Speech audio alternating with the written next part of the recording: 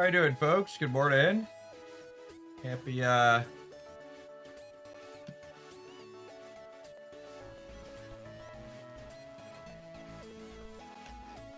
what, Tuesday? Almost said Wednesday. It's Tuesday, though, yeah?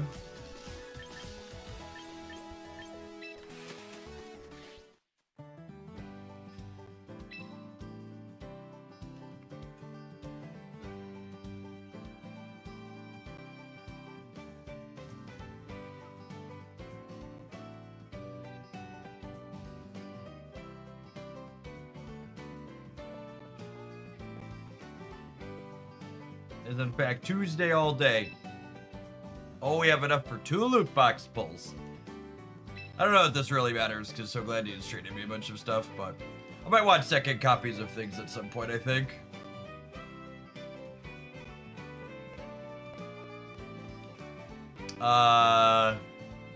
Hello? Pokemon champions? Hello? Oh yeah, that's true. There's shinies in here too. Alright, it appears to be locked up. Something, small indie company, something.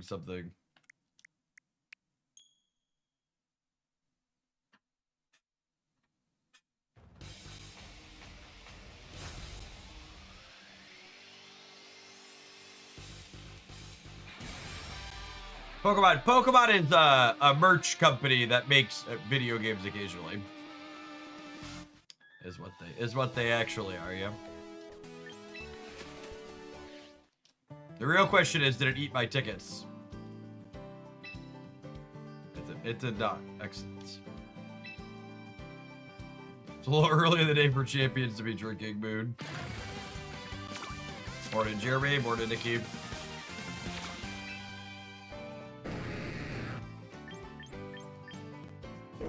Bear Tick. Look at the big bad bear. DMS, thank you for upping that primer. Appreciate the over 6 years. Welcome back.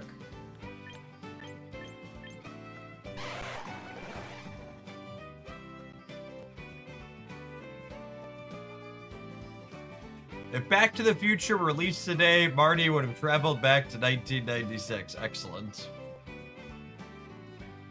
Did someone mention this one being playable last time we were poking around? I think this is the only one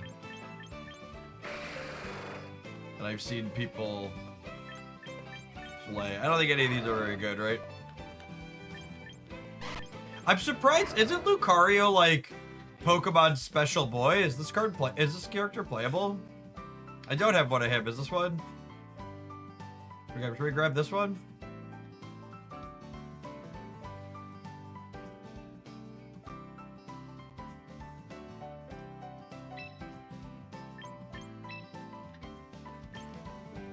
Stubego will begin the next rotation. Okay.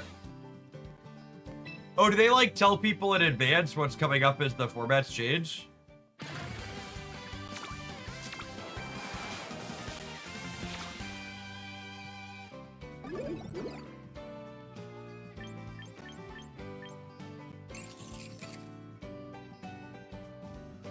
That's a toddler key jingle right there.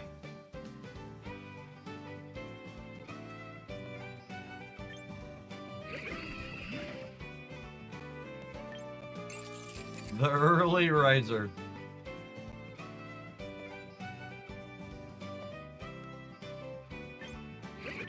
Oh, I've seen some people playing this one. I've been cruising through some content. I've seen some people doing this one. Are titles rare or something? I guess most Pokemon don't have those, right? Does the title do something, or is it just cosmetic?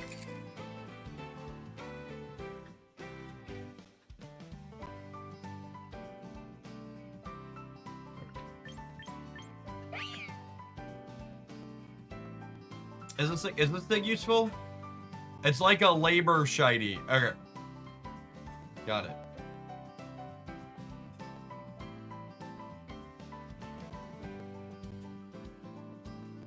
Okay, I'm gonna grab this one because it's playable. See if we have any trade for it later.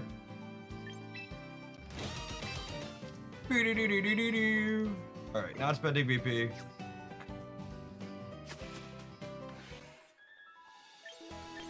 Okay, we put together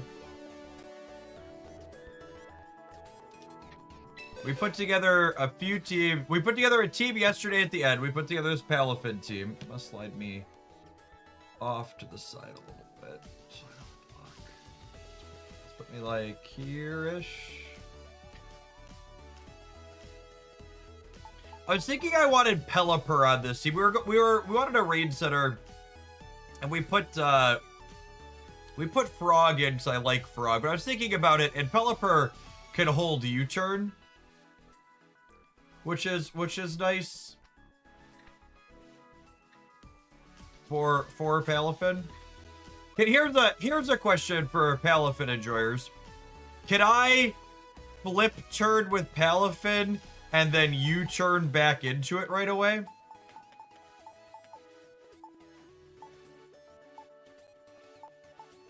That's cute. The frog can also get U-turn. Oh, can it? That's interesting. Okay, so the upside to Pelipper is that it's a tailwind. I guess I don't need 2 tailwinds on here, right? So maybe I don't need that because we're opening Whimsicott anyways, right? So maybe I do leave the frog in here because he's beautiful in blue. She's beautiful in blue. She's beautiful in blue. Yeah, I'll put that back. All right, I want to start with this, and then I also put together a Trick Room team. And then we put together this Heracross team that someone played in a tournament because I want to play Heracross. That's my special friend. I like Heracross. And then this Mega Blastoise team was one I grabbed as well. But I think I want to start with the Dolphin today. Do IVs transfer to Pokemon? However, the Pokemon get reduced to base stats. You have to trade them in Champions. You mean EVs? IVs don't exist. IVs are all maxed, right? EVs are the stats. Or do I have that backwards? IVs are gone and EVs are the stat adjustments. Yes, IVs are gone. They're effectively all maxed. And EVs get converted to stat points. All of the Pokemon Go Pokemon come in with 0 stat points, though. I've been transferring a bunch of tunes from my defunct Pokemon Go account, and all of them are on 0 stat points to start. Alright, let's lose some break battles, huh?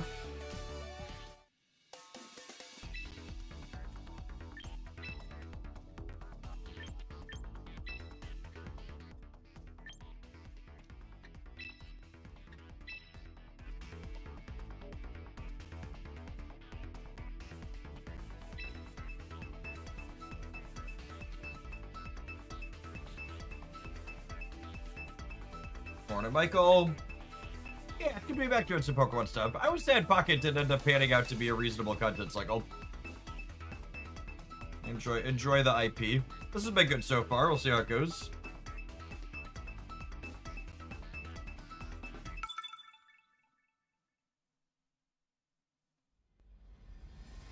Morning, roller dude. Oh, those are some strange looking friends. Are they Trick Room? The personal massager is usually Trick Room, right?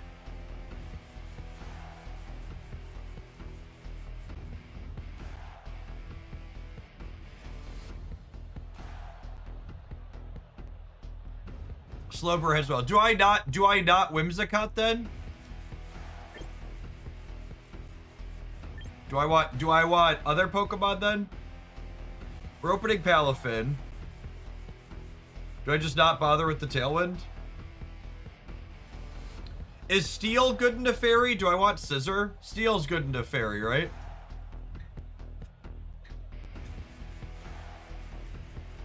Okay, so Scissor's gonna be our backlight. I think I'll play the Toad for support.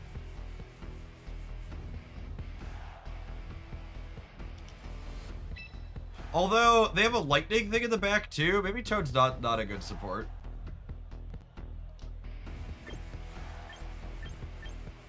Maybe I just play the Aerodactyl?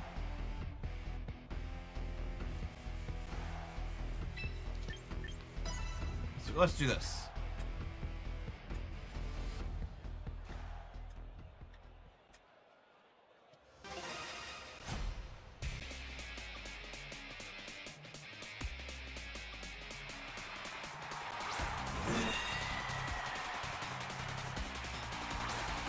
Okay, so the massager is the one that's gonna trick room, right? So we'll flip turn to dip. And then we'll fake out that one. So that way it doesn't get to trick room us.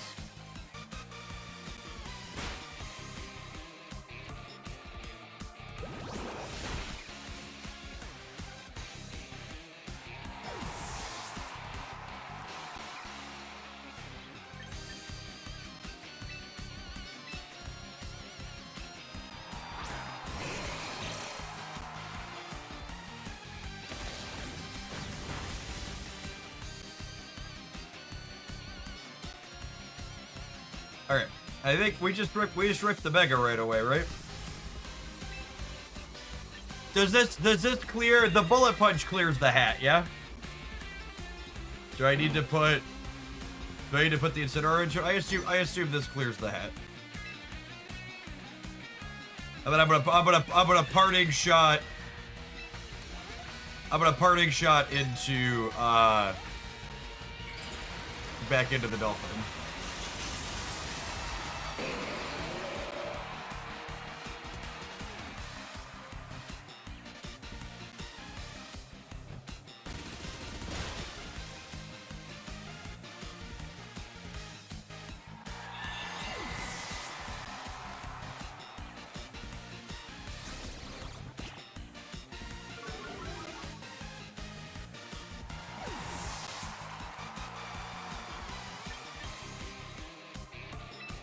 Look at our gamer.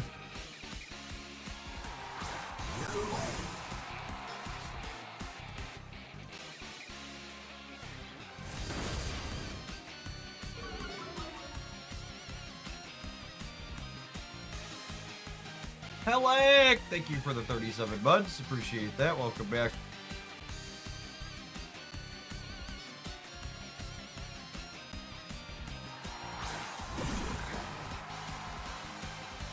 The Dolphin is far less adorable in this form, agree? Okay, so I wanna... Do we think either of these clear the electric thing? My Palafin's gonna take a hit otherwise. I don't know that I love that.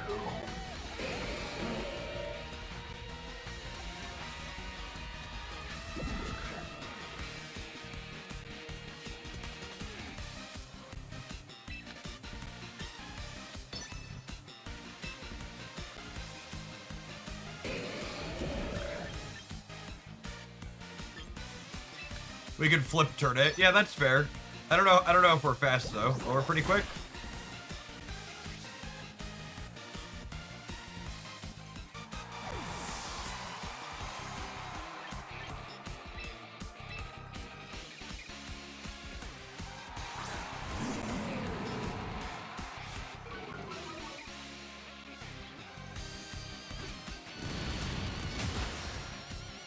Oh, come on.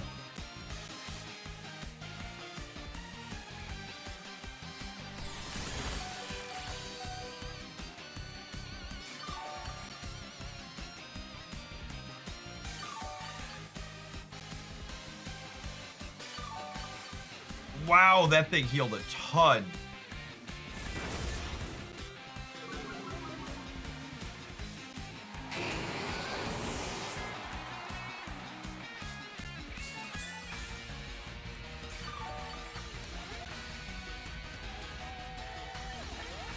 Is Rock Slide super effective against that thing?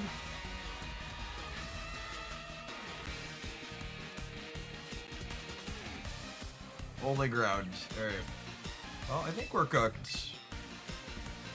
It's electric. I know it's electric, Chad. I don't know if electric is weak to rock, okay?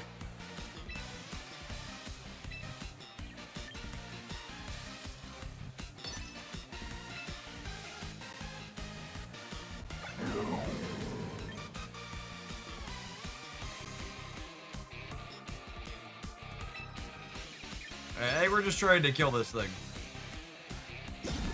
Great. Lovely. I'm aware the Aerodactyl is weak to electric. That's why I asked if it was weak to rock givers.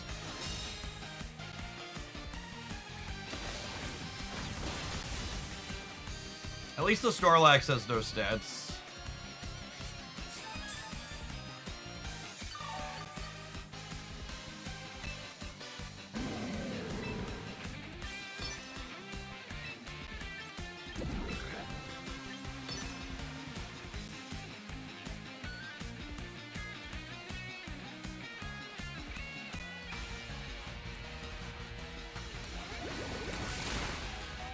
God, it still just does like no damage. I assume we're cooked here if this doesn't clear it. Alright, thank goodness. We have a shot.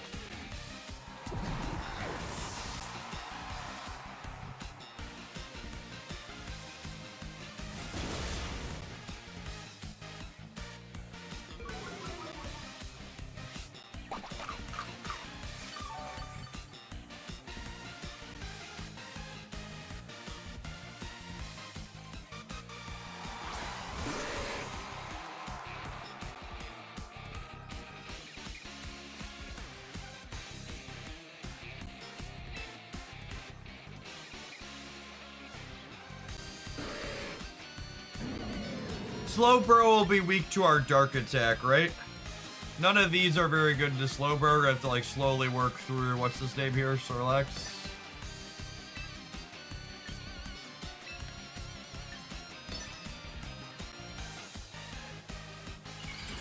Megan. They've not Megan yet, no.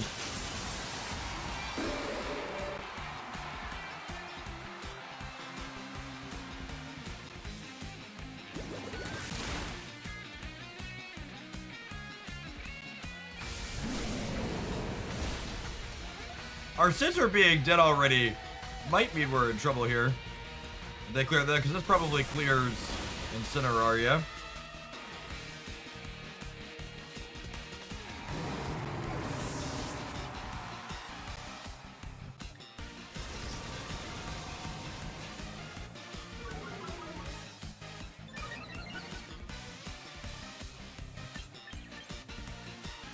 Oh, I have Crunch on the Aerodactyl.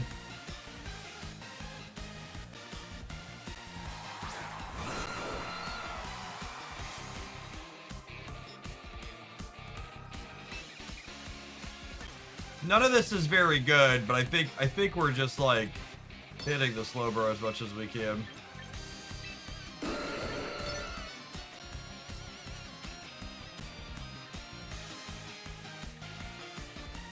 Flip turn is stronger than Jet Punch. Oh, is Jet Punch a priority move?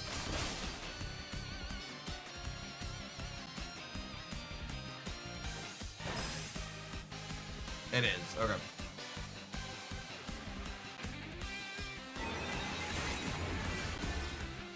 It is, they're both slow. Yeah, but we're faster.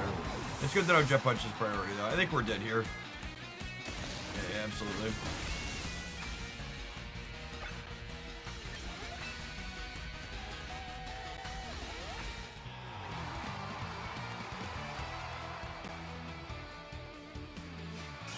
Yeah, I'm aware same type attack bonus exists. I used Ice Punch because I felt like we were incredibly far behind there.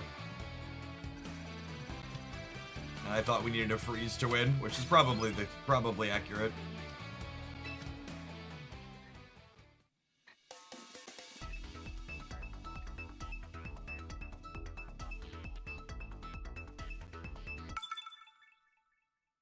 I should have switched the Scissor out when the Bellabot came out, is what I should have done different.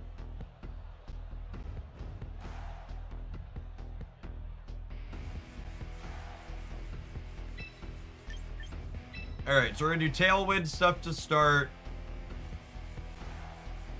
And then it's probably like Scissor, Incineroar on the back. Scissor covers the Gardevoir, Incineroar is generically good and covers the Heracross. It also covers Corviknight and the Abomasnow to a degree.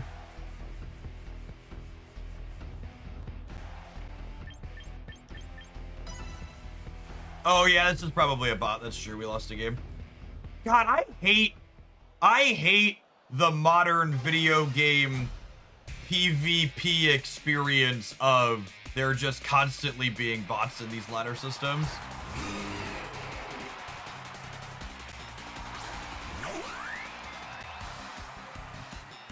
It's such a terrible like, user experience.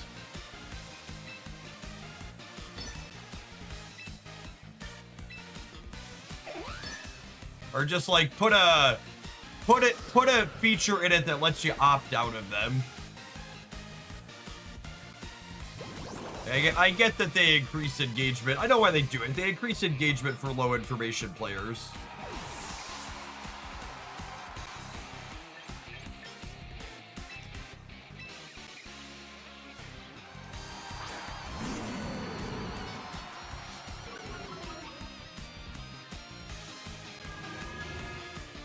Oh, he's so scary, chat.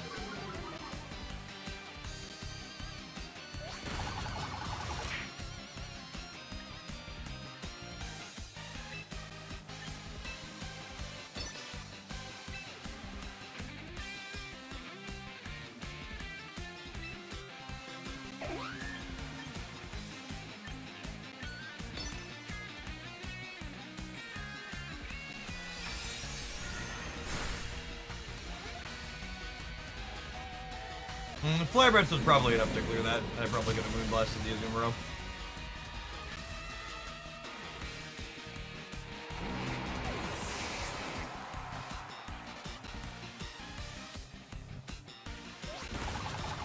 Definitely a bot.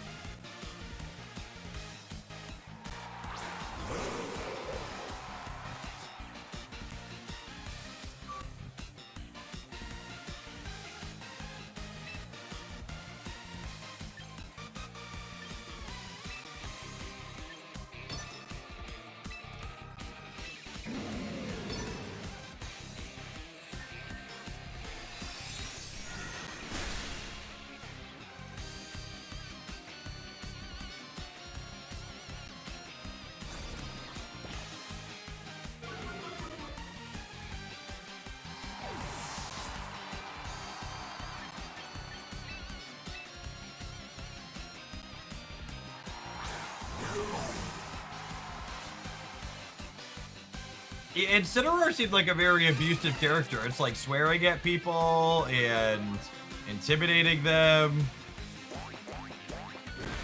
It's not terribly kind.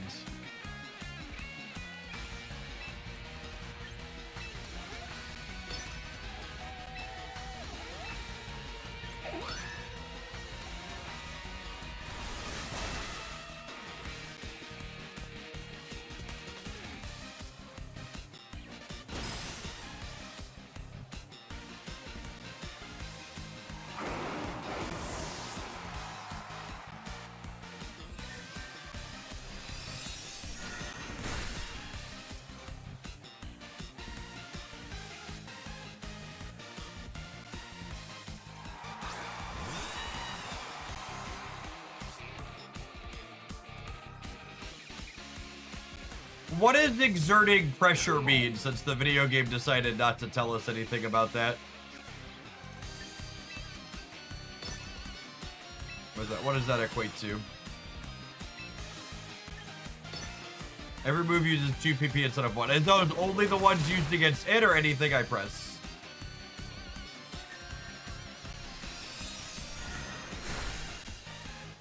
Any. Okay. Is it common in the Pokemon metagame that, is it common in the Pokemon metagame that, moves run out of PP as something that happens? Or is that relatively uncommon?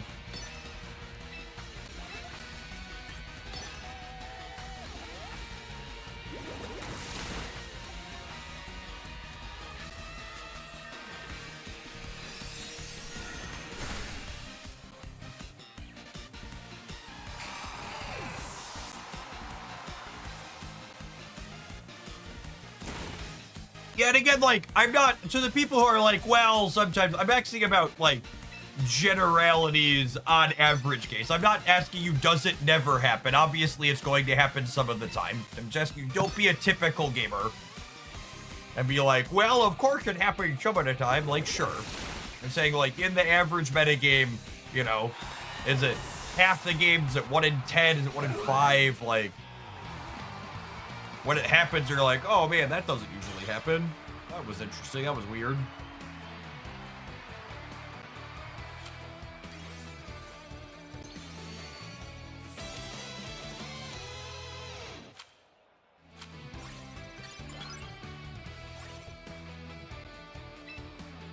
What is our team actually doing? It's making a dolphin superhero. Come on now.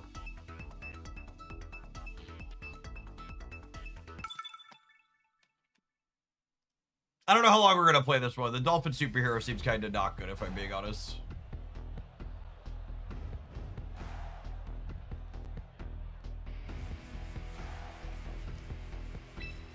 Okay, so we want Mega Aerodactyl for the Charizard. Oh, we probably want Incineroar for the Venusaur. But, oh, actually, I probably want Toad to fight their Drought. Yeah, is what I want. Do we think I need Tailwind, or do I give up the Incineroar? So I want Toad on the back to fight over the weather. So do I give up the Tailwind, or do I give up the Incineroar?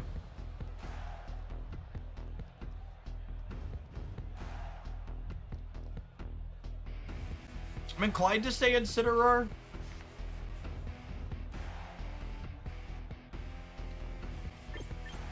We'll keep the Toad in the back. We'll flip turn into the Toad, assuming they Mega on one.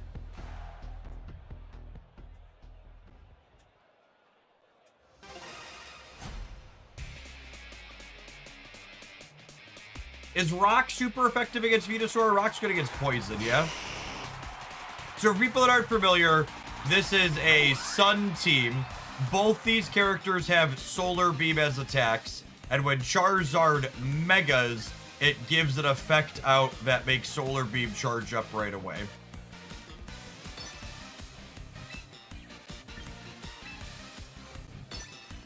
Ground is good against Poison.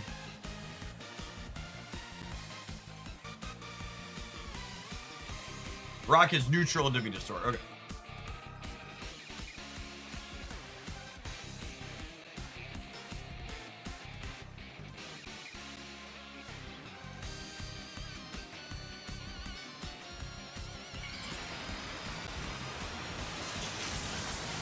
Yep, so this is perfect. They're opening on changing the weather, and then our flip turn is going to let us change the weather back. So there's a Drought from Charizard's Mega. Charizard uses Protect. Oh, the Protect means I don't get to flip turn though, right?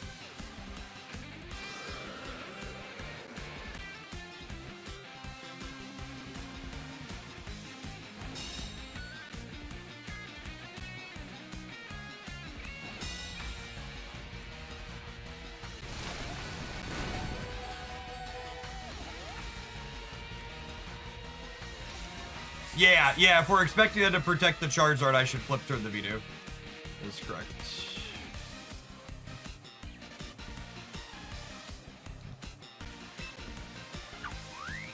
So we'll flip turn the Charizard again, because it's not going to protect again. And then we'll Encore it. Wait, how does that work? If I Encore it, will it then protect before I can Palafin it?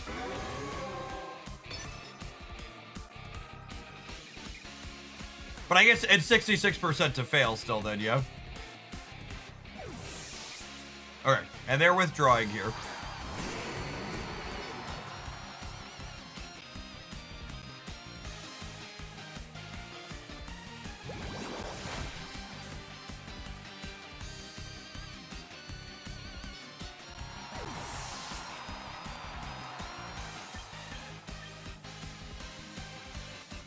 I don't know how I'm killing Venusaur.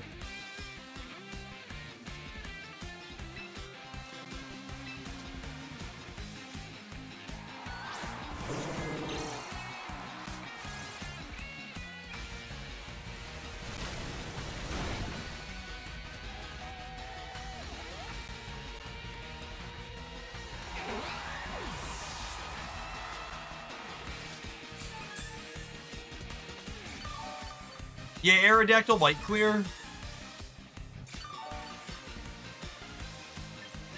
Yeah, we have dual wing beat. That covers Venu. Yeah, we're still on Tailwinds.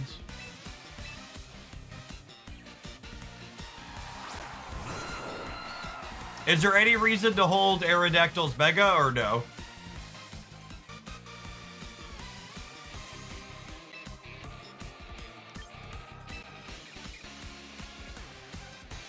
I feel like I'm supposed to bench the Toad so I can...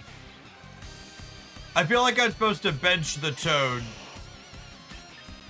so that way I can have the rain on the back again.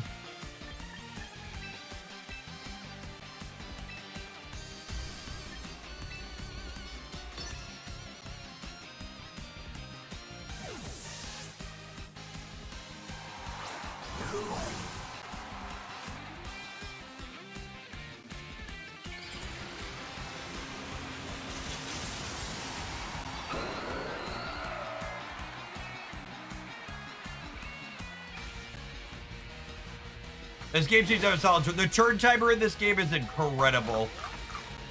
Wait. Oh, does it lose on nerve when it megas? It loses the you can't deep berries when it megas? Okay.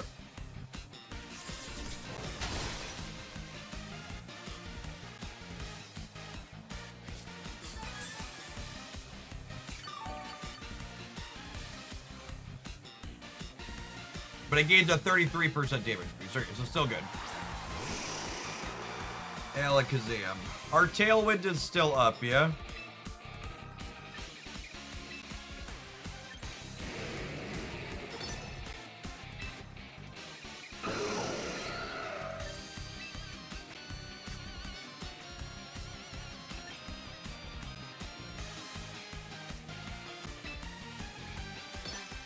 Aerodactyl's fast, but with Tailwind we should be faster, yeah? That's a focus.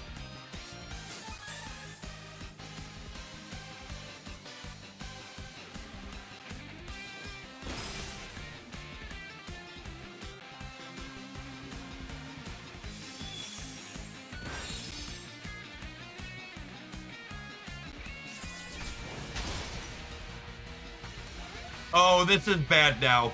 Because now the Charizard's coming back in, and I don't have a way to put rain back up. And my Tailwind's done.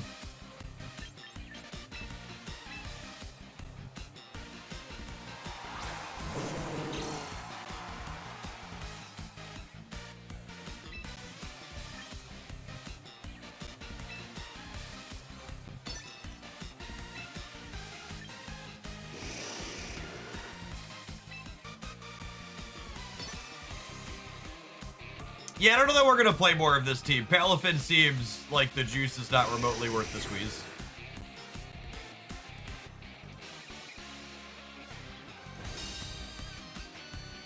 Just again, as a reminder for the backseaters, because the backseating's been really aggressive while we play this game. I appreciate suggestions. I am very much learning.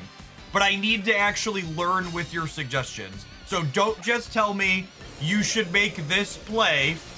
Tell me this is the play you should make, and this is why you should make it. And if you're too slow to type that out before I make the move, that's fine. I'd rather understand why I should do something different rather than make a better move faster. You folks just yelling at me, do this, that, or the other thing does not help me remotely understand how to get better at the game or why I should do things. Like good pointed feedback here is a good example that folks have done here. A couple people are like, with a wing beat there would be good into the focus sash. So that's good. And the Alakazam's probably fragile enough that the dual wing beat clears it in 2, you think? Like that's call outs like that is good. So Alakazam is fragile, so it's common for it to have sash, so then we should wing beat because of that.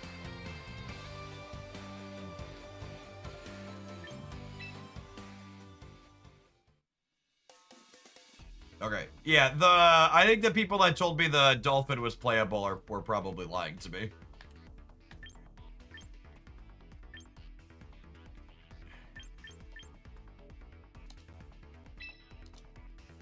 Let's play Mega Blastoise.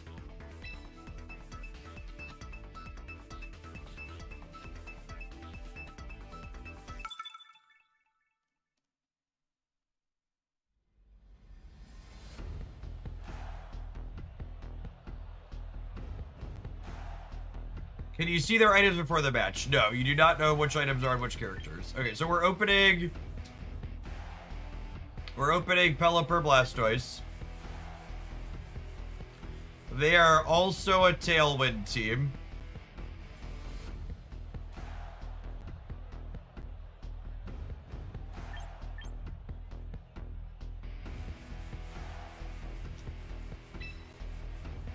I think I want the teacup to heal our Blastoise.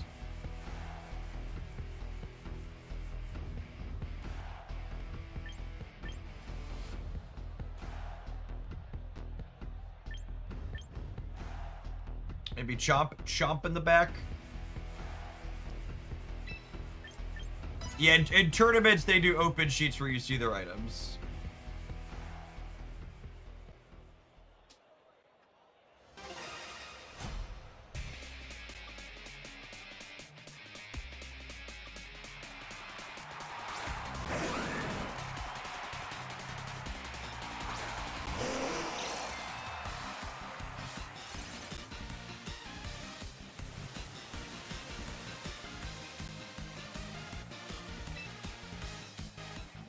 The one that does more, the more HP we get, yeah.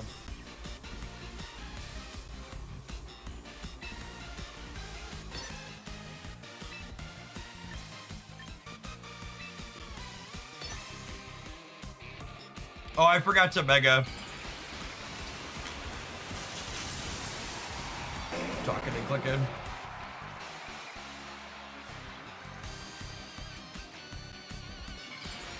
Oh, I did Mega. Good job, Fast Joe.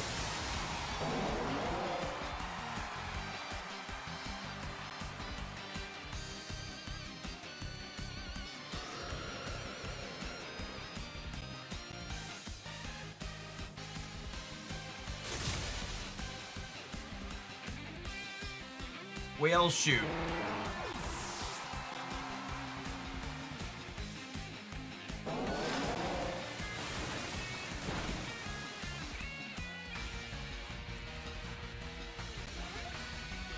That was pretty good.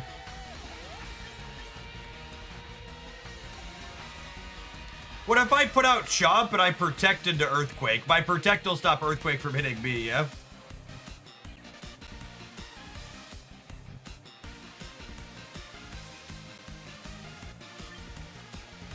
They have Tailwind, so they're going first.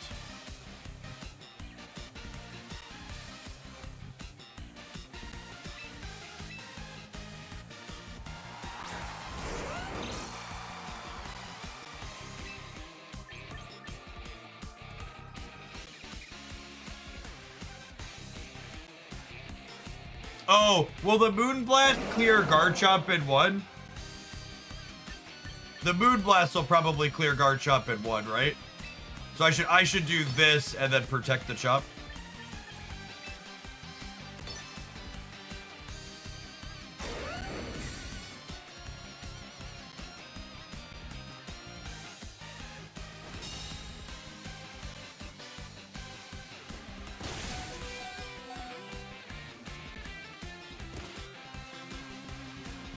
Oh, this might mean I might not clear the Kangaskhan with that much damage on me.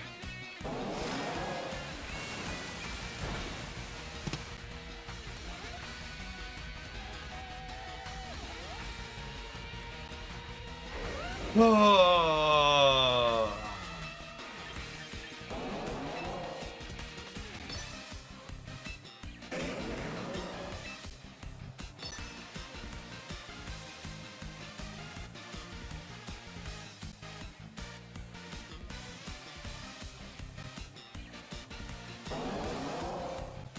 Yeah, I should have stuck to my guns in Earthquake. I let myself get backseated into a bad line.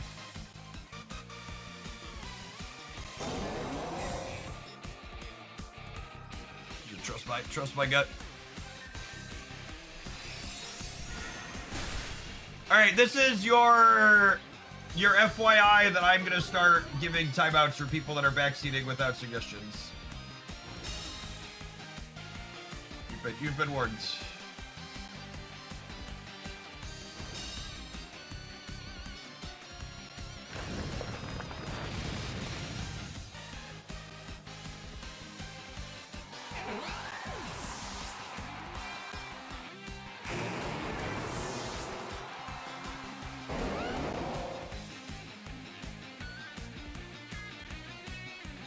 Penguin here, thank you for the 2 months. Welcome back.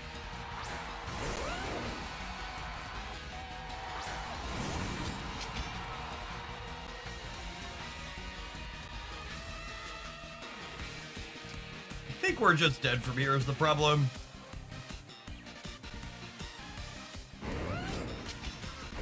I think I like have to stick the 1 and 3 on protect, and then guard chop needs to switch to the teacup so that way we can have a chance to heal.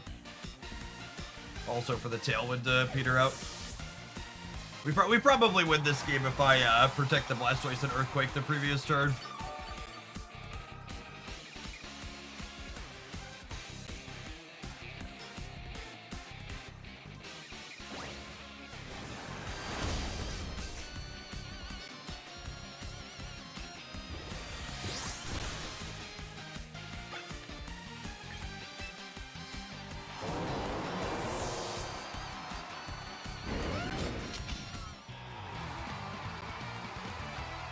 So far, how do you feel about the team building depth in this game? Anecdotally, it seems kind of narrow, but I also don't feel like I have enough characters or knowledge to really experience it. So far, all of the experienced VGC players sound exactly like card gamers, where they're like, there's a lot of depth, you just gotta skill diff people. You just gotta play perfect, and then...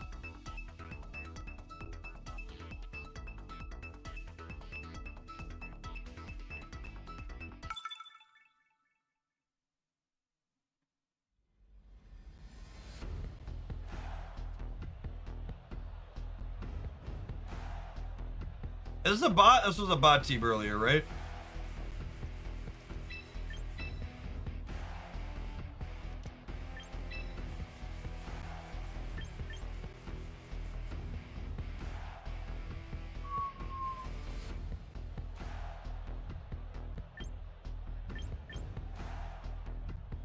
I don't think it really matters.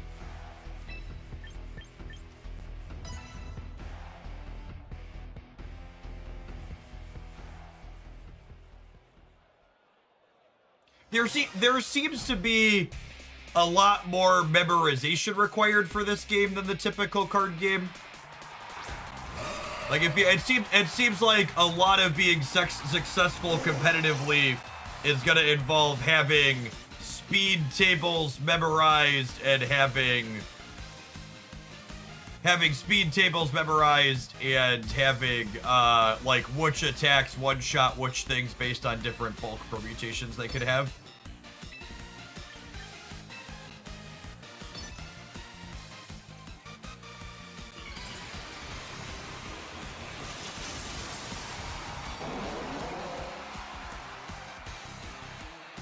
Battle Jack, 6 for the 13 months. That's a lot more than like just knowing like which meta cards people are playing. Information management is a huge backbone of this game. That is such a 800 IQ way to try and put you gotta memorize stuff like you're in 2nd grade.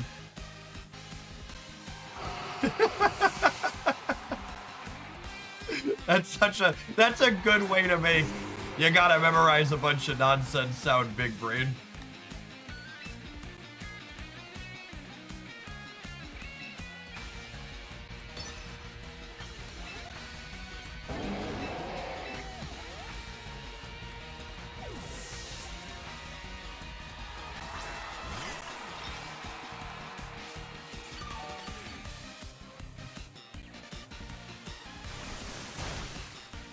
And something, and for people that aren't familiar with my background, I have a graduate degree in mathematics, and a really common misconception among people is that like memorization is skillful, and like it's not. Like having a bunch of like being smart isn't about having a bunch of like rogue memorization stuff down. It's about being able to solve problems in the moment with information and things as they change, right? Like good mathematicians don't have a bunch of things memorized. They know how to use their tools to reference it to solve the problems that they're working on.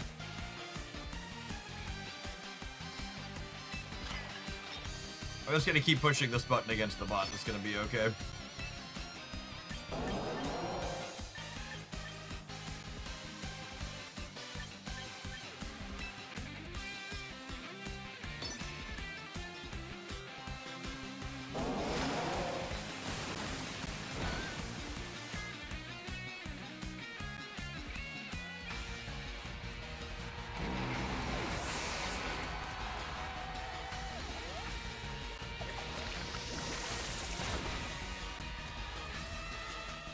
That's such a big hit for being not very effective.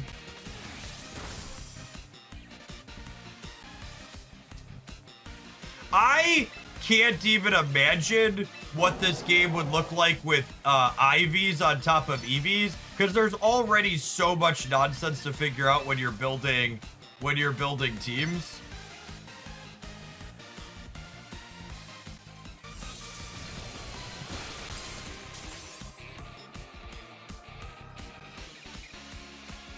Being able to keep information to refer to later is a real skill. Again, making people memorize a bunch of stuff is not really particularly skill testing. You just again like rephrased memorizing stuff as skill testing in a way that kind of makes it sound like it.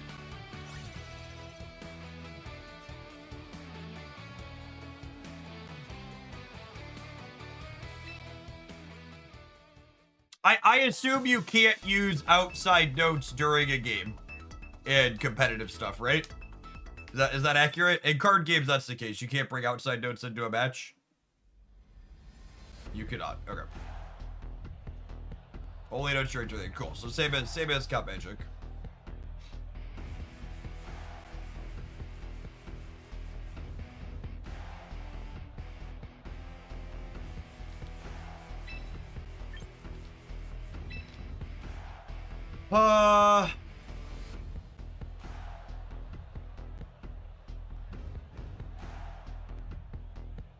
Our Pelipper always going second to their Whimsicott is annoying.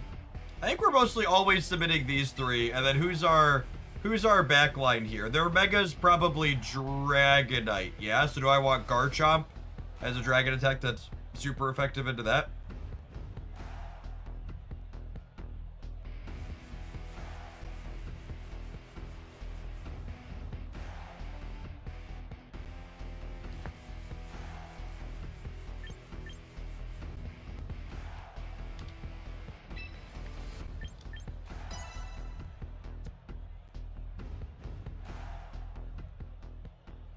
And we're probably both going to be tailwinding here, and then we're just like neutral into each other, yeah?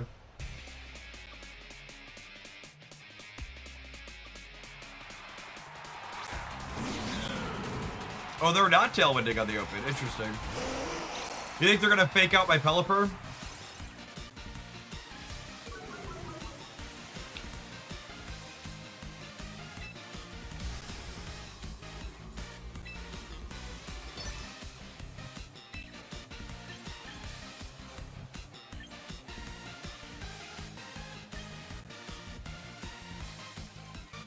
I don't have any way to really play around that other than like switching.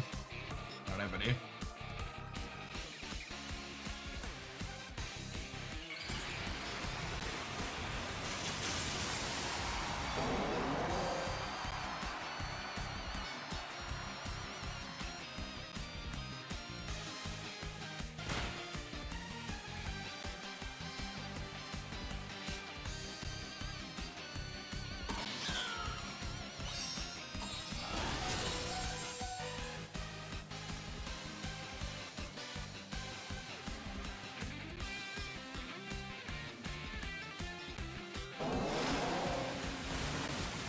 And then our water spout does no damage because we have no HP.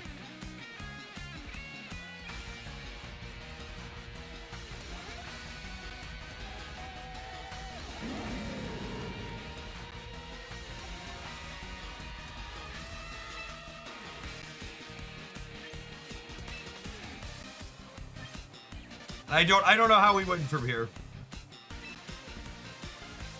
Like I can tailwind, so the Blastoise can hit the Incineroar first, and maybe it clears it, but our attack is down.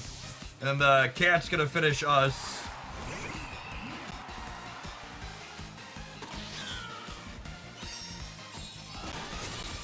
Oh, we don't even outspeed the cat with the choice scarf? That's insane. Maybe is it also scarf, do you think?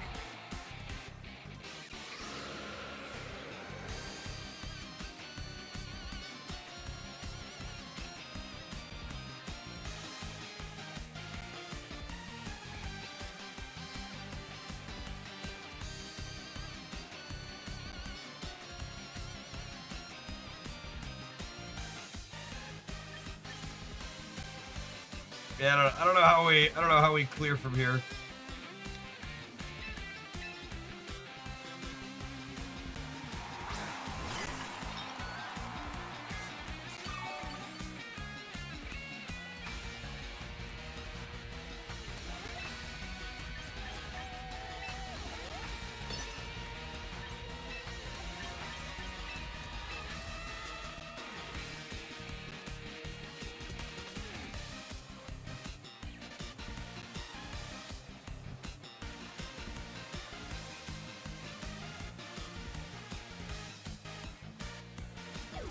I don't really have any long-term plans for games right now. Like, I'm just kind of going with the flow. I don't intend to, like, announce a major change to my channel every time a new game comes out. I'm just gonna, like, play games that seem fun, and if they stay fun, we'll keep them in the rotation. If they're not fun, I won't keep them in the rotation. I don't feel the need to announce a new life update every time I play a new video game.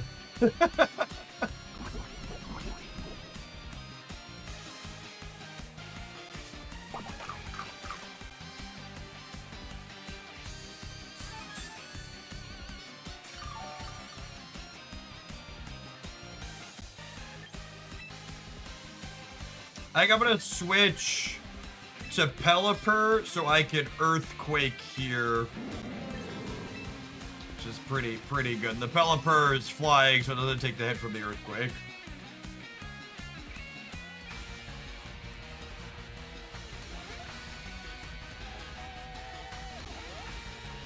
Favorite team I played so far? I really like the Ortho Worm team, I think, the most so far.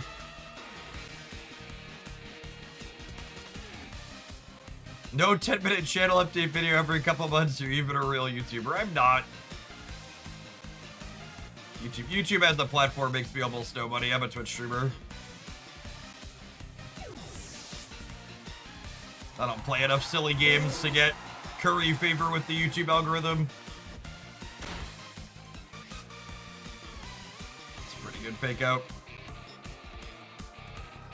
Toxic.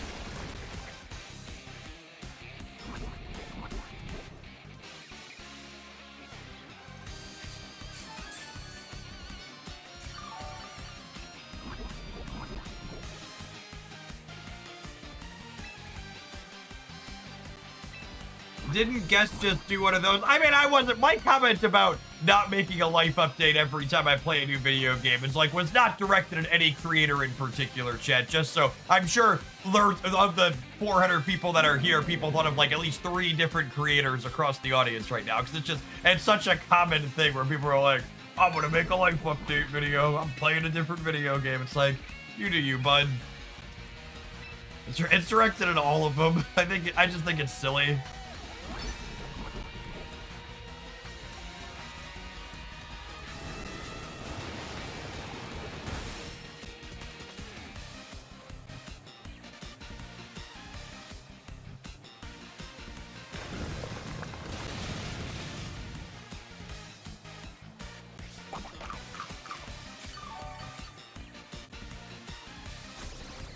There's so many channel updates in my sub box because of Champions. See, I don't know what knows where this game's gonna go, right? Like, maybe they're not gonna do reasonable content updates. Maybe the updates are only gonna be every 2 or 3 months, making it not good for content cycles. Maybe the metagame's gonna be poorly balanced out the gate and people aren't gonna feel like playing it in 3 weeks. Like, maybe it's gonna be great. We'll all be playing it 2 years from now.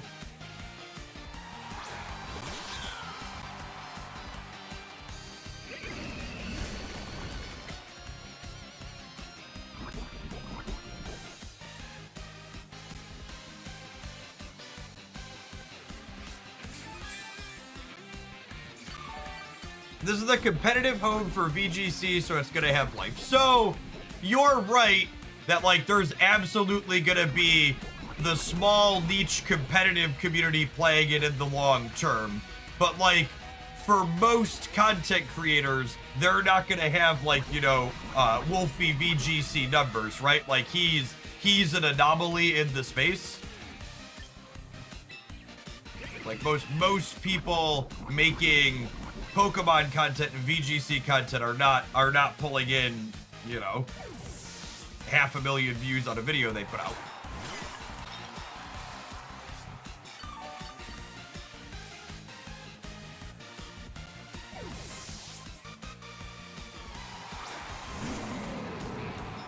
I'm just hanging out playing games if they're fun. Like I said, like, you know, if the VGC video I put out for that first team preview hits, you know, 5,000 views, it'll probably be a good performance for it.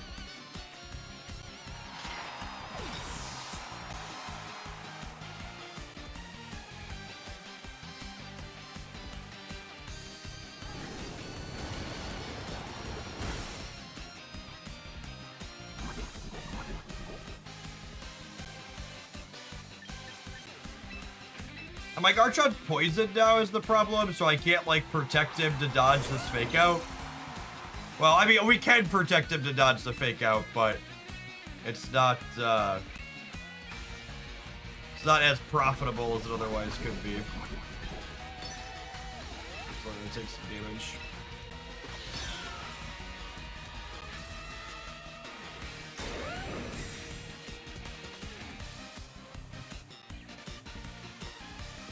Oh, they got me.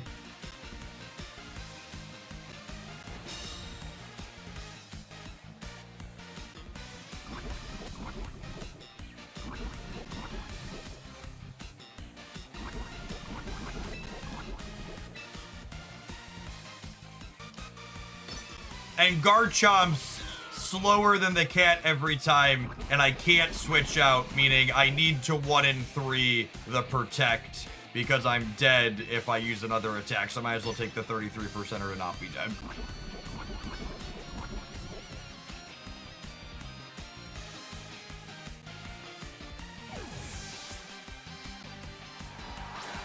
I've really enjoyed trying to figure out the actual battles in this game, but the team building process is really cumbersome. My initial take here is I feel like the game has failed to deliver on making VGC accessible.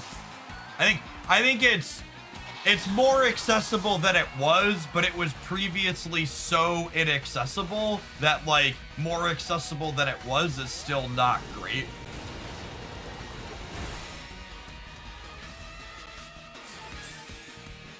Like, to give, like, a pointed example, I even have access to the Pokemon, right? Like, I had people, I'm not even talking about, like, not knowing what to do.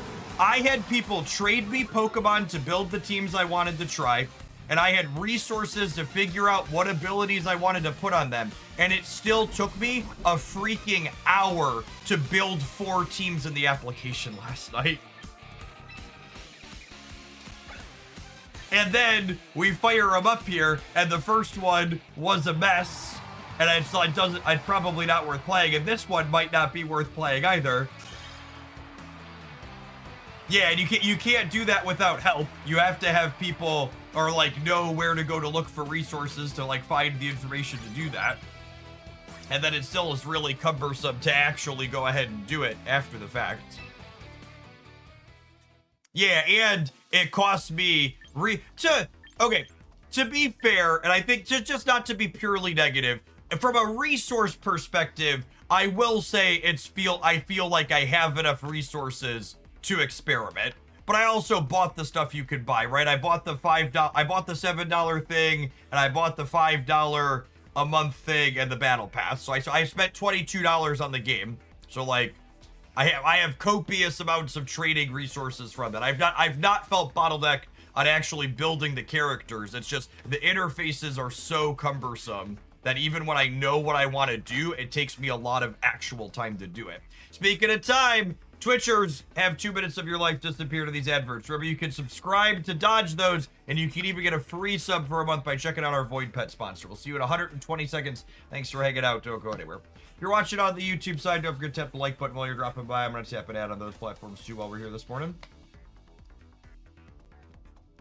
Like, I wish it was as easy as it was in a card game to import a deck list and jump into some games and, like, experience it and play it and figure it out.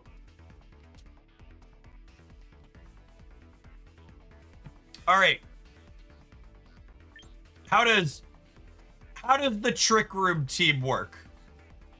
I imported this one from a video, speaking of. So we start on hat typically. I think this game is actually impossible. If this game launches in its current state on mobile, anyone who downloads this game from the App Store and tries to just build teams themselves with no VGC background, they are wholly, fully cooked, wasting their time. The onboarding experience is non-existent. It's like, it does a good job of letting you battle VGC, and being able to battle VGC on a mobile app will be sweet, but it is not, we can promote this and then people are going to come in and they're going to learn VGC from it. They're not. It's not going to teach them how to play the game. I feel it's the same for most card games. That's not remotely true. Marvel Snap's new player experience is fucking stellar. And there's a number of card games, the digital cards that have released in recent memory that have really good onboarding. But Snap is definitely the top tier for onboarding new things. Yeah, and that's not even before you get into, like, one, they won't even know how to build a team. And then once they know how to build a team, like, not losing at the loading screen, understanding what you're starting and why and who's your backline and stuff, there's nothing in the game that's going to help you figure that out.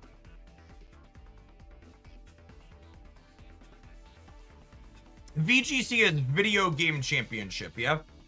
Do I understand that correctly?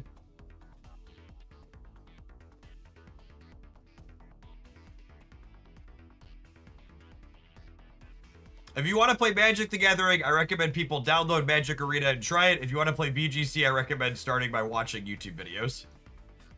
Yeah, exactly that.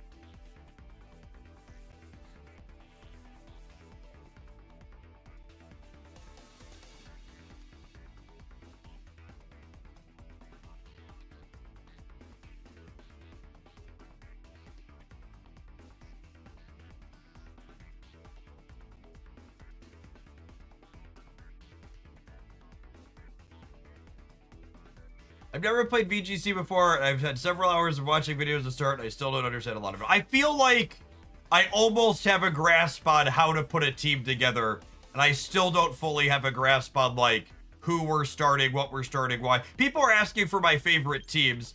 We're going to have a highlight on this one probably tomorrow. I really think this was a really good beginner team for me because it's very rudimentary and straightforward with how you start your Pokemon and what you're doing with them. Like, you often play the Ninetales Frostlass, and then Rotom Maloctic are generally your other two, and sometimes Talonflame Caesar, depending on what they're doing. But I really feel like I've watched a lot of content where people recommend teams, and I feel like I have not experienced a lot of good beginner teams from them that are just like, here's what I need. This is like this team is an aggro team. It's like you put your things into play and you ask the questions and you just like beat down. And like, I feel like I need another team or two like that, where you're like asking the questions as opposed to like, you need to be able to, I need teams that allow me to ignore my opponents a little bit more at the start.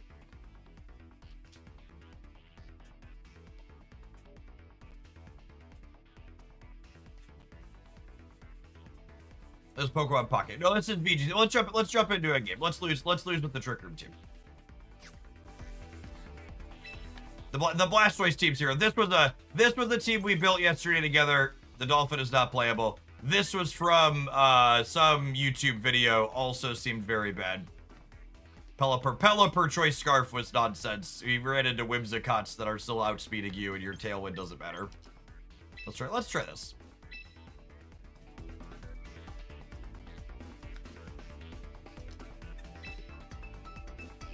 So we're starting with the hat, and then someone said Clefairy typically.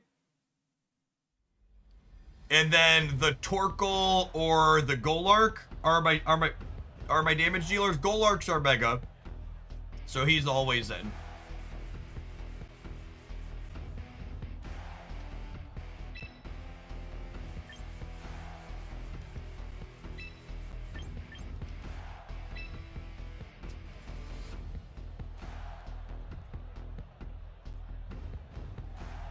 And then do we... Okay, so I'm gonna look at my opponent's team. Oh, they're doing, I guess this could also be a bot? I don't remember if the bots have shinies. That's a shiny Charizard. They have a lot of grass, though, so Torkoal's probably good.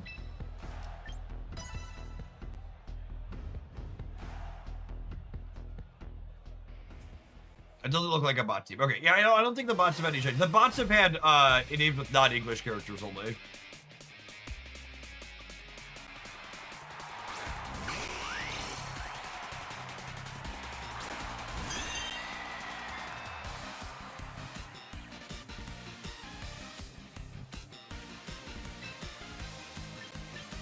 Okay, so Trick Room inverses the speeds for everyone.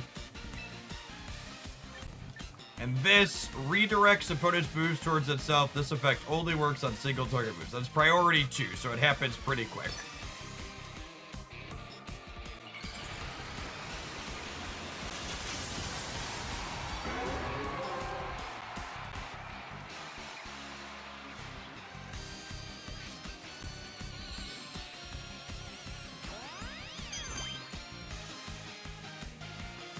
And then once Trick Room happens, I move to my other characters that I assume, right?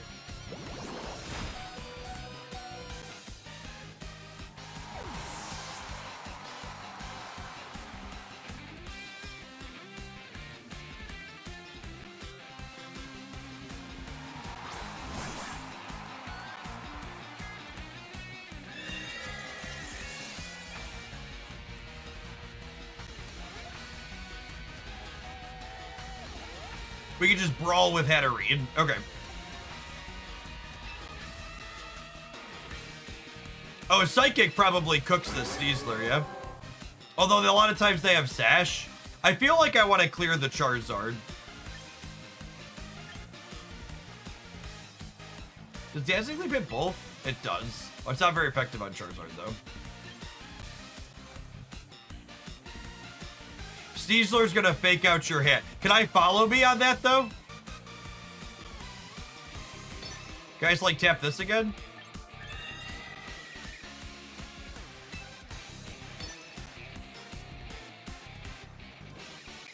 Does follow me not beat fake out?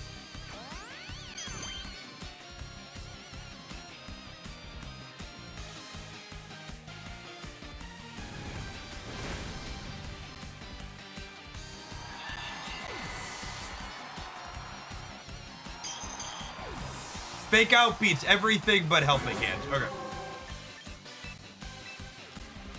We've been led astray.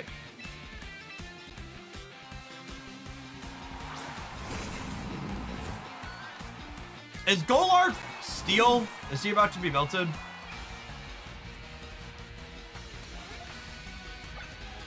No, ground ghost. Okay.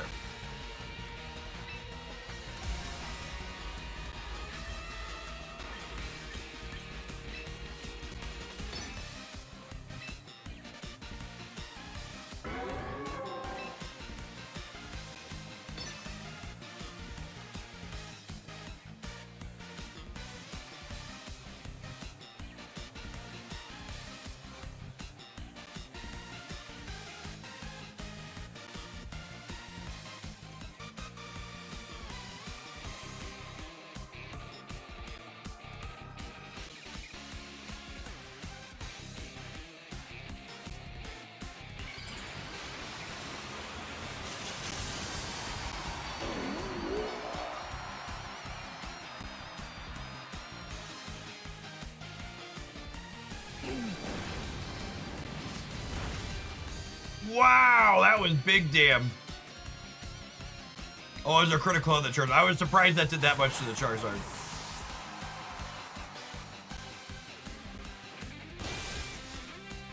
Good night. Oh, I guess the drought powers up the eruption, yeah?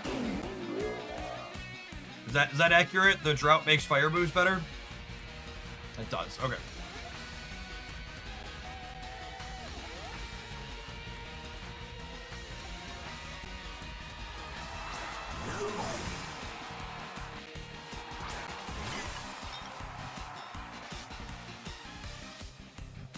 Do I have one more turn of Trick Room? Wait, 2 more turns of Trick Room. Sick. Okay, I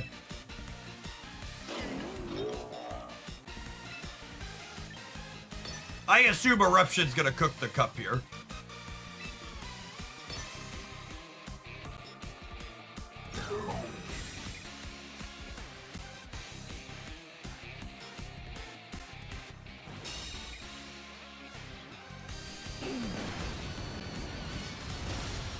Oh, yeah.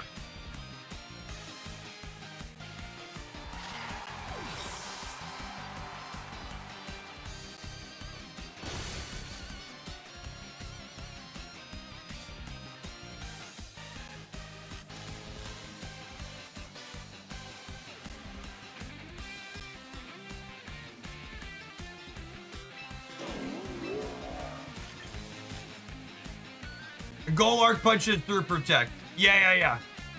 It does 25% damage, I believe.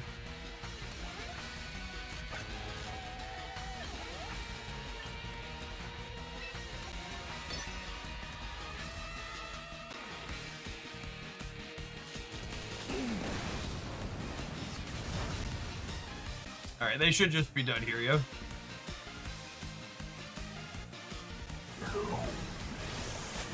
Oh, the paralyzed lets him go before Golark through the Trick Room. That's funny. They're still dead here, but it's amusing.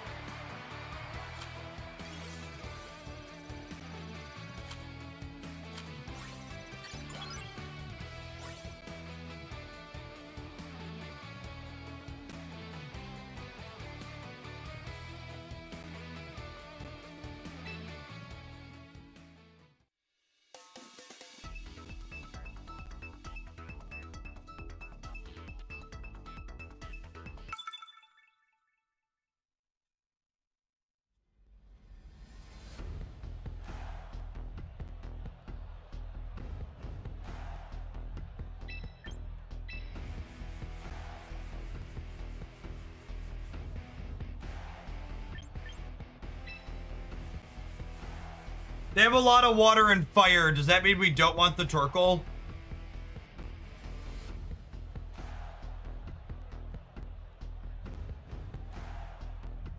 We play Monkey for support.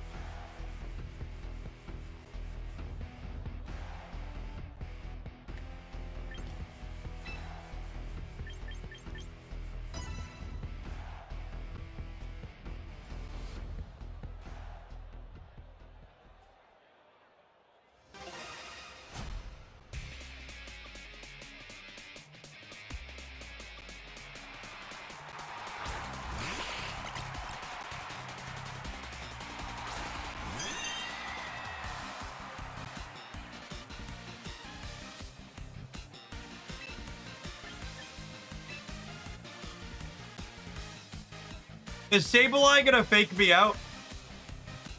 Is that what's about to happen here? Sableye's a fake out Pokemon, right?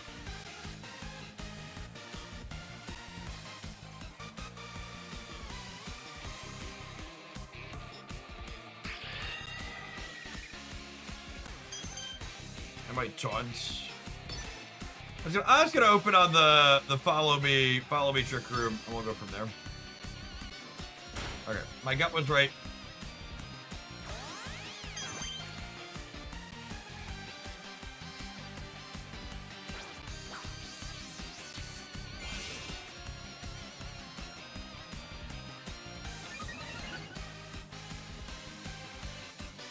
Alright, so that was a waste of a turn for us. I should have just protected. Now that that thing powered up, I'm gonna follow me again, though. We'll run it back. We'll run it back.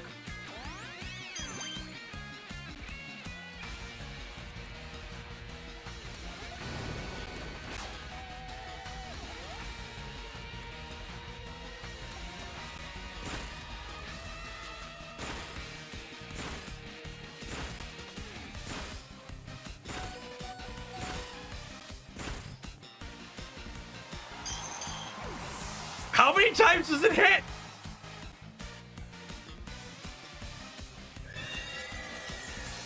Up to 10.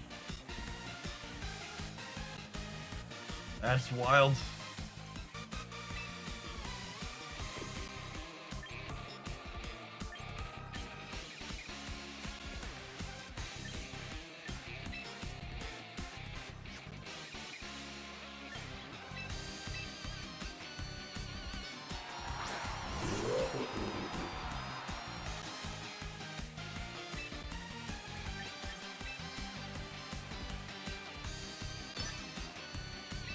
And so if I instruct here, she'll get to go again.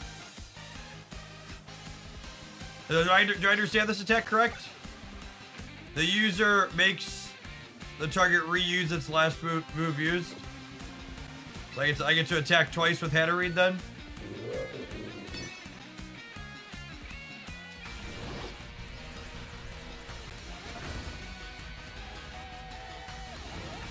Wait, is that thing slower than me?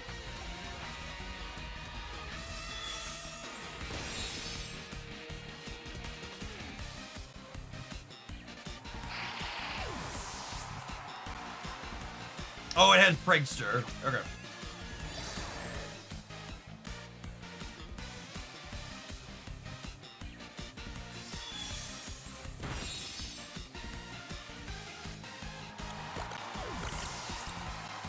What does Prankster do? Pretend I know what Prankster does, but explain it to the audience.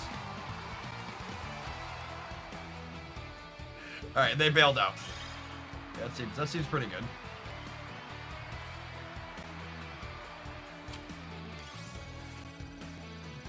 It gives priority to non-damaging moves. Okay. Prankster gives status moves +1 priority, makes them fail to work against dark types. Okay.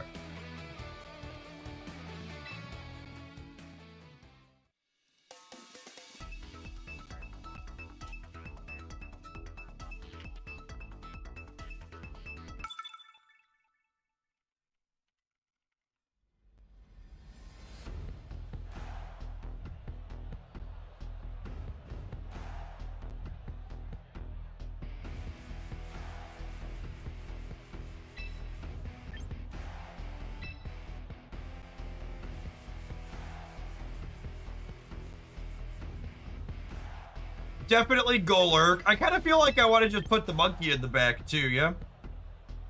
Or do I want my Hydreion for the Dragonite? I definitely want this. I could see Hydreion for the Dragonite.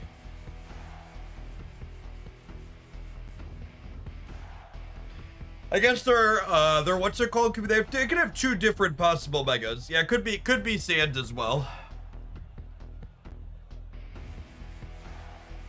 If they're not on the Dragonite, I kind of want the Torkoal.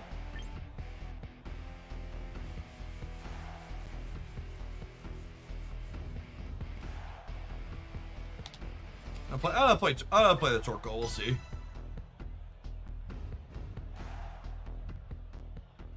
If they go with the Dragonite, we'll just expect Trick Room to carry us.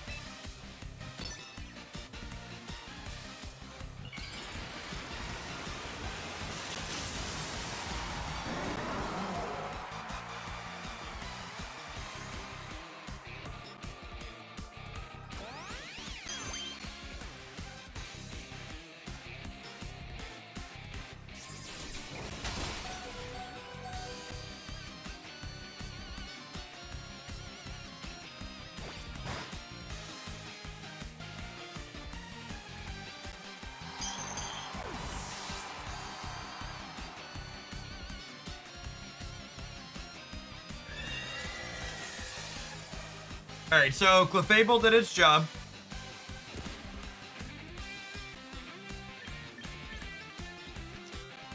And then this does the weather.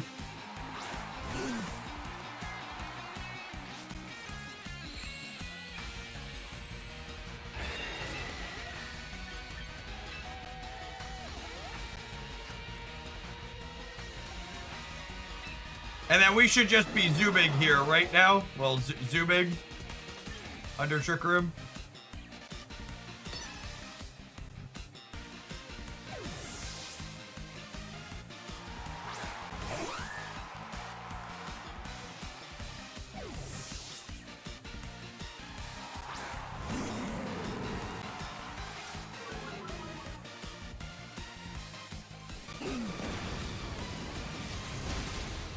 Whimsicott is not on Sash, but also wouldn't have mattered if it was, because we have Gleam coming in too.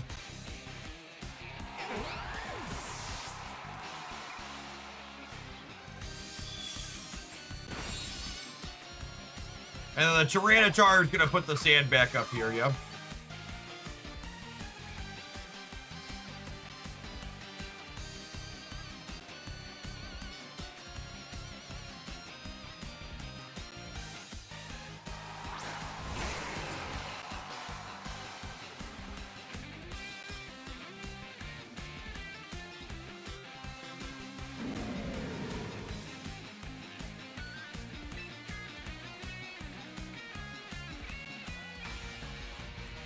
I think I just want to protect Erupt.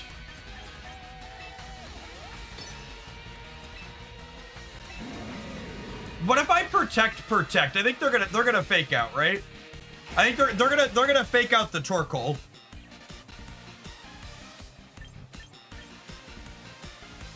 I think it feels weird with my Trick Room, but I think I'm just doing this.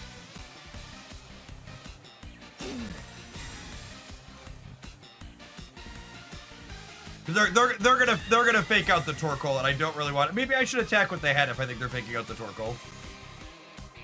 Yeah. I probably should have attacked with the hat. Although the Exactadrill might be hitting the hat. Yeah, okay, cool. And now I just get to go ahead and like queue up the doubles here. If I Trick Room again, will it reset it? Will it put it back to 5 of 5 if I use it again? Or does it have to run out? Trick Rooming again ends it a turn early. Gross. Yes, this is purely Pokemon PvP. I'm glad I asked.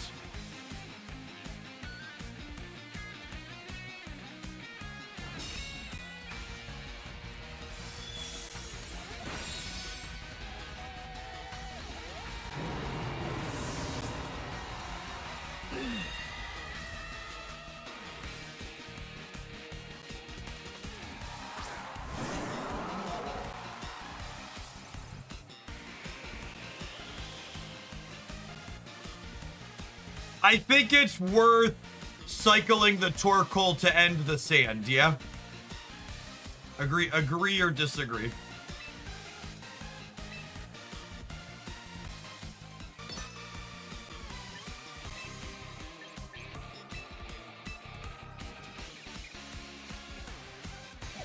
I protected last turn, so the hat might get jacked up this turn.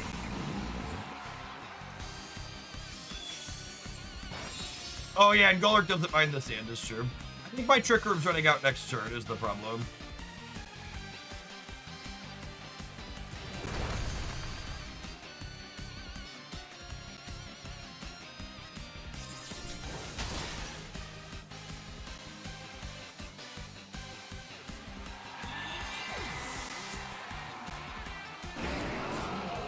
Yeah, awkward. Do you think they one-shot our friends here?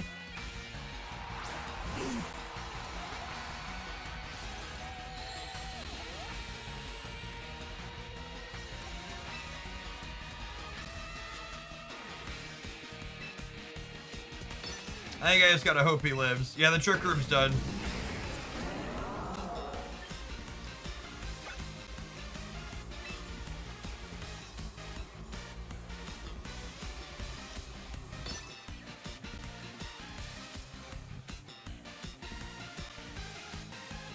Eruptions based on your HP. Today I learned.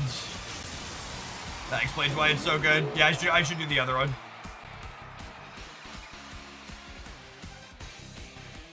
Protect? Excuse me? Oh, that can't possibly be right.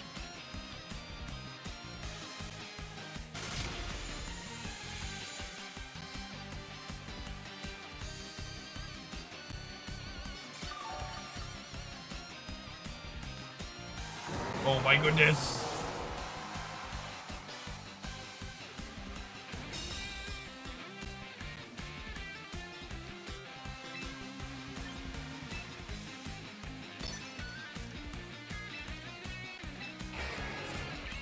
Well, they're dead now, I think.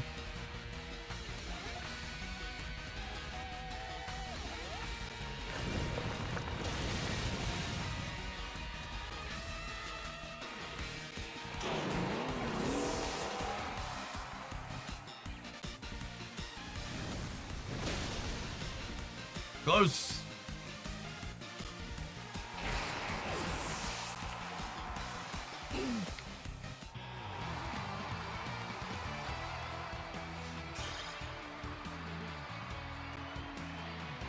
Jeff, what do you think of this game? I've been interested in it, but it seems like it's riddled with microtransactions. I think you have an incredible misunderstanding of how this game works. You literally can't buy stuff. In fact, one of my complaints so far is that they won't take my money. There are literally only 3 things you can buy. You could buy a $7 starter pack.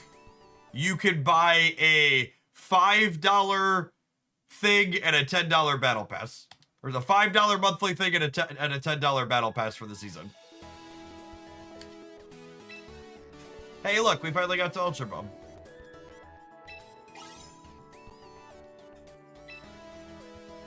You literally can't spend... That's the complete opposite of some of the reviews I've seen. I really want you to understand that every single review of every single mobile game or microtransaction game you ever read has been written by absolute idiots that have no idea how the monetization in the game they're reviewing actually works. Whether it's Pokemon Pocket or Marvel Snap or Pokemon Champions or anything else, people don't remotely understand how it's honestly impressive that people don't understand the monetization of this game, because it's really simple in comparison. At least when people don't understand the monetization of like Marvel Snap, it's like obtuse in a number of ways by intention, but like this one is very clearly very easy to parse and understand. Like basically all of the predatory systems in this game are time gate systems, not swipe your credit card systems.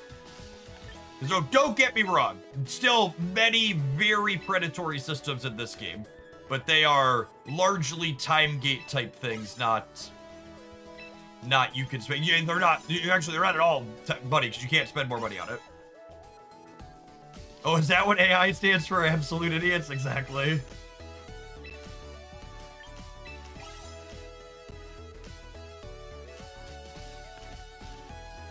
Okay, I think we're going to continue trick rooming people. We finally found a team that doesn't feel poopy. Grok, is this true? Yep, something like that.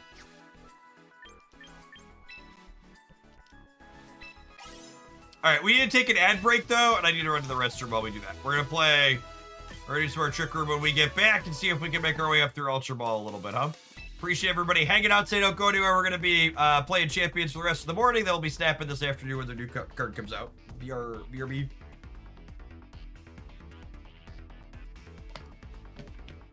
YouTube people, don't forget to tap the like button on the live streams. Appreciate the folks that have done that already.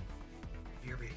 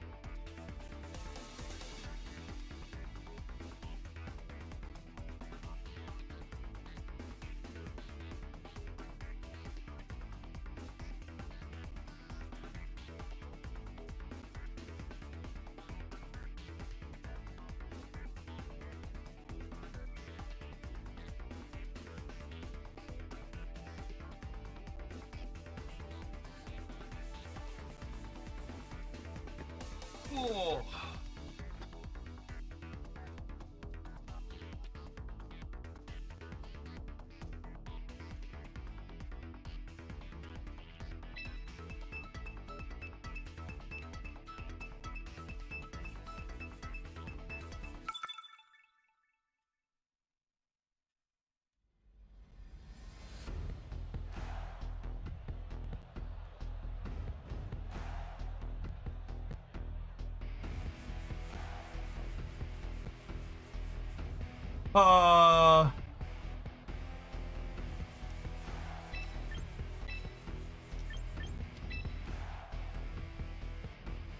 This team's been good for my small brain because I get to go 1, 2, 3, start on those, then figure out my 4th Pokemon afterwards.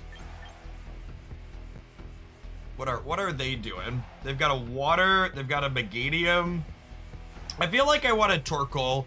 Their Mega is probably the Meganium, right? It could also be the Aerodactyl, I guess, but Golark covers the Aerodactyl, so I'm gonna put the Torkoal in to cover the Meganium. And I feel like I need more team, like, not enough of the beginner teams I've seen recommended by people have setups like this, I feel, where they're like, okay, you basically always want to play these 2 or 3, and then this last one's your flex slot. Like, those are the types of teams that, like, for someone who's new, I think are the absolute best. You're like, you need to think a little bit, obviously. You can't cut it all out. Like, there's some back and forth and choice based on what your opponent's teams are doing, but like you need some of your decisions to be clean and cut so you have more time to think about the other ones that you're doing. Martian, thank you for the 75 months. Boundless Wing, thank you for the 90 months. I appreciate the 7.5 years. Rider Ghost, thanks for the almost 2 years, by the way.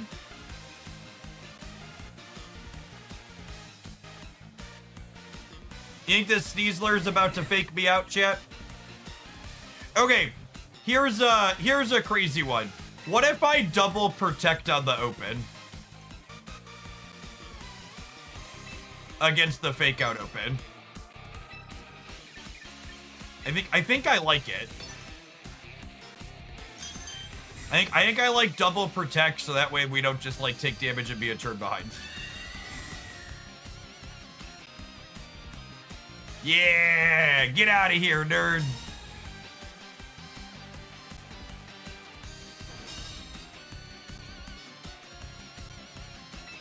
Okay. And now we get tricky. And Clefable says, over here! Over here! Follow me! I'm over here!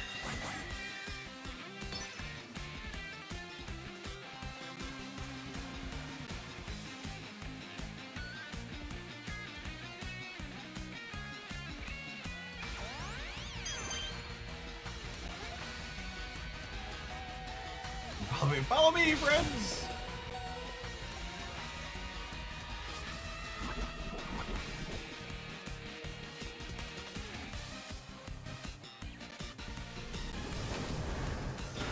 I feel like I need to buy Clefable a drink after this set, chat.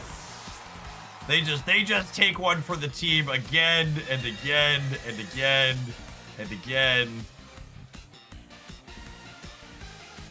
What do you think about just putting big Torques up and just start erupting? Dinner and a drink, something like that.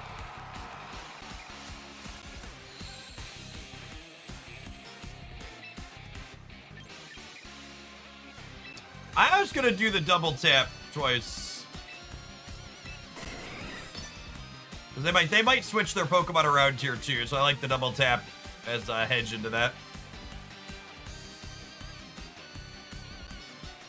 It also hedges protects. They might double protect here. Yeah, that's fine. Solve my Trick Room.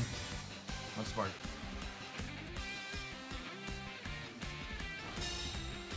Are you mostly invested in double battles, or have you dabbled with singles too? I mean, long term, if I'm gonna play this game, I want to understand the format that they use for competitive stuff in Worlds, Pengrabeer. So I probably will spend absolutely no time on singles.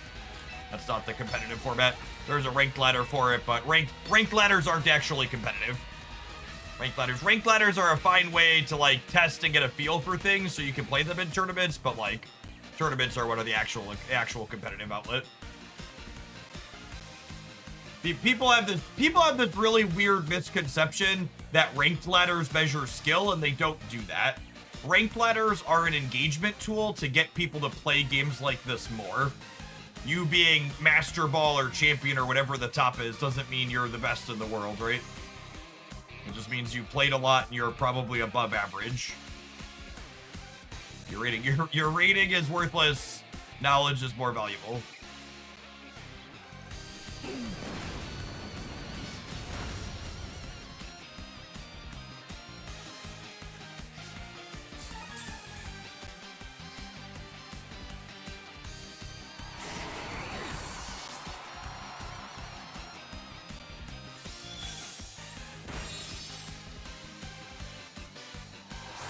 Knowledge is power, as Spectrum. Alright, so I have 2 more turns with the trick. I think we have 2 more turns with the trick, yeah? Because they protected one and I used one and we have 4 after we cast it. So if they protect, I'll still have a turn to erupt before they get to go.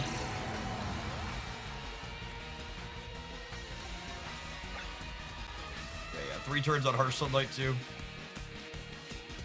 Who is your daddy and what does he do? Water Dark. Grass. Can the Water Dark Pokemon Mega or no?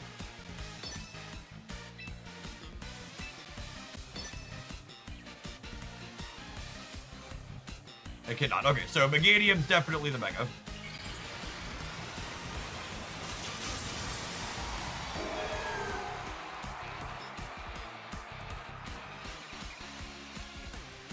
Yeah, Meganium at a minimum is protecting, and then I assume they're hoping that their what's it called can... Oh, it has a priority move. That really didn't do a lot of damage, though.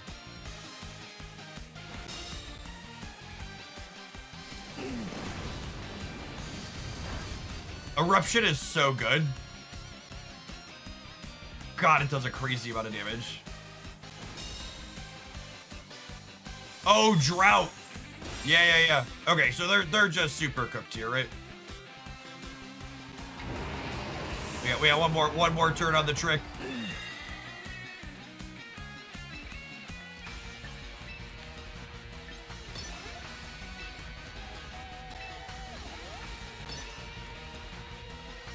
I guess they could protect. They're 1 and 3. They needed to protect again.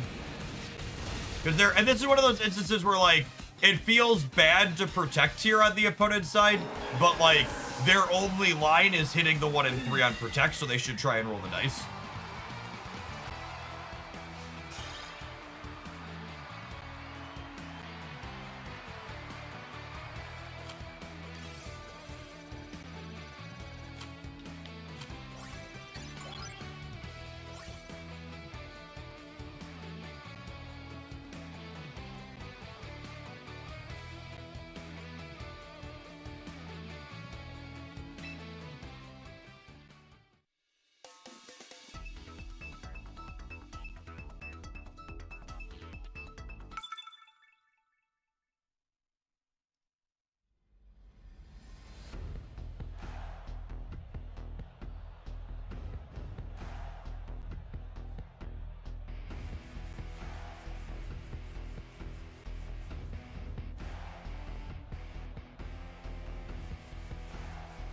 So this is Mega Dragonite, yeah? And I think I want Torkoal to remove the rain. Is it crazy to not bring my Mega and put Hydreion in the back?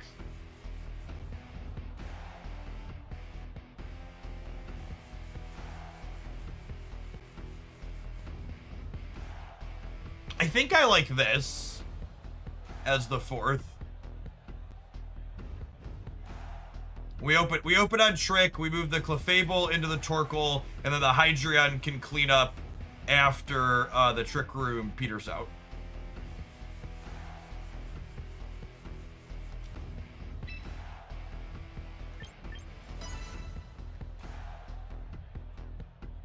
And if they open on Sneasler, we'll run the double protect into the Fake Out again.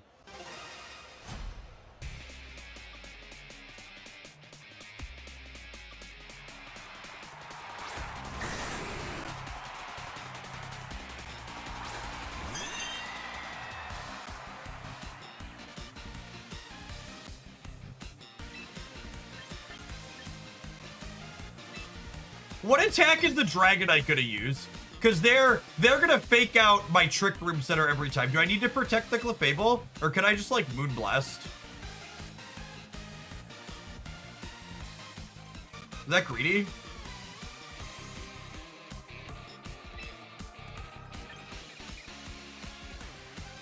I mean, I'm definitely not following the Clefable. I'm either protecting or Moonblasting, because I'm protecting the Hatterene. There's literally no reason to follow me when I'm protecting the Hatterene. It might be right to run the double protect, but I kind of want to get my attack in. All right, cool. Yeah, we get a free Moonblast in here, and they're gonna fake out. Dire Claw. Yeah, same difference. Cool.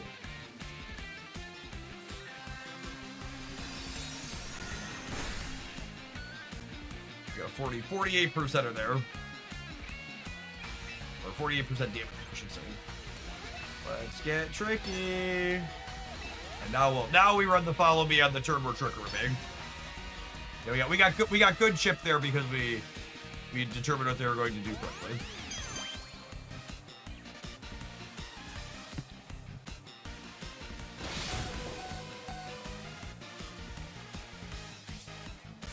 God bless you, Focus Sash. God bless you, Focus Sash. Poor Clefable. Poor Clefable. Listen, you got to deal damage this game at least, Clefable. You should feel good about yourself. Okay, girl? Bye, bud. Bye, bud.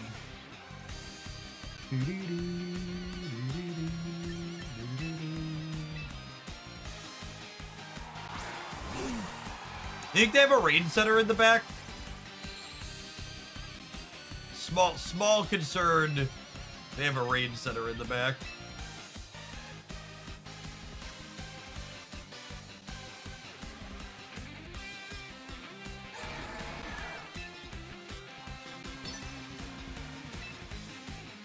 I'll make my eruption said.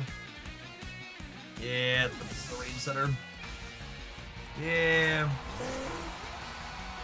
Yeah, I mean, we're definitely still erupting, but I get to be sad. This makes me wish I would have psychicked the Bascullion, is what I should have done. So I'm definitely still erupting, but I should have psychicked the Bascullion. We got the Pelipper clear at least.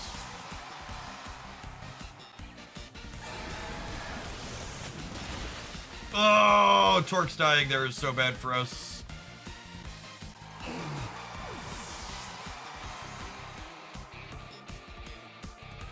Oh, it died to recoil, though. Okay. We got 2 more on Trick Room. 2 more on Trick Room still means I'm getting punished for not bringing the goal arc.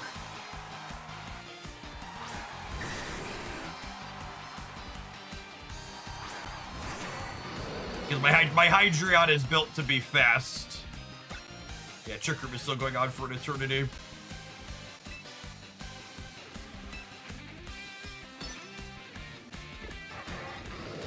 Who are they faking out? They're gonna fake out someone.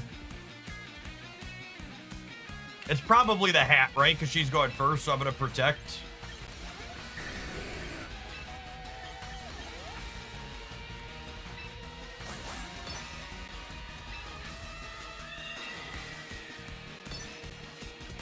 If I had goal arc here, they'd be cooked and it wouldn't be close.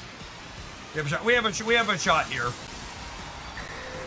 But we're in a worse spot than we could have been because of my loading screen decision.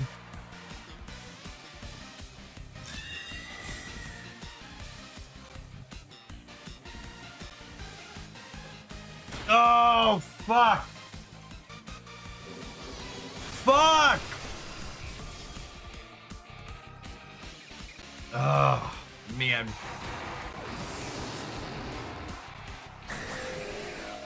Like to dedicate this turn to the chatter that said they're clapping the hat. This one goes out to you. Actually, that's wrong. I should probably... Nah, the Caesar's probably got to focus on it anyways, right? So what I should have done was I should have just attacked with both. I should have just attacked with both rather than playing a 50-50. So we lost a coin flip, but I could have just attacked with both to not flip a coin. Yeah, this isn't gonna do enough damage now at this point.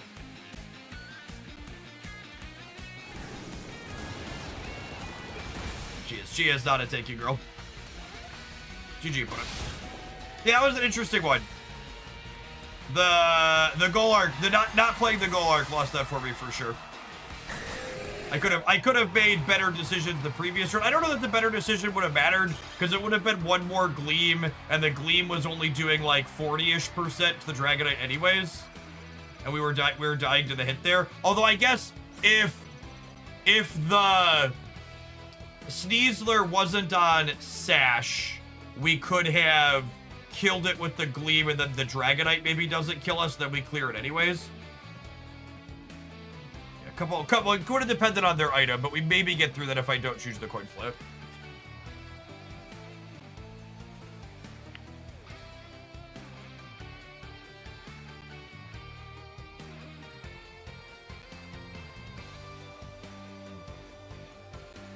Push the button.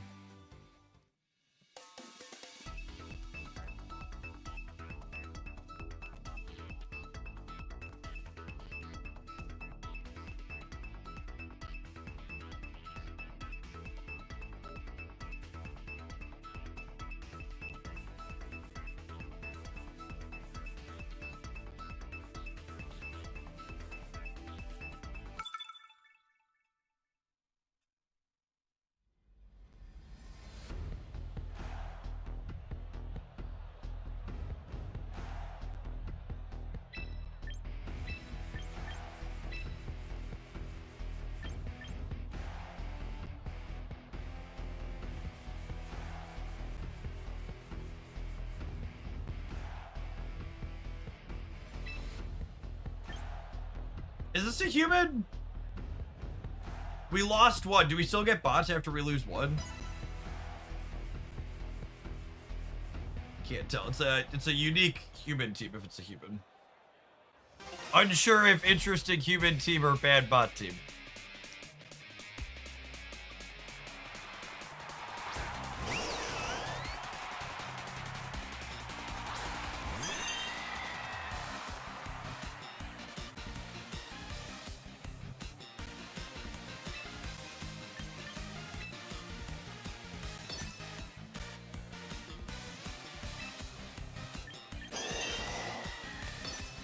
No fake. I guess Blastoise has fake out sometimes. Mega Blastoise shouldn't.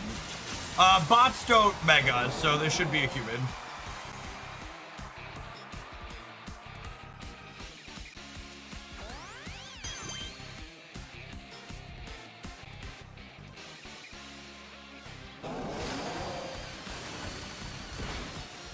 Oh, right. Mega Blastoise bounced at both of us.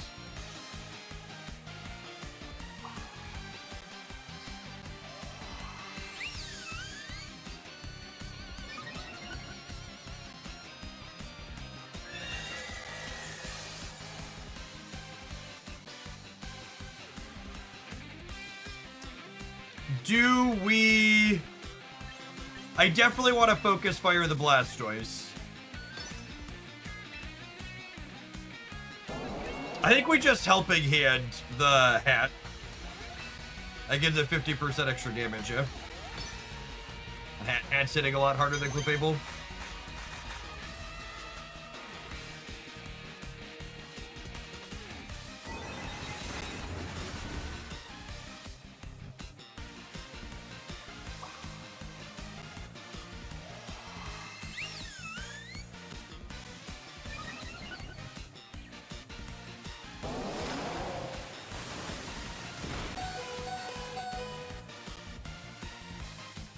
That was a critical hit.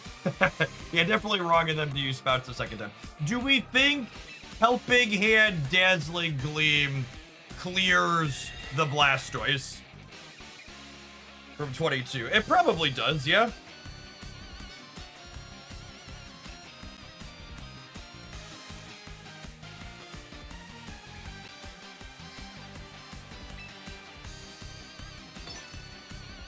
And this is one of those moments where, like, knowing, like, the attack table is like, could I Moonblast here instead? Do I need the Helping Hand to clear? Will this even clear? Like, those types of questions. The upside to this is it's better against Protect. They might double Protect to... Oh, interesting. I would say they might double Protect to stall the Trick Room.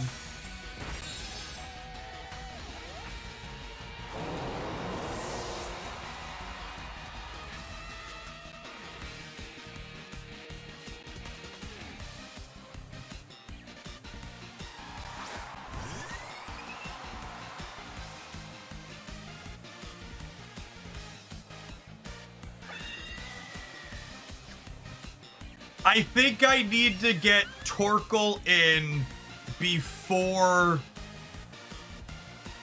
I think I need to get Torkoal in before the Trick Room is gone.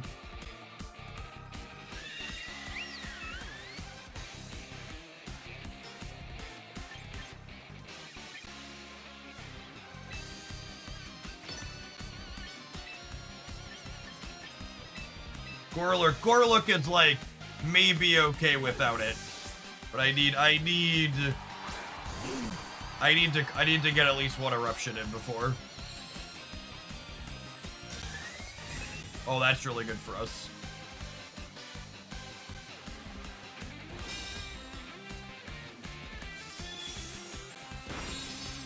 There could have also been merit to switching the hat and using...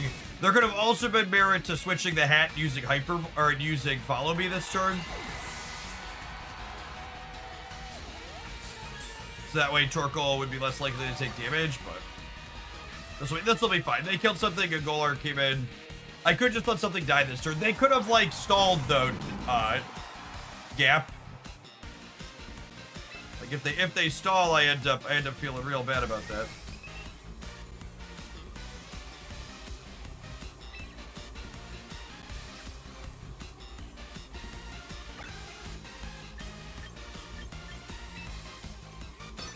I'm gonna count on Eruption killing the butterfly.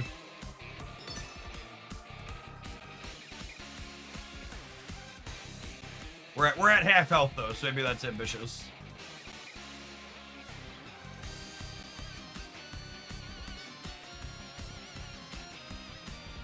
Yeah, maybe I'm supposed to Heat Wave.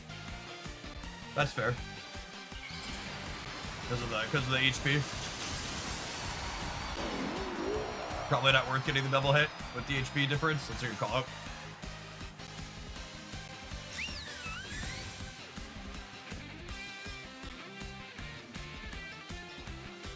Yeah, that's protecting anyways, so.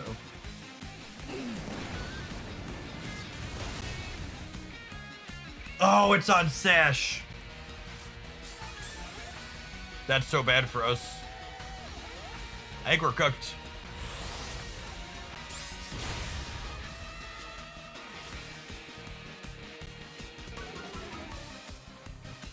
Oh, Headlong Rush makes us take more damage too.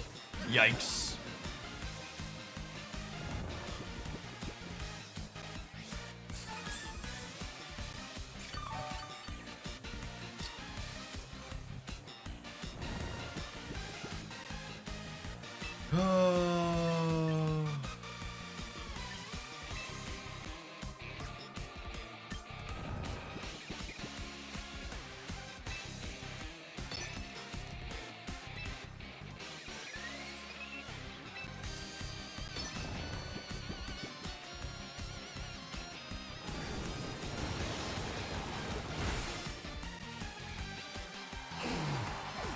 Oh, and I didn't target the butterfly, so I think we're dead here.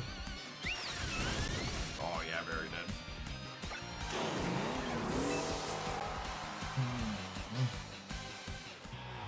This is a game where having a dragon in the back might have been good.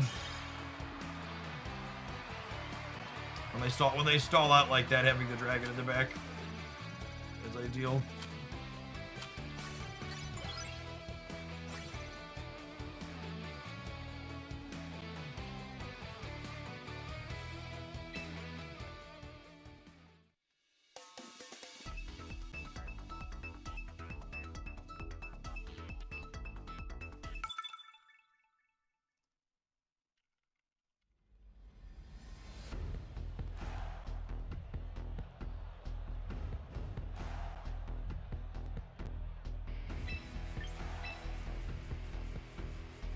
Alright, I want Torques in the back here for a weather setter.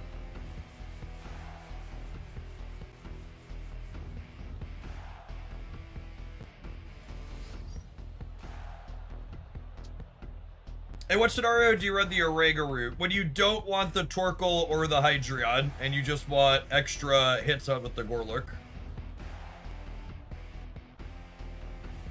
Is my assumption. I don't know, this is the blind leading the blinds here.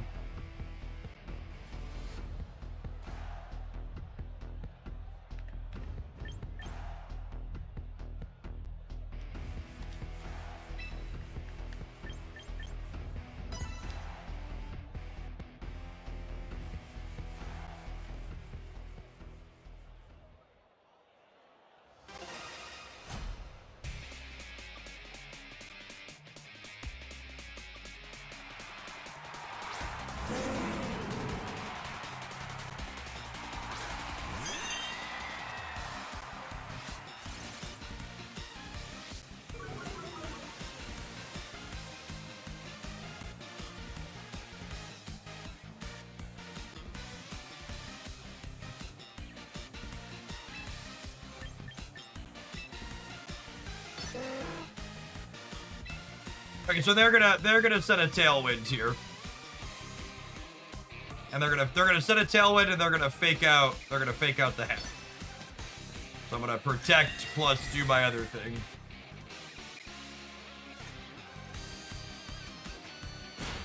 Woo, spicy. Half right at least.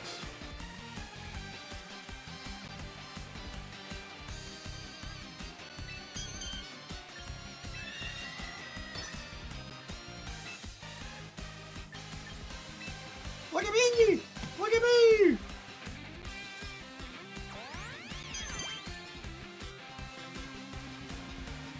How am I liking VGC so far? I can't decide if I love it or hate it. I feel like there's not a middle ground. Poor Clefable.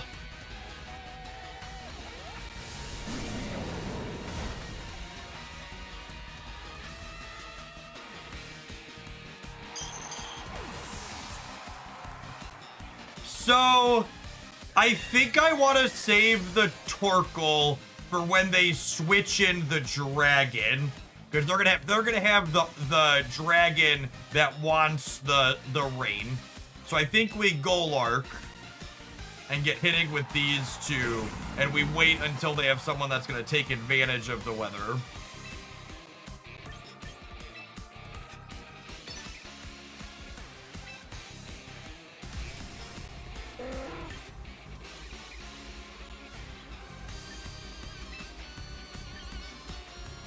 They're probably switching the bird out here.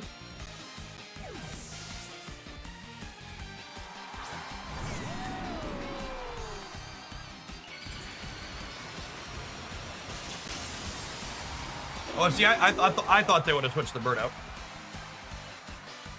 Oh.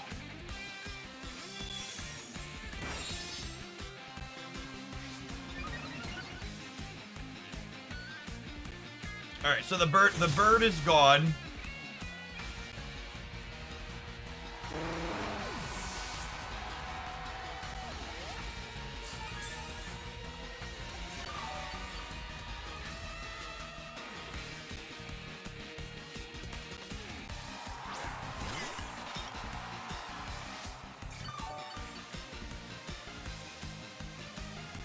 Wait, that's all their Pokemon then, right? They don't have a Mega?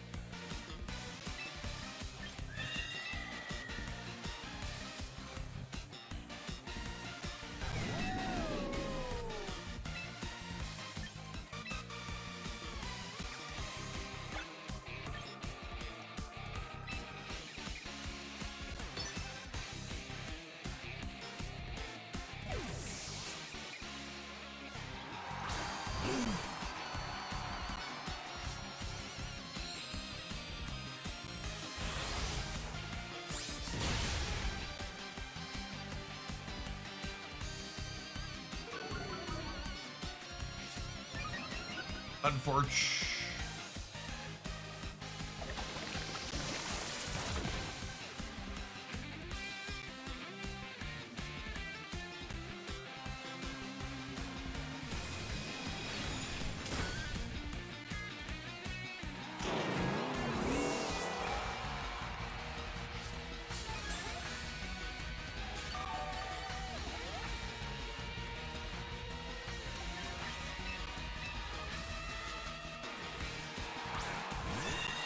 Trick Room's got at least 1 turn, yeah? 2 turns still. Okay, we should be good with 2 turns on Trick Room, yeah?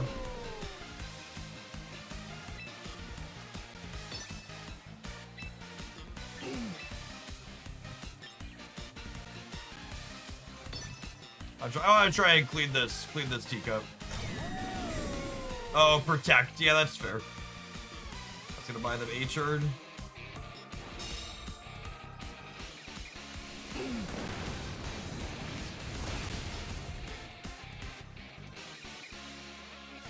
And then we still got 1 more round of Trick Room here, so we should be good to go.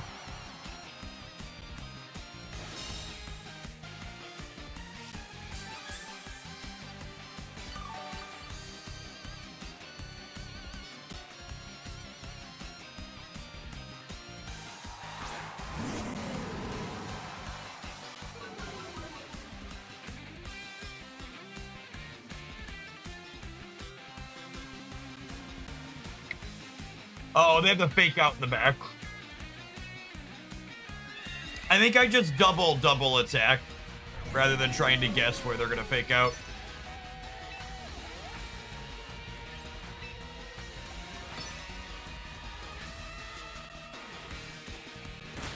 It could have been right to try and protect the Torkoal, but yeah, Gleam picks up the arc angle anyways.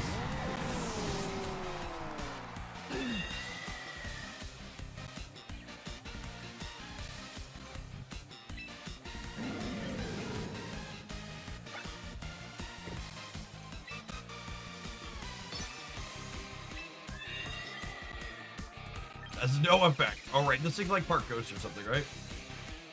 That was the last turn of Trick Room, yeah. Oh, it's Dark type, not Ghost. Got it. Yeah, yeah.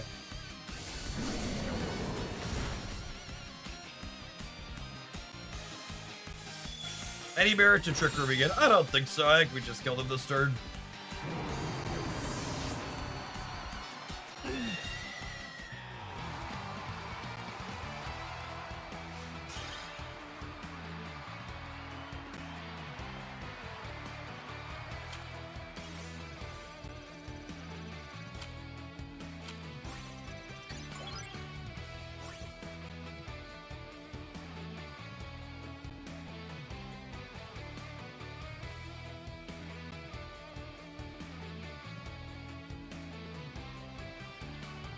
This definitely feels like the most powerful team I've loaded up so far.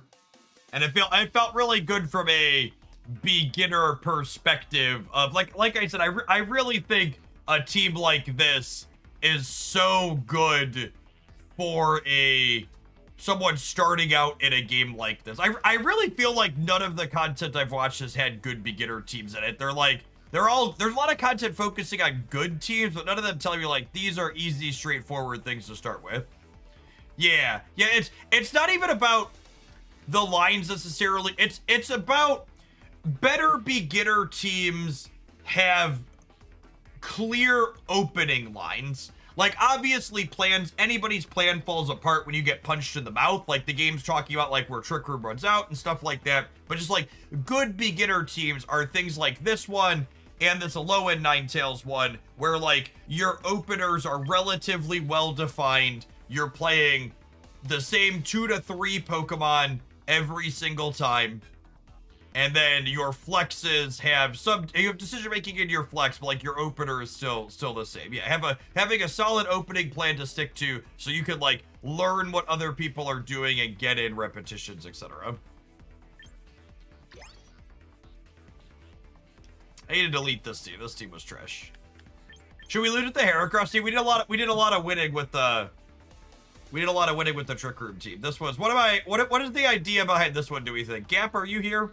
Gap sent me this team. It was a team that went like 6-3 in one of the online tournaments.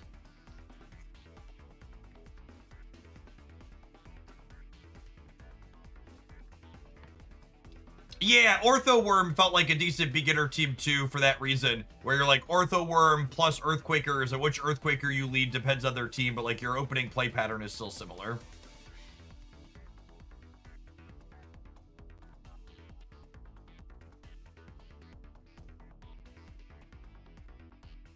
Fizzy Dragon, thank you for the 92 months. Welcome back.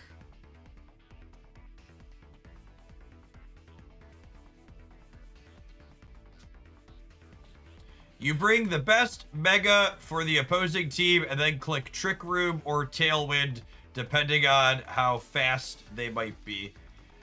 So that's kind of a tough one for me then, right? Because you need to know...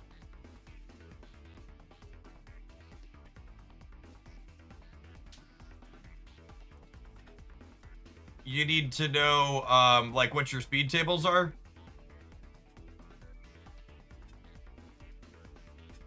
I just pinned a speed chart in the Champions channel of the Discord server. I guess I can open that up.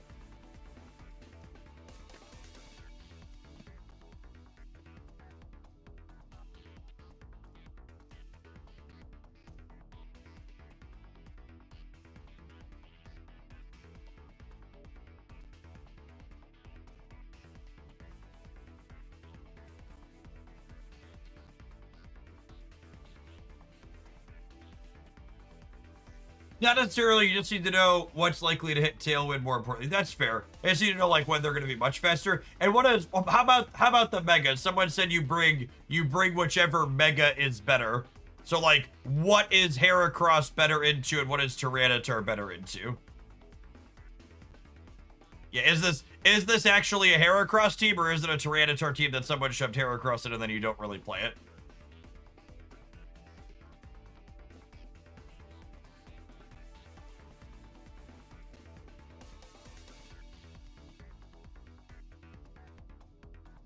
Heracross is good against Psychic and Steel.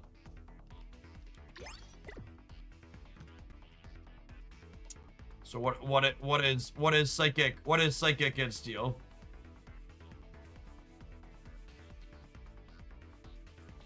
So like the bridge would be a Heracross matchup.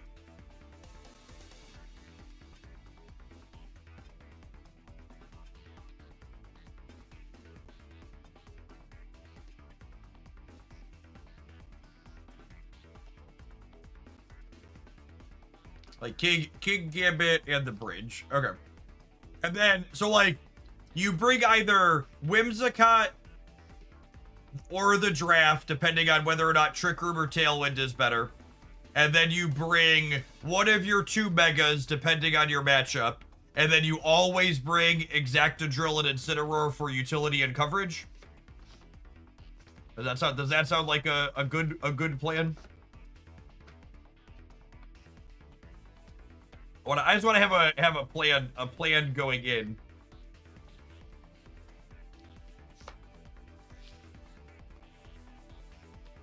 Yeah, can I play the Exactadrill without the Tyranitar? Because the Tyranitar makes the Exactadrill better, right?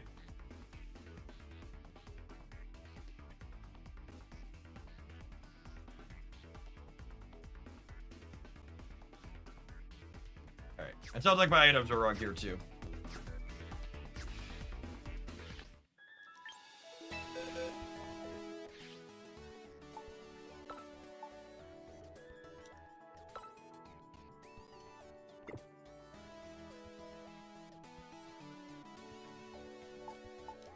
So I want this to have Sash. And then what is Exactadrill? What?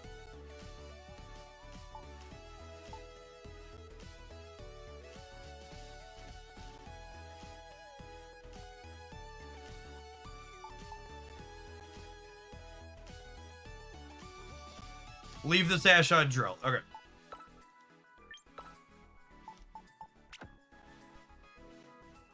What should I give this?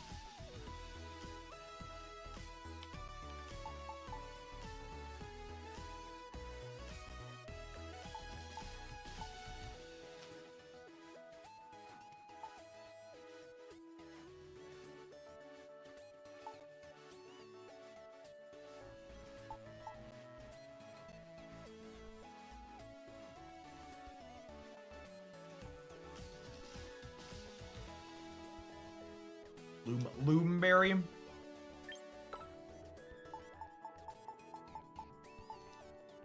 All right. We're gonna take an ad break. I'm gonna run upstairs and grab my lunch. I'm gonna be munching while we do this extra. We're gonna play some of this when we get back. Thanks everybody for hanging out. Don't go anywhere. We're gonna play Champions for another, I don't know, a couple hours. Then we'll switch over to Sap this afternoon. Did Jeff do an intro video this game? It's hard to do intro videos for games I'm a beginner at. Maybe in a week. Also, none of the intro videos I've watched have been very good. So I can't just copy other people. I need to figure out what's actually useful. I feel like a lot of the people that have made beginner content for this game forget what it's like to be a beginner and haven't communicated well what we actually need to know. See you in a minute.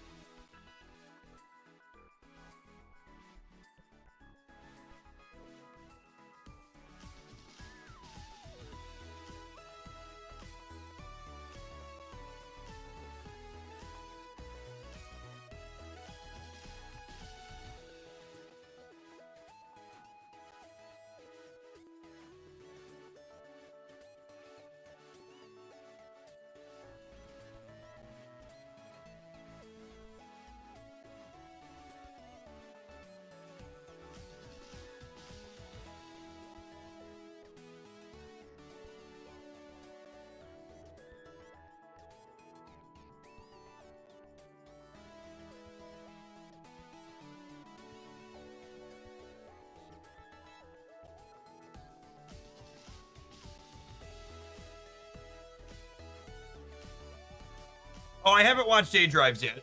I did see some other people say they thought that one was good. Oh.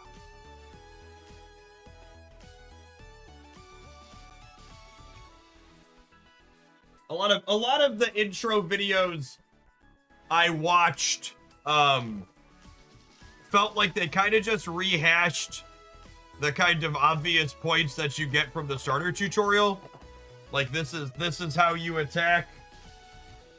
This is how a doubles works. Who's my favorite Pokemon? Alolan Sandshrew.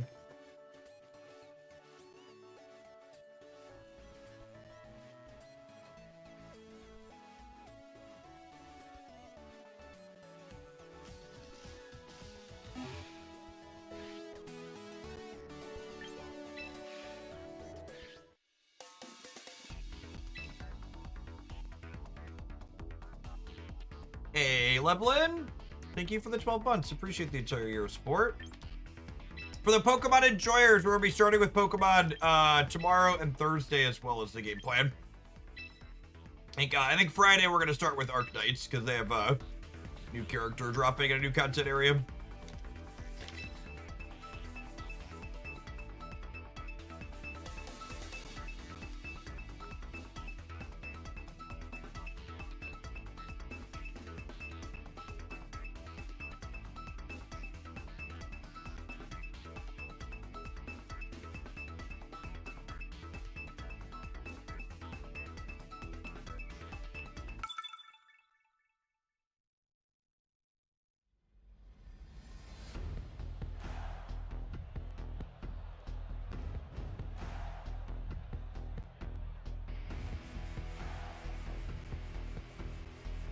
All right, so they're a Tailwind team, which means I want to be a Trick Room team, yeah?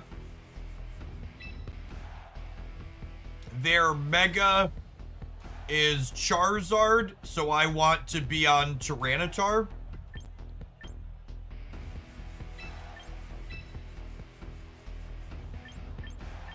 I don't really have a great last one, do I? Incineroar's Incineroar.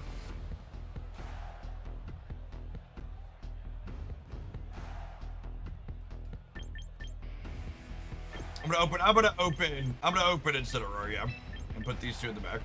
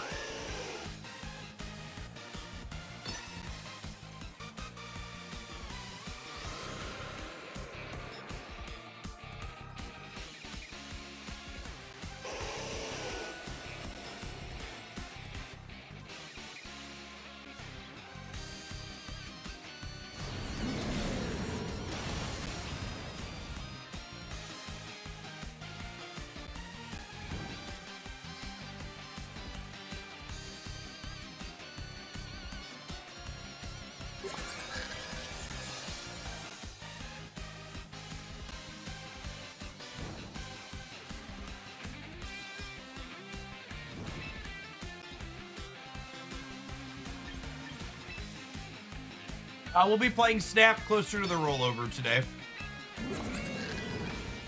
When the new card drops.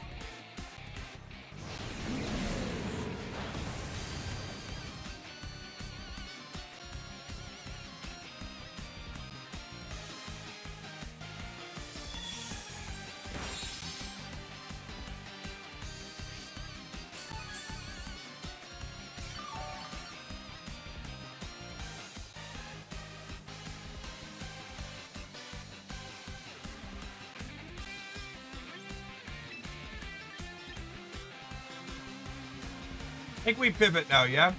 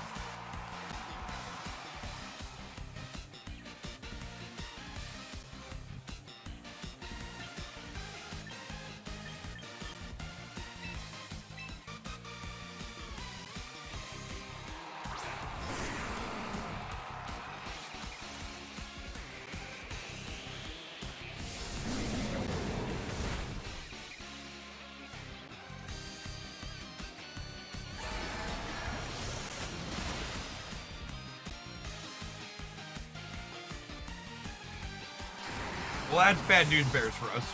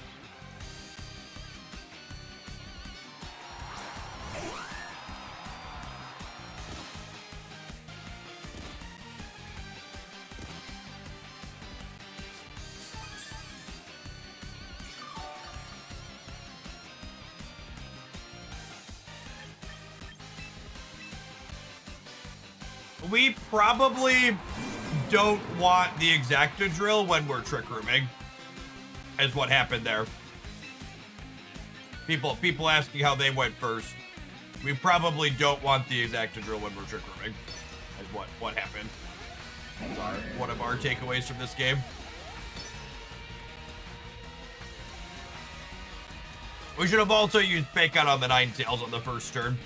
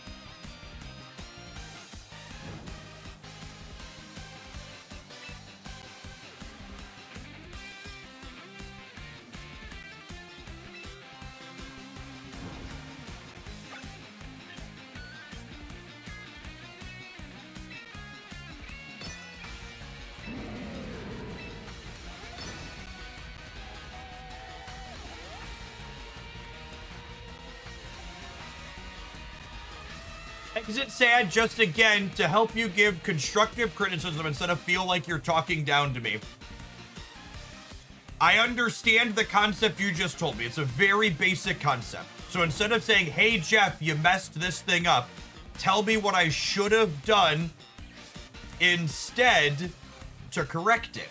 What was the right play instead of being like, hey, you done fucked up. Help me not fuck up in the future.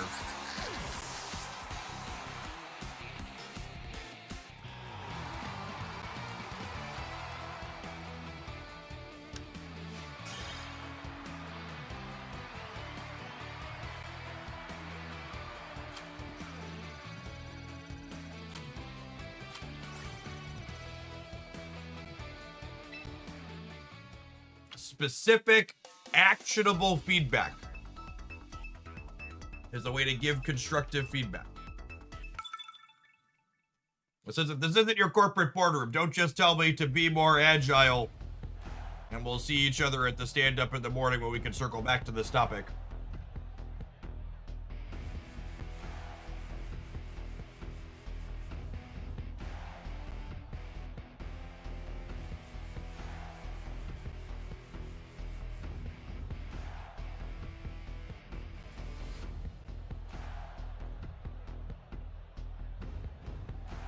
So they're Tailwind.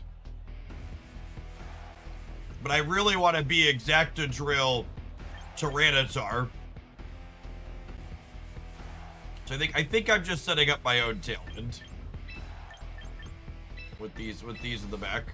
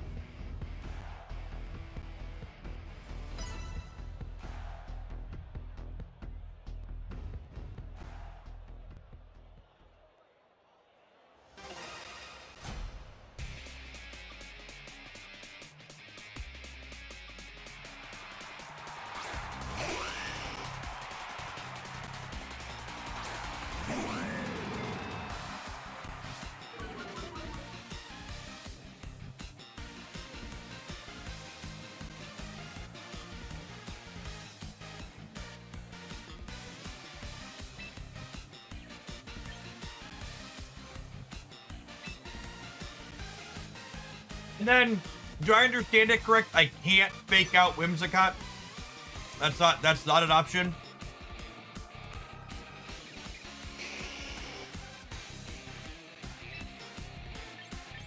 I can.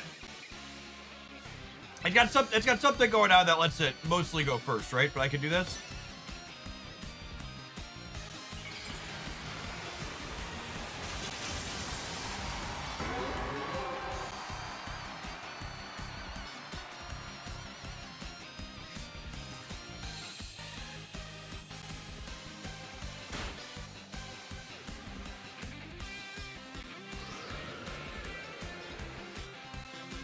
Oh, Prankster gives them +1. Right. And Fake Out's +3. Got it.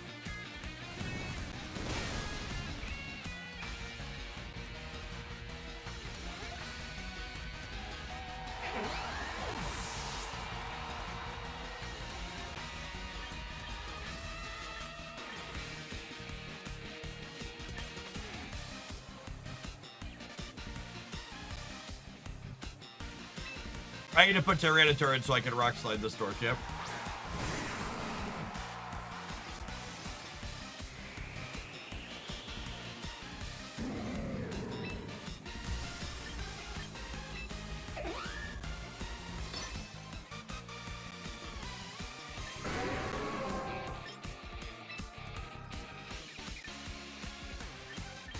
I don't know what I want to do with this one. I don't really want to put in my metal guy.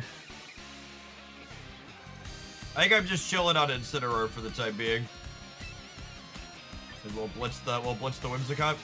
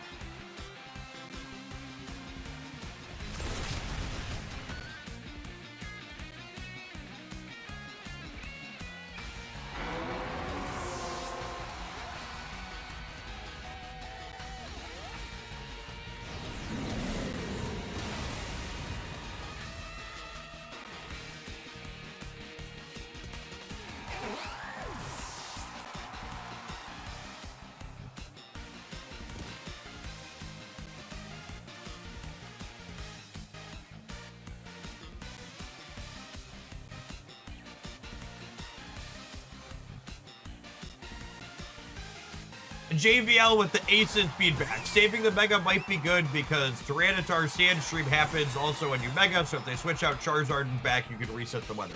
That's such phenomenal, specific, actionable feedback. Exactly like I'm looking for. You can tell JVL's not a new Homelandian.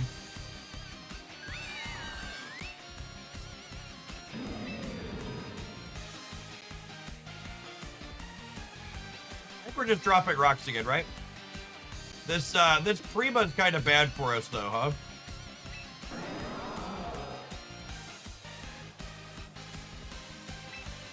Let's just try and clear the Corviknight and then win a 2v1.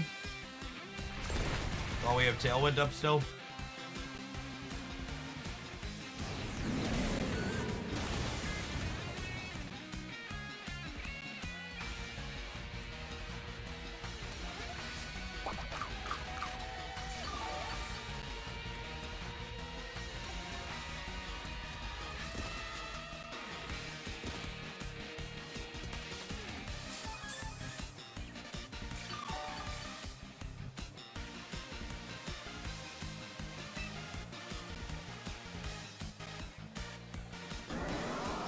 Double flinch. A little bit above average, mayhaps.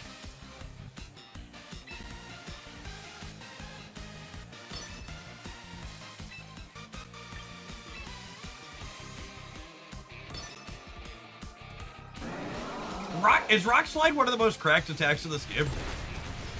Feels like it.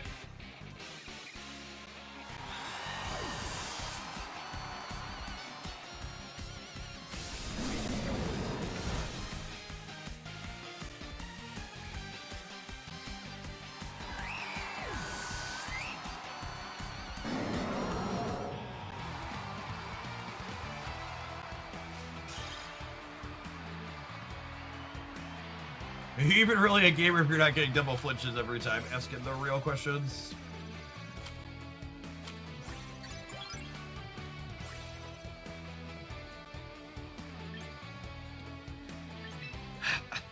So Tyranitar's really good. Absolutely. This team is the equivalent of someone shoving their pet card into a deck where it doesn't really belong, though, because the Heracross is just here. And this is what we were talking about this in the Discord server last night a little bit. We were looking at tournament lineups or lineups some people are sharing. Yeah, I'm also like, that's what I mean though, right? Like, I asked for a Heracross, and this is a good distinction. I wanted a Heracross team. This is a team with Heracross in it, but it's not a Heracross team. It's a Tyranitar team. And that's a distinction, right? And I feel like perusing over teams some people have posted is like, well, there's a lot of that where they're like there's like 4 or 5 that are like their core, and then there's an extra thing shoved in.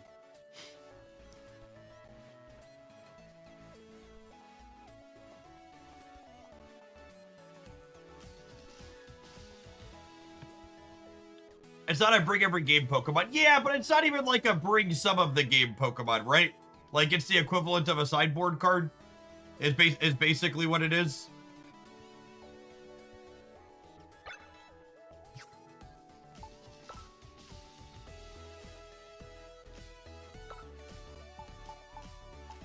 This team was Dookie. Was this team Dookie? I think this team was Dookie. There really isn't a Heracross team, it just isn't that great. Yeah, that's what I needed to hear. Alright, we have 3 teams that I've not deleted after we finish playing them. That's not bad. We're gonna miss more than we have.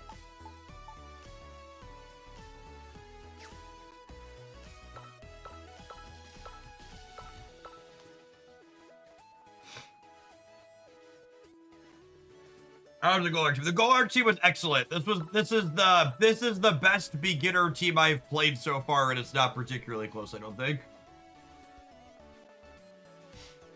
This team was really straightforward and powerful. Okay, how about my boy Blue? Can we do something else with Mega Blastoise?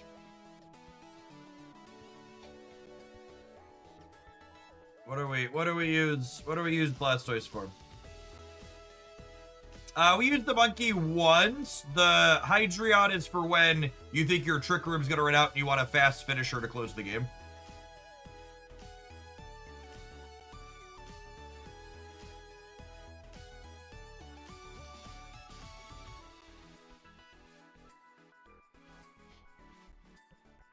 I sent another Blastoise team to the Discord server.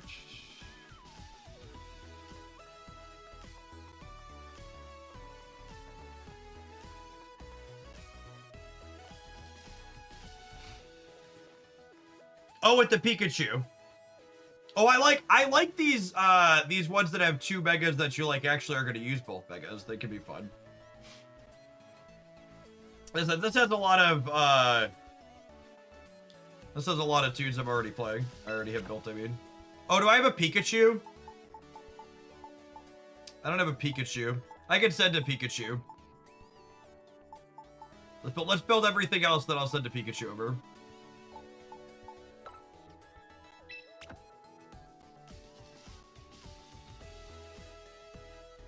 Oh, I guess the Talon's a little different than what I have built too.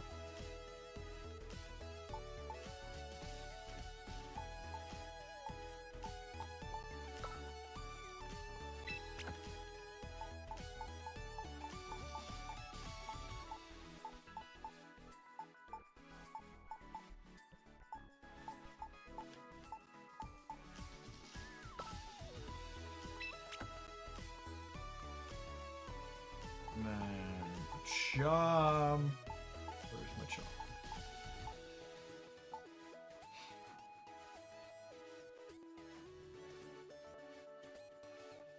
Oh, no earthquake on the chop is interesting. I guess you don't want to hit your own things.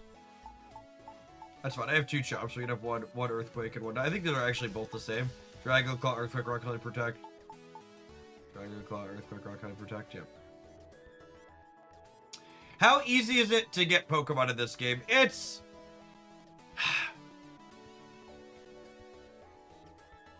loot boxes that you can't buy more of, so you have to wait time for, or you have to have mainline games to import them.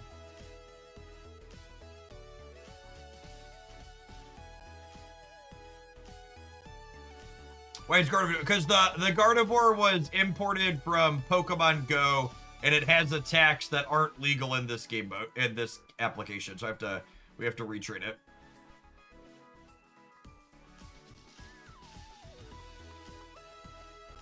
Yeah, I had some people in my community send me stuff, and then I've been sending Pokemon over from Pokemon Go.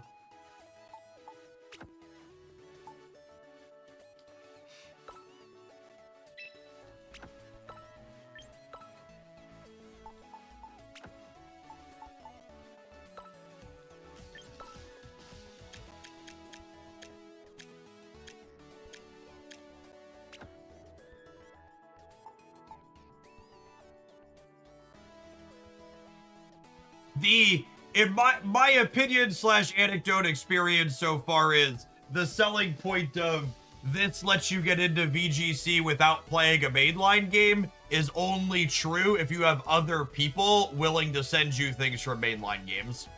Like you could have friends that will trade you for mainline games, so you don't have to do it personally, but someone involved needs to have a mainline game.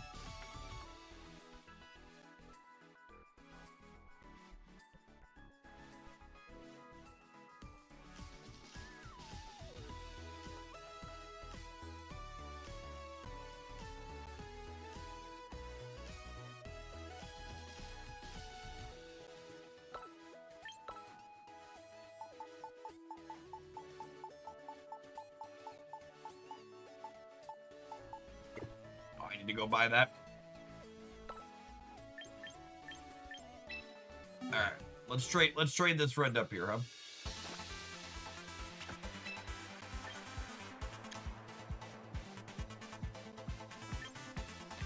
Hyper Voice, Cold Vine, Psyshock.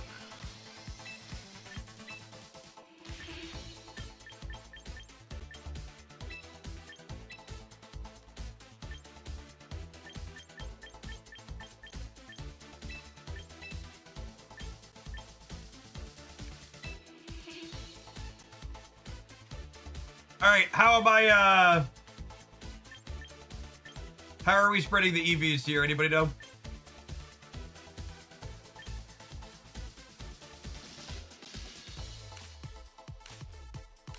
Oh wait, the ability is listed wrong too on this team sheet. That says the ability is called Pixelate, but none of these are called Pixelate.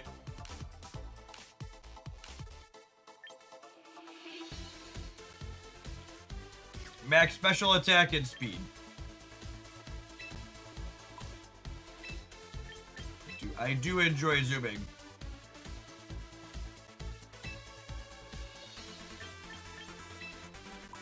Oh, it's Mega Gardevoir's ability. Okay, weird that the team sheet shows that.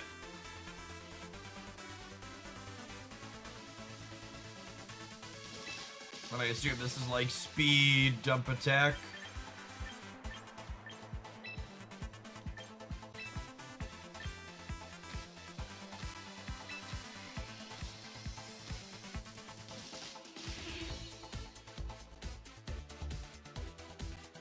Alright. Good. We're zooming. We have the attacks I want.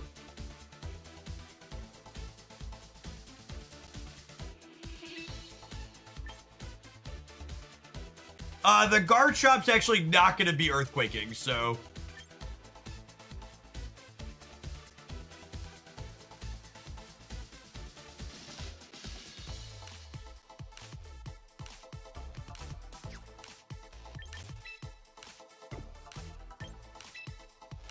Yeah, timid speed up, attack down. It shows visually here what the thing is doing, what the satellite is doing.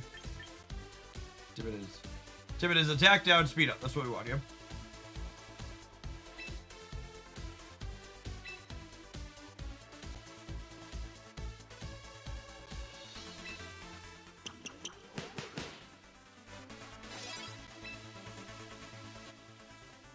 Alright, and this Garchomp, I want to swap Earthquake for Stopping Tantrum, and the rest is the same here.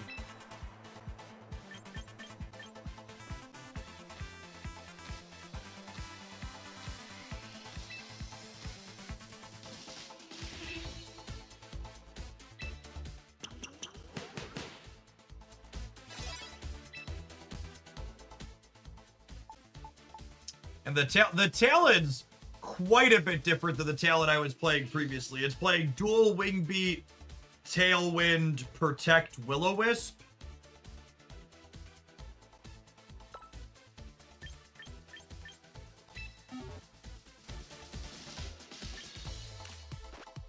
Dual Wing Beat seems good.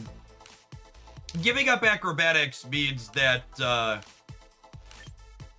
you get to have an item too, right?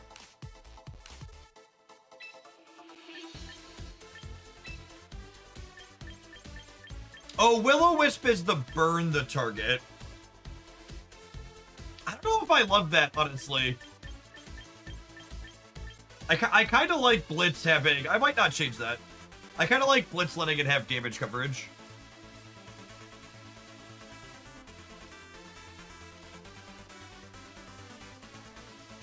Yeah, I think I'm gonna leave the Flare Blitz.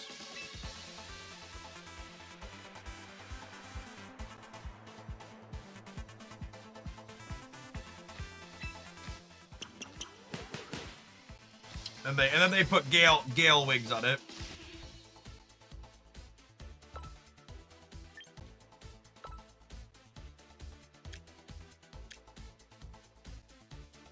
I don't have Gale Wings or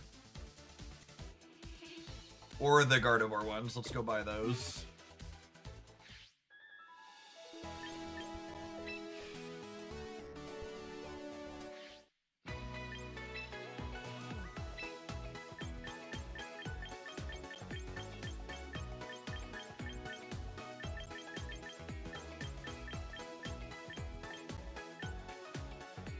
Wait, is it Sharpbeak?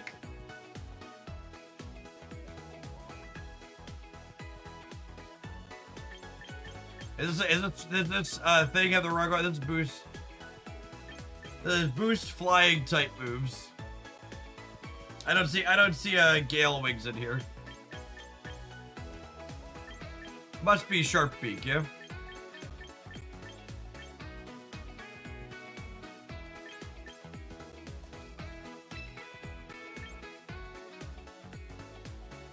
Oh, Gale Wings is the ability.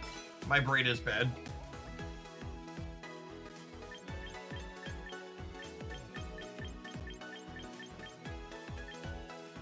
Got it.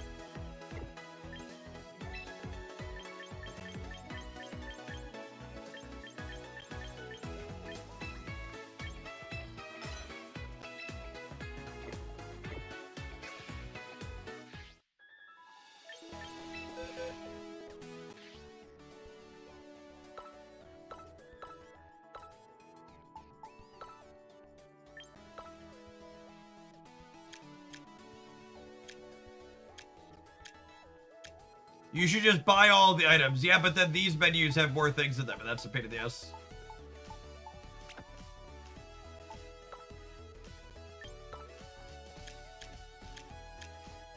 These menus are awful.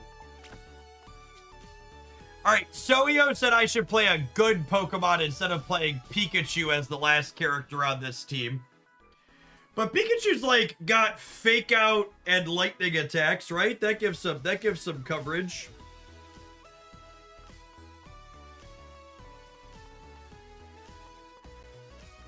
Should we get Pikachu? I'm gonna build Pikachu, chat. I'm gonna build Pikachu. Alright, I'm gonna tap an Admiral, so I gotta go put my leftover guacamole in the fridge so it doesn't go bad. I need to load Pokemon Go on my phone anyways to trade myself a Pikachu. BRB. Have some adverts.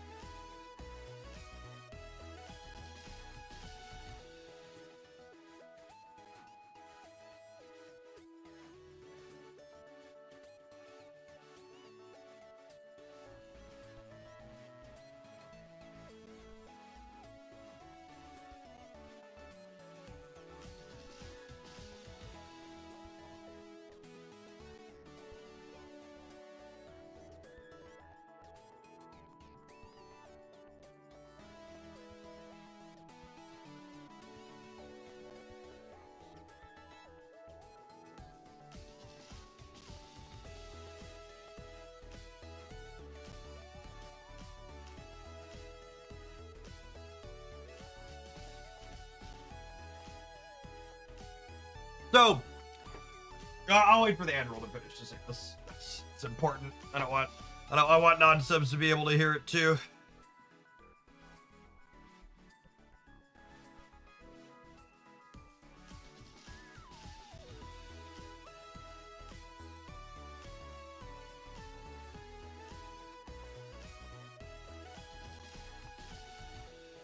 Okay, so people keep asking about how long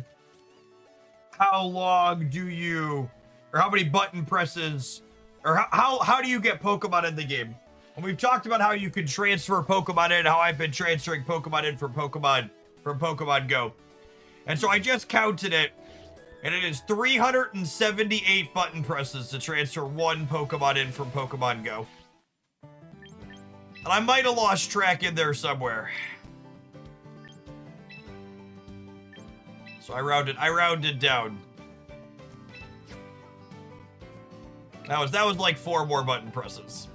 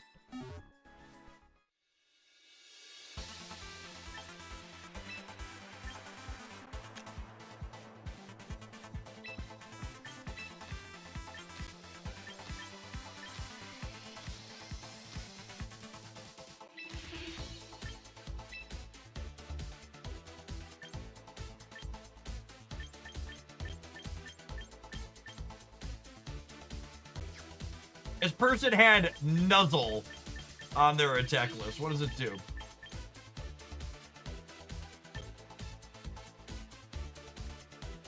It's guaranteed paralyzed? That seems good.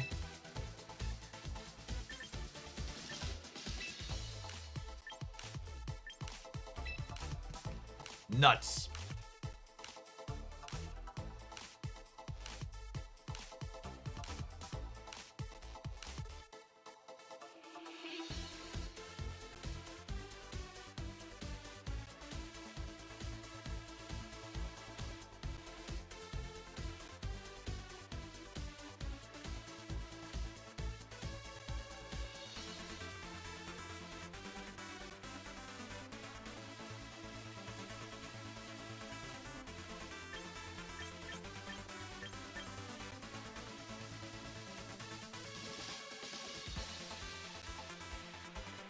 What do we want over here? Speed special? Where are we at on stats? Speed special? Oh, that's a good question. Is it special? I don't actually know. Oh yeah, is this physical? Is it regular attack? Sorry, chat. When I was a child, all lightning attacks were special attacks. Lightning attacks being physical is some sacrilege.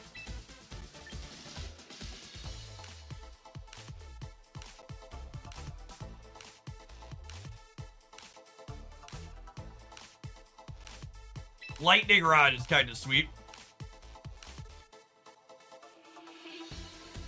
Someone asks, is Pokemon Pocket still going strong? Pokemon Pocket is still making the Pokemon Company tens of millions of dollars a month. But for content creators, it largely fell off pretty hard. There's still a handful that are doing pretty good numbers, but to set a low bar, Pocket's not a game they really want people to play. So a lot of people bounced off of it.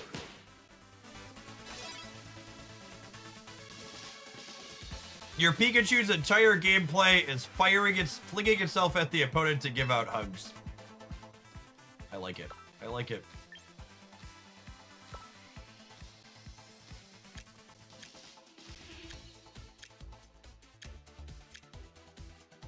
I'm supposed to give it a light ball. What is a light ball?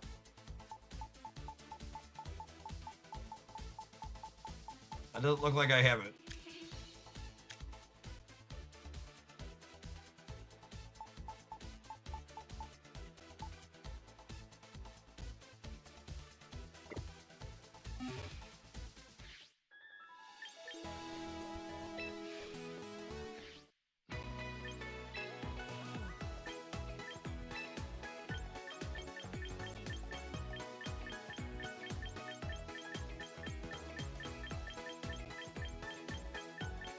Oh, there's more random items under the berries because, of course, I just assumed I had light ball because I scrolled all the items at the top before the berries and it wasn't there.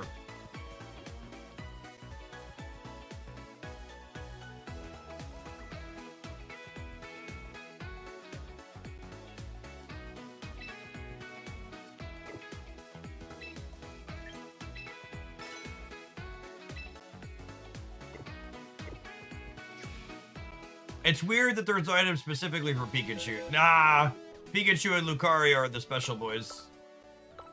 They need all the help they can get.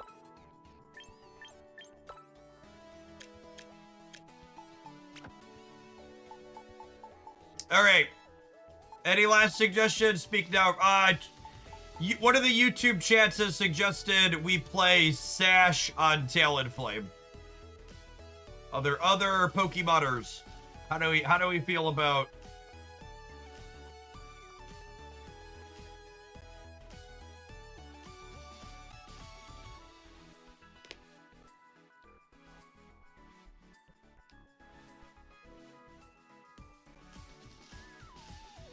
The Sash is more stylish.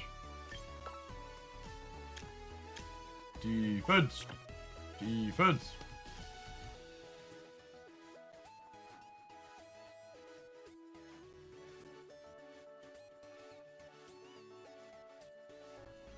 All right, shall we lose some battles?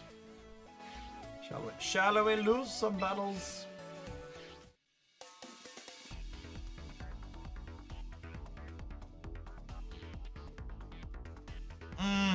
If I'm putting Sash on the bird, do I put the other fire attack on it then?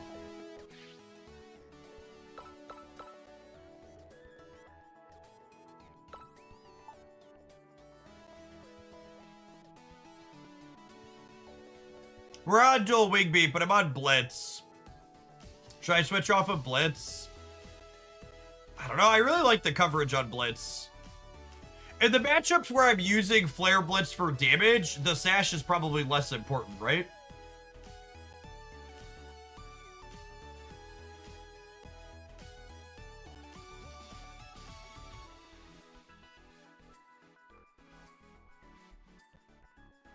The game capture seems dim. You Zoomers want to see all these bright white UI elements and like blinding bright light? When I plugged my Switch into the capture card, it asked me to adjust the picture, and I clicked it up and I clicked it down, and I left it here on purpose. I think I'm pretty happy with how the blistering white of the user interface looks a little toned down.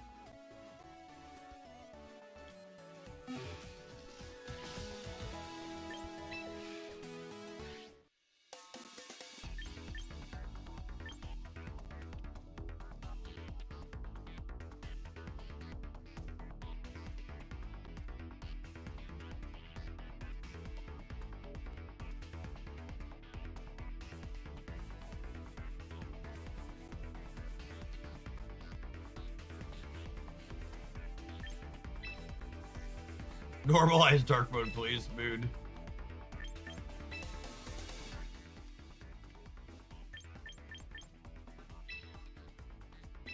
All right, can we talk through what my openers are? What are my openers here? Okay, start with the megas. What am I Blastoising versus Gardevoring? And then who are my typical leads?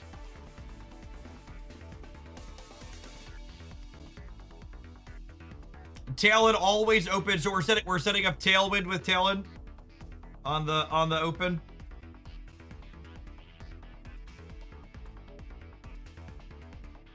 Okay. And then is Pikachu's for opposing lightning characters or opposing lightning attacks, so like the dragon on the rain team, Pikachu's good into.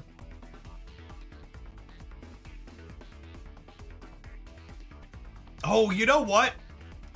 I think I forgot to change Blastoise's attack.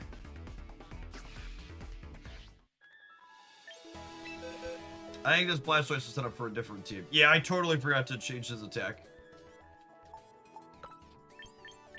I'm glad I caught that.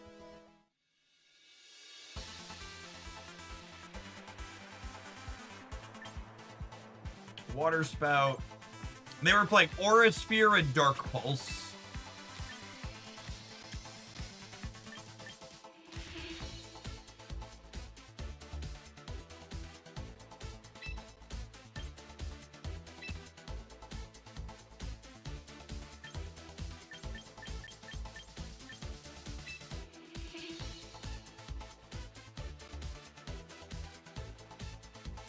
Better import more turtles. I have two. I have two turtles. You have more than one of the same Pokemon team in this. No, in fact, you could only have one of each Pokedex number. So there's some mods that have like two versions that overlap dex number, and you can't have two. I think I have a fake out Blastoise too. Yeah, this is fake out Blastoise. Well, I think I want to keep separate. So we'll have a fake out Stoice, and then a shiny Stoice will be the.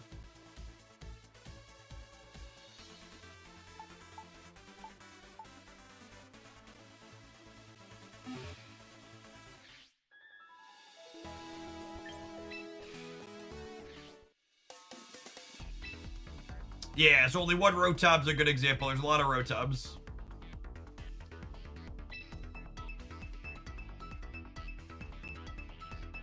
Does Pikachu have fake out? It does have fake out.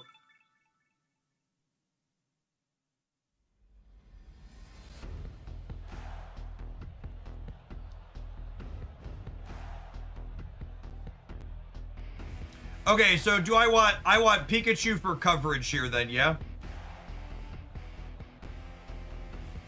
What do we think of Talon, Incineroar with Pikachu, Blastoise in the back?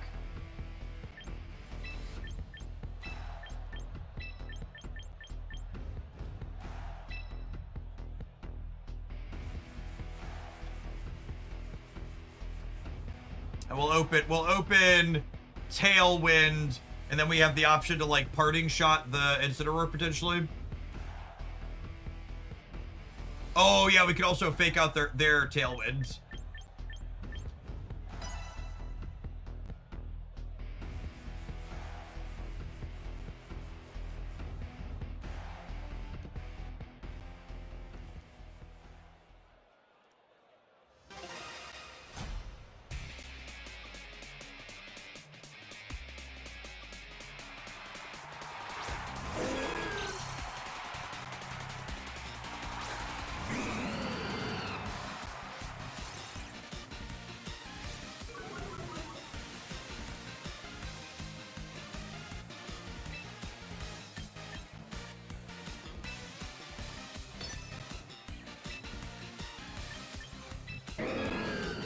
If I'm opening on Fake Out, should I have had Pikachu to start? Instead of the Incineroar?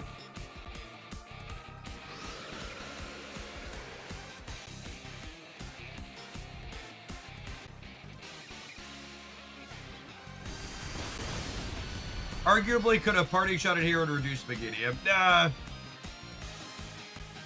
I like turning their Tailwind off.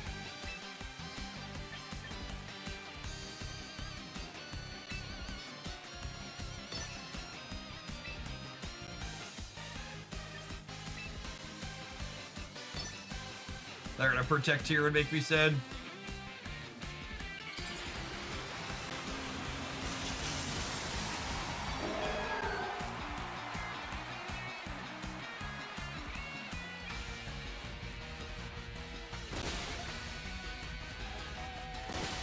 Protect here is good for us.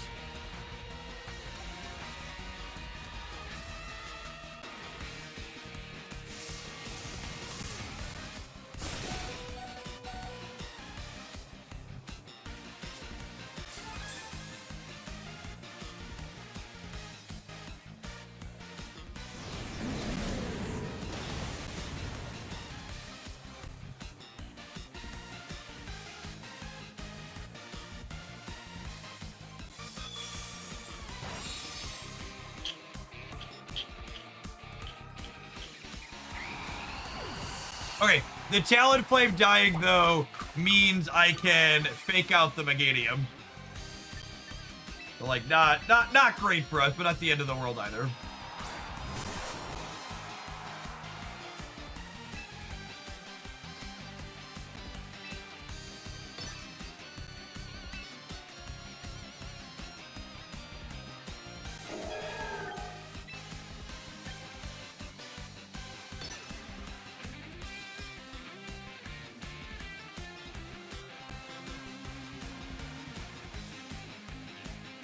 I think I want them to kill the Insect to let the Blastoise come in naturally. If we clear the Meganium, the Blastoise should clean up.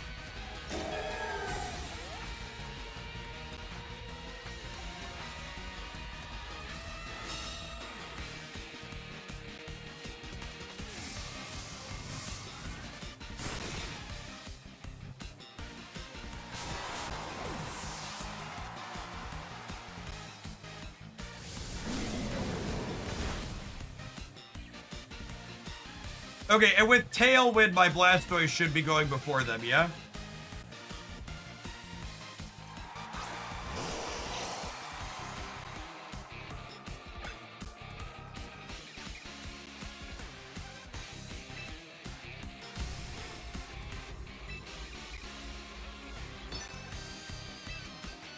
This is my last turn on Tailwind, though, too. So next turn gets a little sketchy.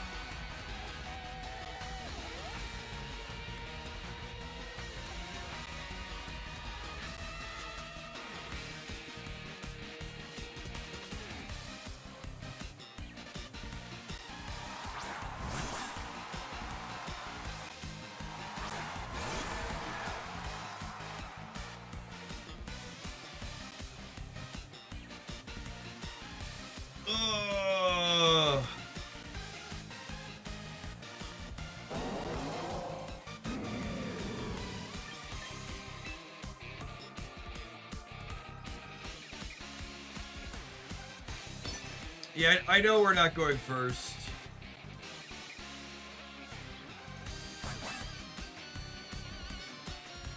Sneasler's probably killing Incineroar too.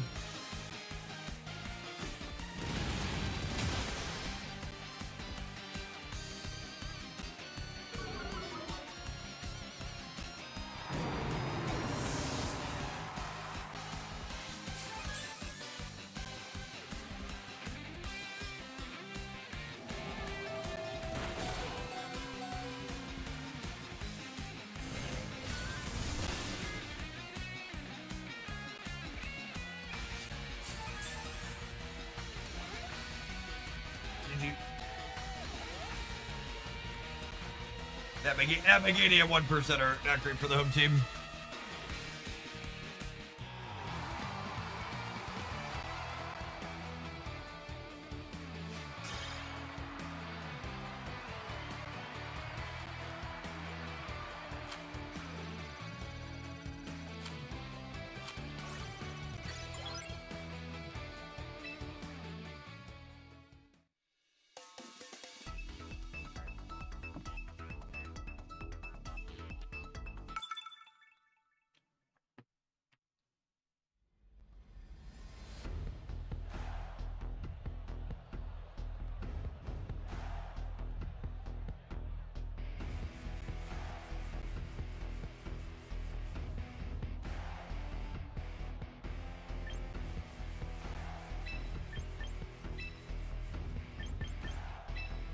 Oh, Guardy's good here, right?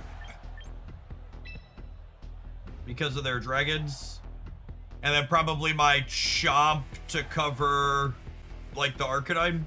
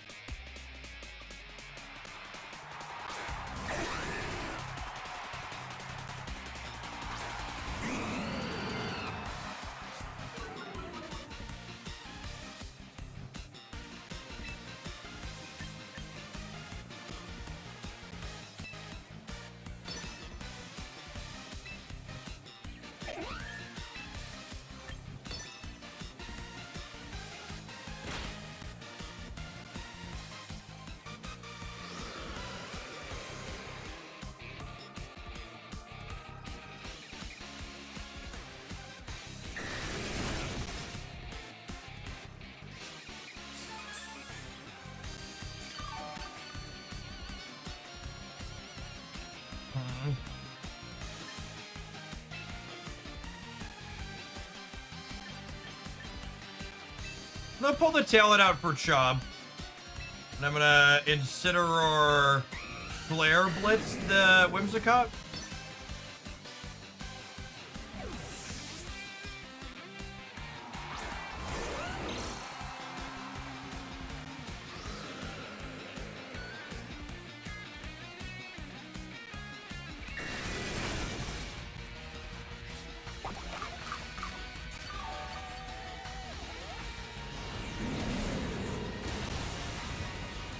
You should dual wing beat the Whimsicott because it gains. I thought the Whimsicott gives its wind +1 priority. Does dual wing beat also have +1 priority? It does not. No. So that the Whimsicott was getting into Tailwind regardless.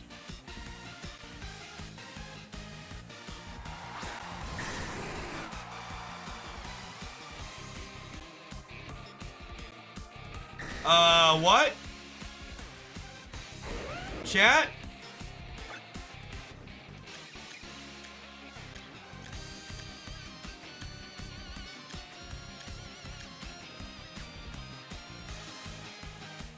What is the Zoroark? Oh. Cute.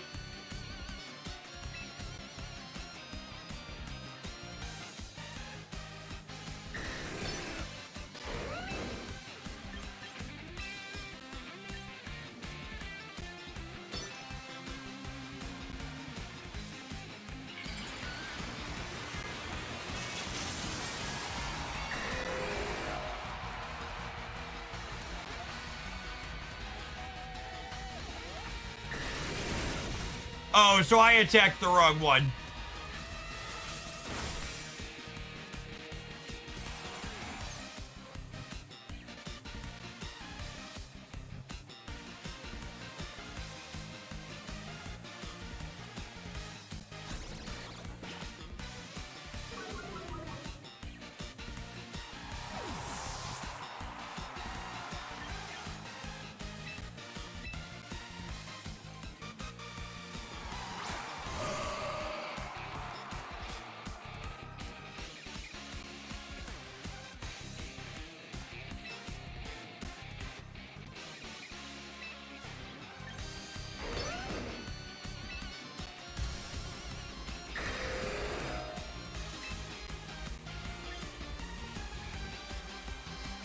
Is my Garchomp going first?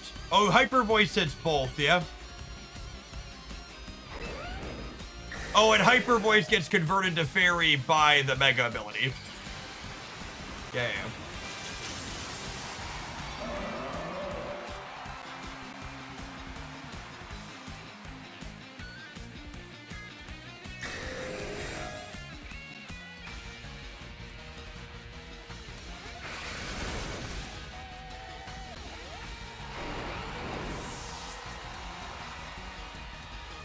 Oh, and the problem here is my Tailwind's about to wear off, yeah? And their Tailwind went one after mine, so I think their Tailwind is still up and mine's gone now.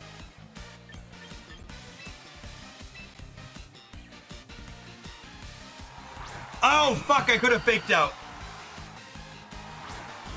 I could have faked out, and that would have done it. Well, shoot. My brain was I wanted to re-Tailwind and then protect, which we're still protecting. That's the line, but yeah, fake out would have been better, I think. I guess with their guard shot, maybe not.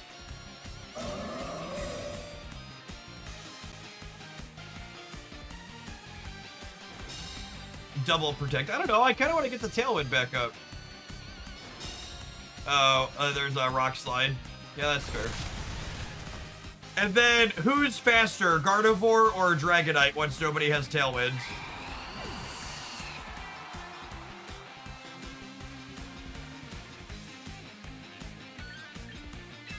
Chub. Oh, they have extreme speed. Yeah.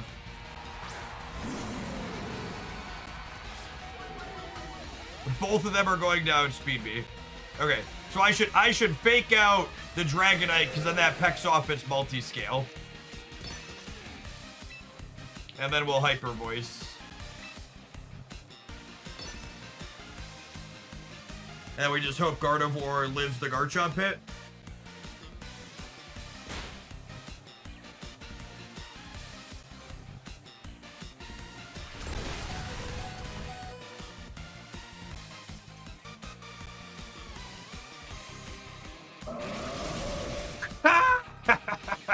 I just can't imagine.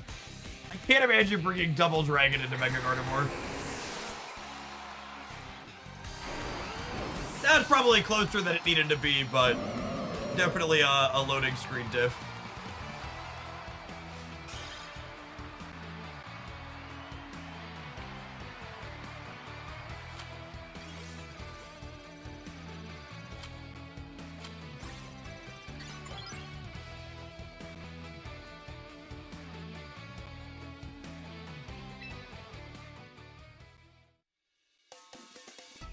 Yes, Incineroar's Intimidate. We also got a parting shut off with the Dragonite earlier, so its attack was down from that as well.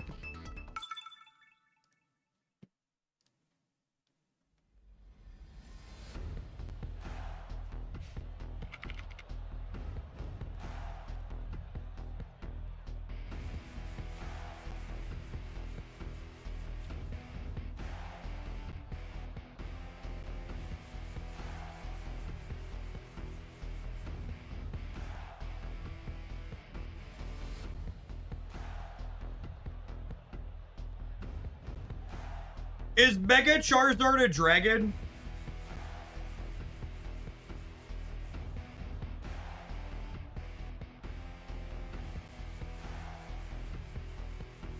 Is the Drought one a dragon? Is the Drought one a dragon?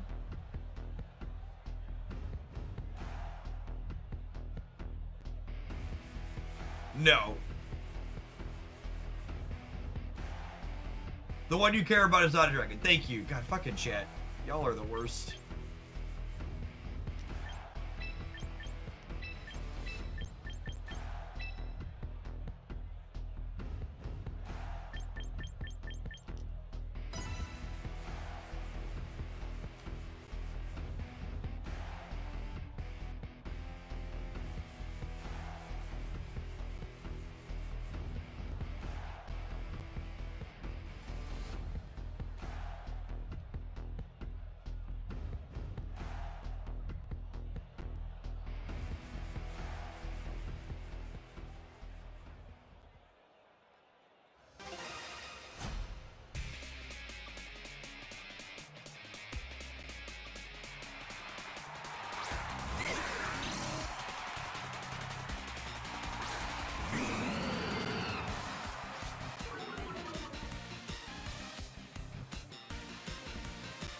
What does the Mimikyu do?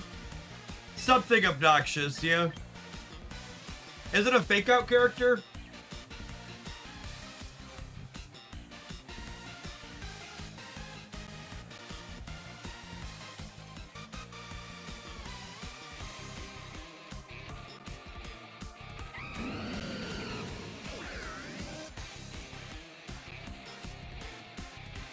It's a ghost fairy, so you can't fake it out. If it's a trick room, I really don't want to tailwind, so I'm going to double wing beat, and I'm going to parting shot the Rotom.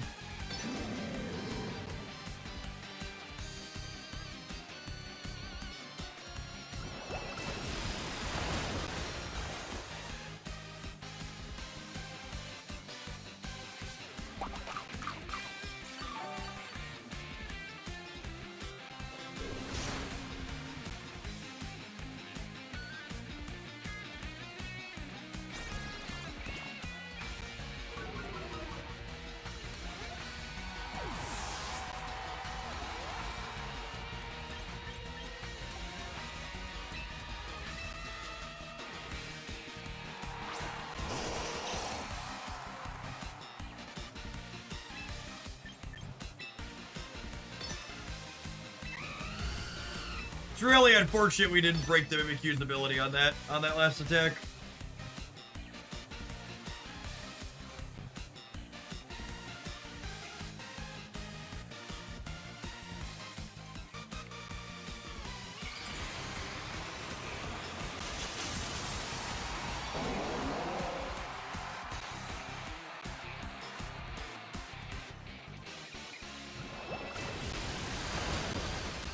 Wait, their Rotom is faster than my Talonflame? Oh, it's Scarfed. Okay.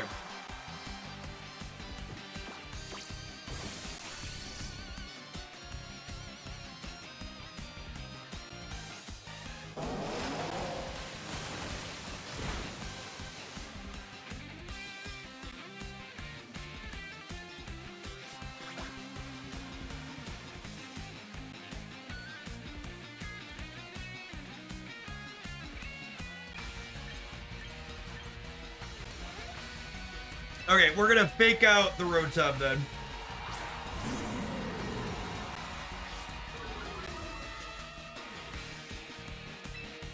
And then with a little bit of luck, fake out plus this water spout clears the Rotom. Although without a Tailwind, we're probably in trouble on this Blastoise.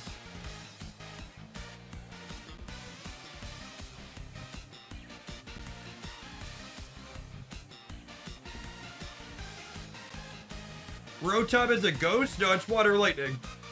This Rotom is water lightning. I'm confident of that. We've played Wash Rotom.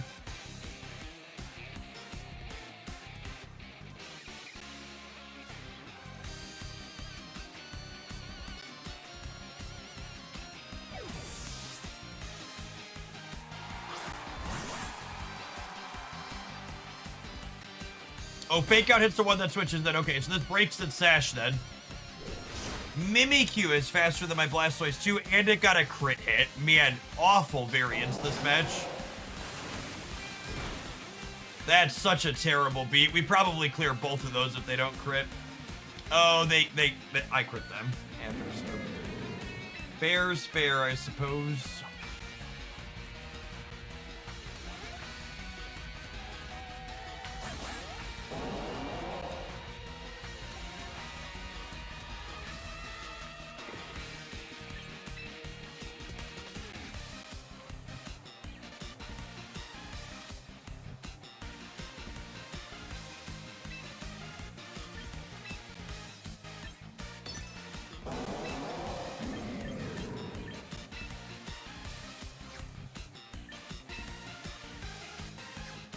All my attacks suck.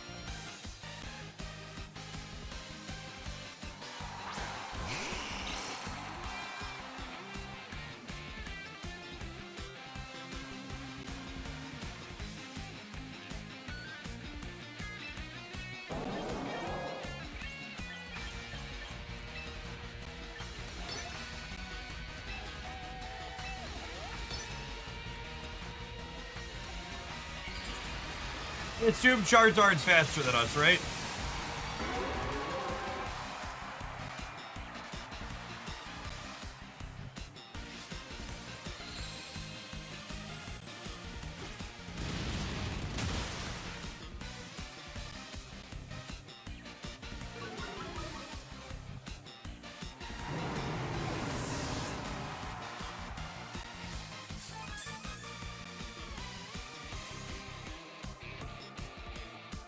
And Steezler's gonna outspeed my Garchomp.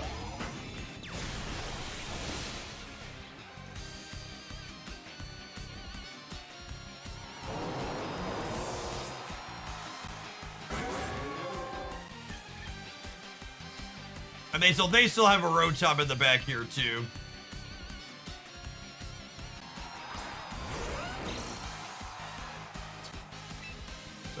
Decent chance the Charizard's not even hanging out here.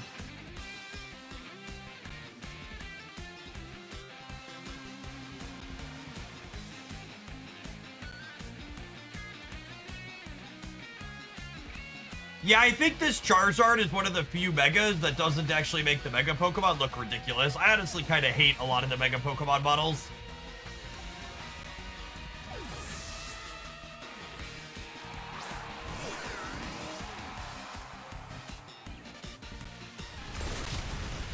Flinch, flinch, flinch, flinch, flinch, flinch, flinch, flinch!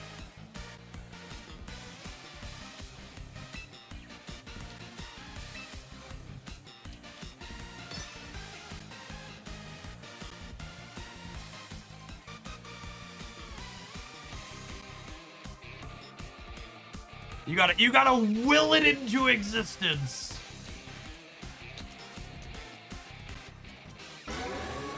Oh, wait, this is a Choice Scarf Rotom, yeah?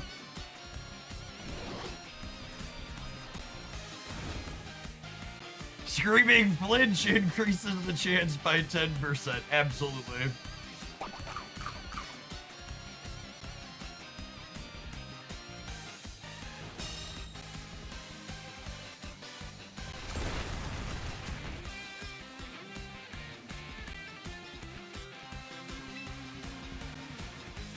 Once more with feeling.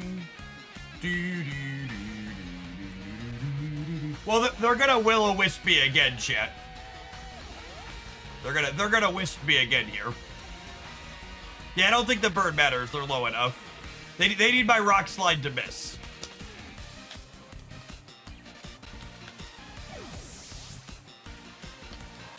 Wait, what? Alright, cool. Oh, right. They're pulling it out. Yeah, they should have pumped instead of Will-O-Wisp. I think they messed up. Well, no, they're on the Rotom is Choice Scarf. So they pulled it out because they want to Hydro Pump me. And they're hoping for their throw was 2 turns ago. Once they messed up and didn't pump me, they need to retreat here. Yeah, they're hoping for a crit on. I just need to use an attack that has 100% accuracy, yeah? Levitate, it levitates! Oh no! Alright, cool. Thank you, chat. Thank you, chat!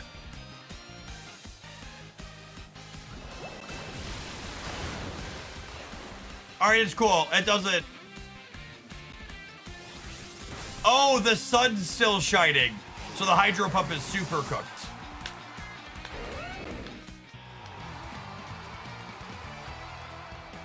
Excellent. Funny, weird game. God bless Rock Slide Champ. Best attack in Pokemon Champions.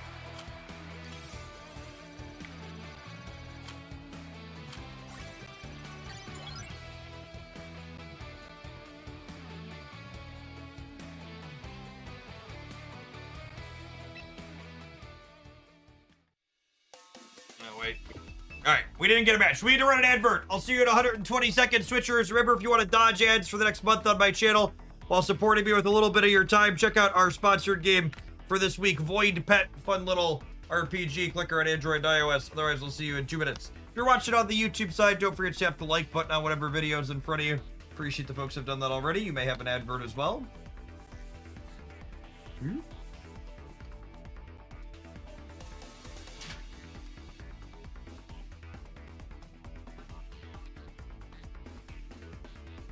numbers are okay for champions. We're a little bit above my typical non-snap variety game, but not too much. A little bit worse than what snap pulls in typically.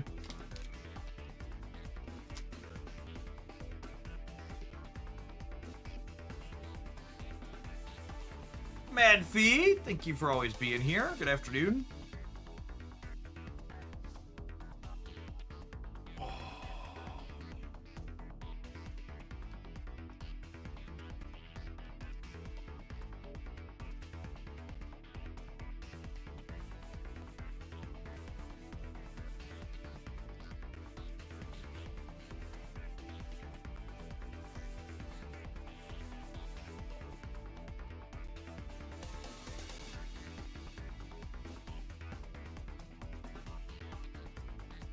Is there an item to help get up the first Tailwind? That's what Sash does.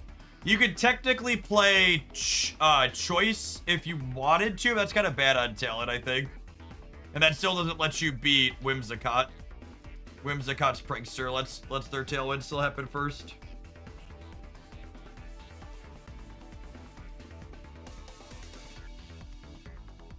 Oh, does Gale Wings also get priority? Can I edit this team from here? How do I...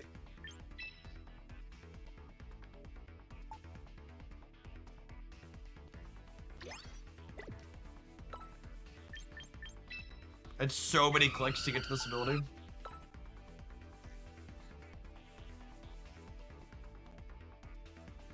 Oh! It's all flying type moves as HP is full. Neat. Okay, so that can let you dual wing beat. That's how you get out in front of Sneaslers with it. Got it, got it. Cute.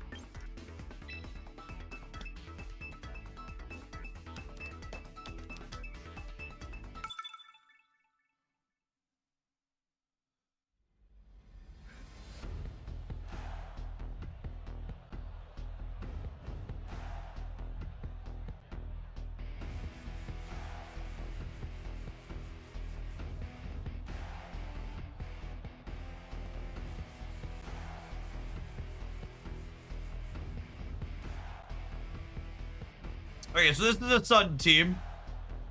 I think it's Talon. Is it crazy to not bring a Mega? I guess we could bring Gardevoir. Part of me wants Pikachu for Charizard, but Rock Slide's probably fine. I don't think I want Blastoise in the Sun, right?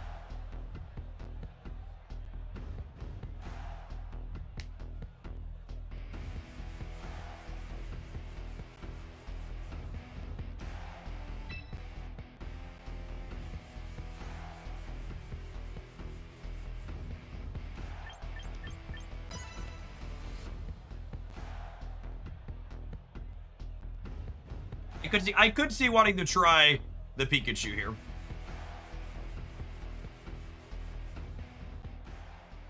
Gardevoir is just a good at dealing damage, though, yes.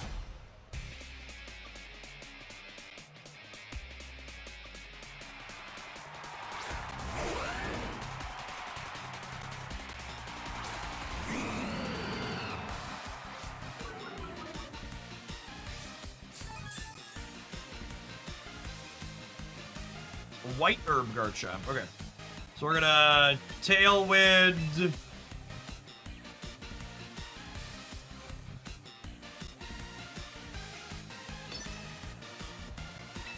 we're gonna fake out their Whimsicott. Yep. Good play.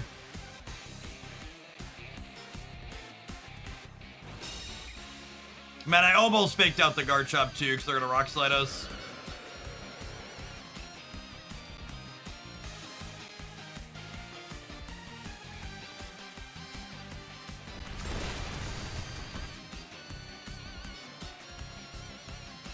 Okay, and now with that dodge, I can dual wing beat ahead of this because we have Tailwind and both of our attacks will be +1. And then I'll Parting Shot the Garchomp.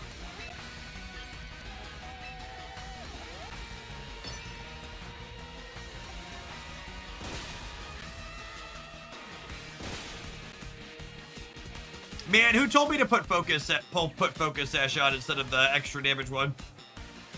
That seems like why I need the extra damage one, yeah?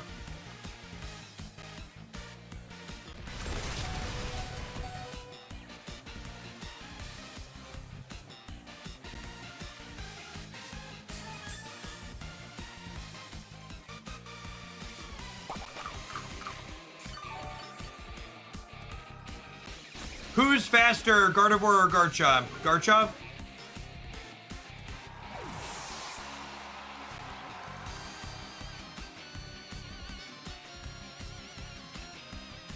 My Garchomp would be a coin flip, yeah?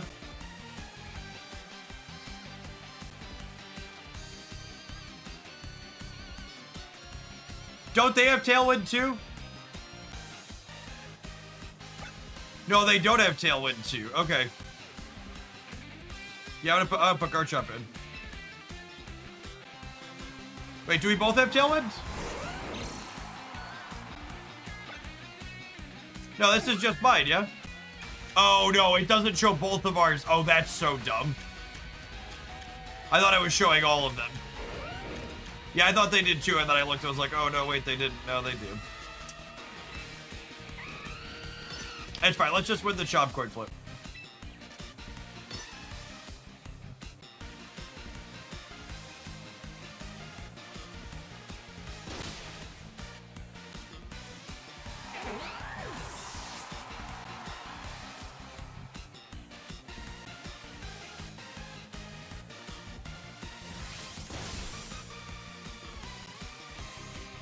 Oh, I won the flip, but we didn't do TK. Wait, what? Excuse me? I'm sorry, who? My name is what?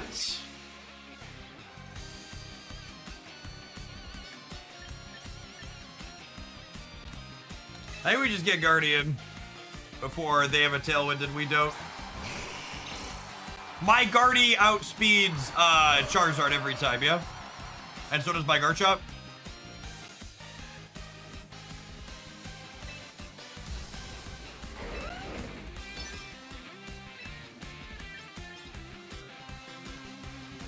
Guards a speed tie. All right, it's fine. I flip coins professionally. Every morning, chat, 100 push-ups, 100 coin flips. And I take all the coins that flip tails and I throw them out.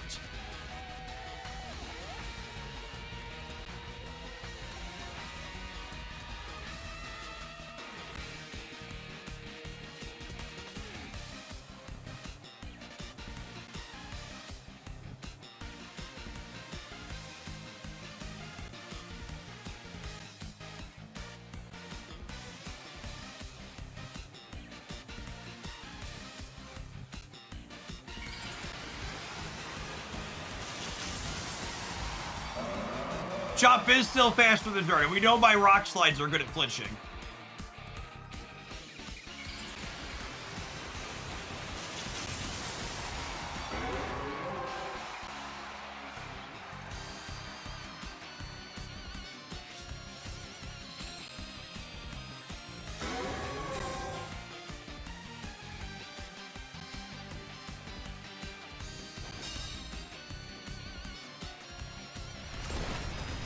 Oh, Rock Slide doesn't kill their Garchomp, though. That's unfortunate. Oh, my guard is faster than their Chomp. Interesting. Okay, I think my Tailwind is gone, and then theirs has one turn, so I can double protect to stall.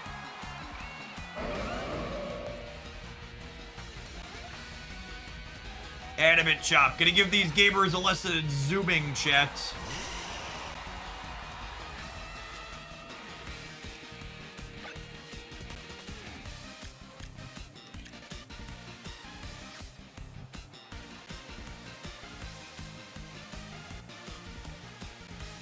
Okay, so I think I'm just double protecting then, yeah?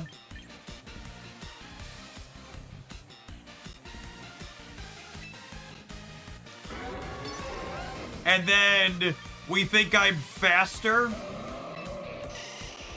We think I'm faster then, yeah?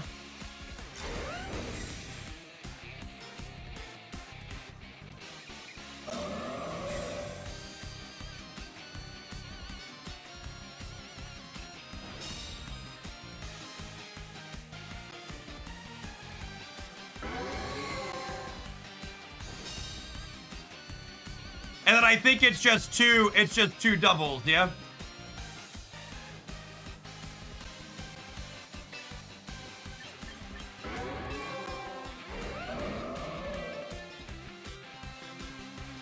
Hyper Voice is not very effective.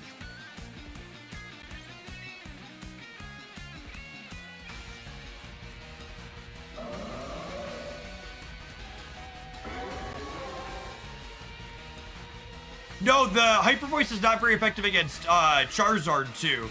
What did Charizard resist Fairy? I know the poison resists Fairy. Fire resists Fairy. Okay, that's good to know. Alright.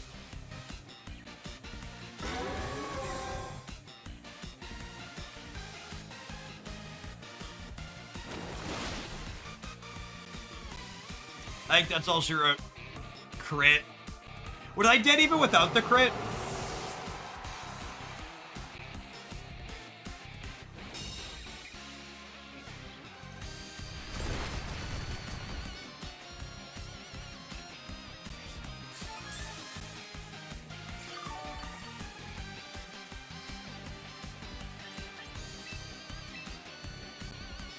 Okay, so now I get to fake out the Venusaur and then Rock Slide.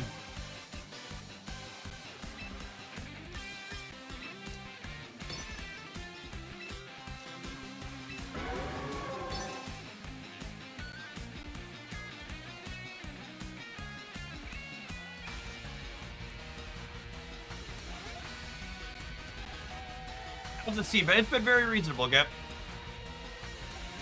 One of the better teams we've net decked, I feel like.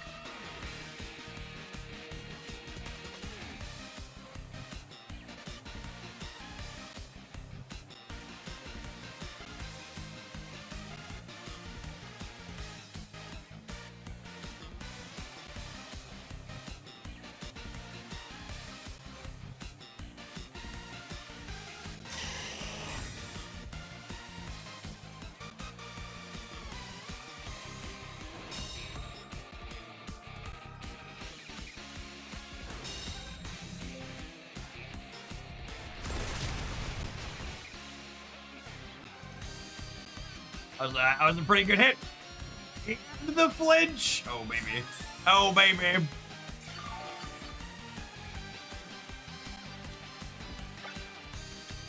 And this is the last turn of Harsh Sunlight, so I double protect now, yeah? Oh, I don't have protect on this guy.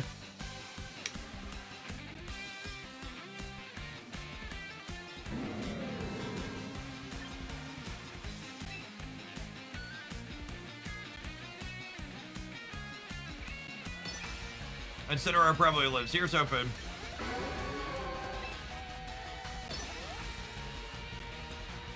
No, the Venusaur is faster than my people.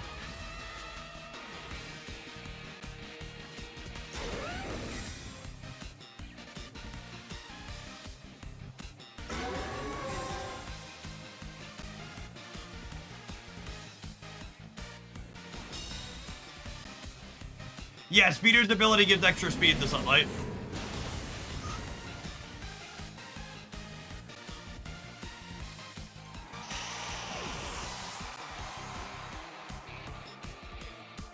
Alright, so we're done then, yeah?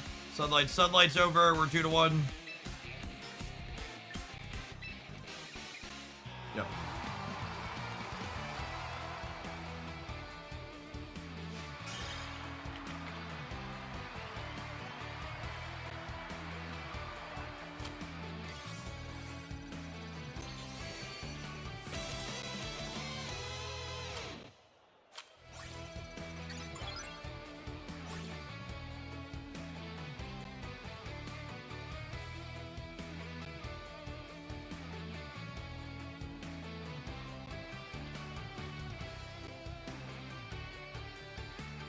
Apologies, one moment.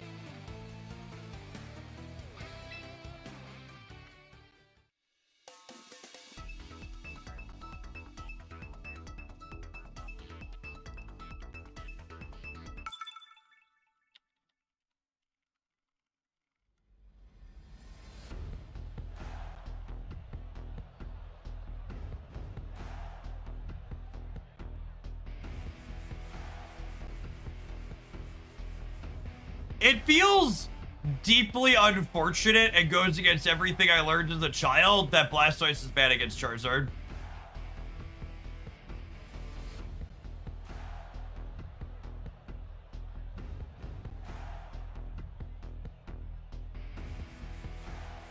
I think this is just like the same opener we did last time. Charizard both has an ability that makes water attacks do half damage and it solar beams.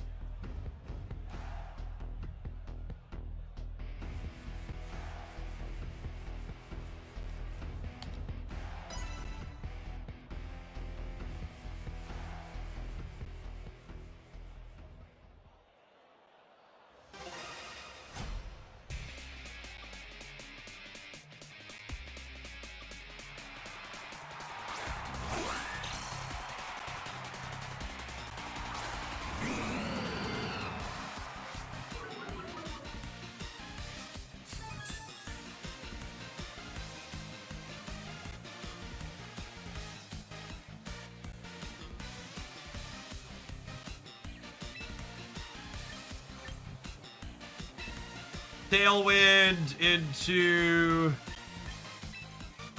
fake out the Whimsicott. Although, oh, they're with Dries. I thought they were gonna fake.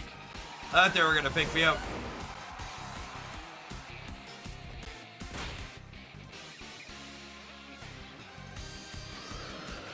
Okay, and then from here we dual wing beat the Whimsicott. And we parting shot the Garchomp.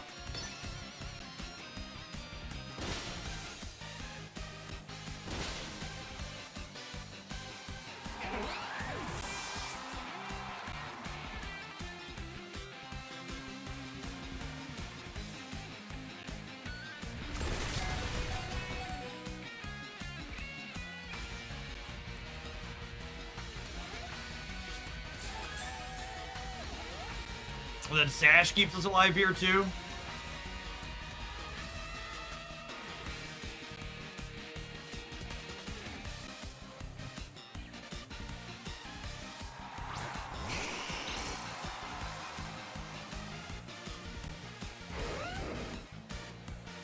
Yeah, I think they messed up and we're supposed to pick out the birds for sure.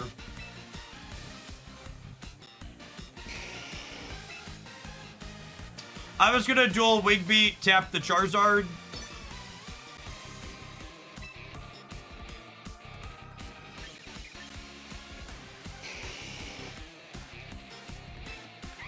And then now I think I parting shot the Charizard too.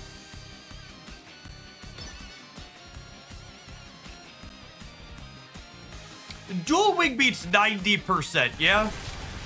Just so we're clear.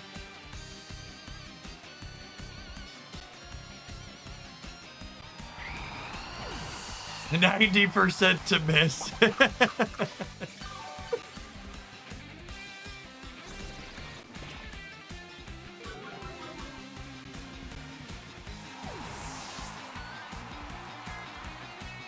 If it's not 100%, it's 50%. Yeah, that's the rule. Them's the rules. Okay, and then...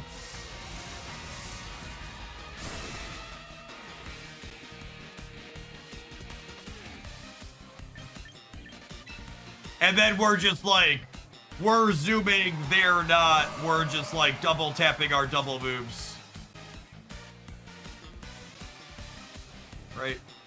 Well, we have one turn of zooming.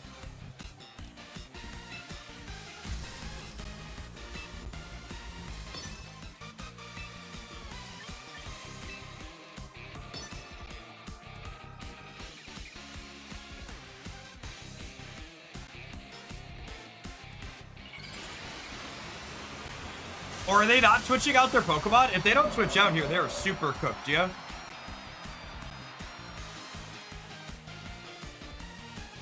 Oh, they could just protect to stall my...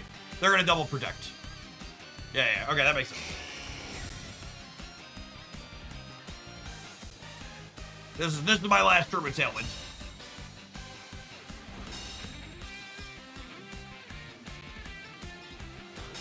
I will say, I think one of my immediate thoughts is, it's really weird to me that Protect is an attack that you have to pick and not just a thing Pokemon can do.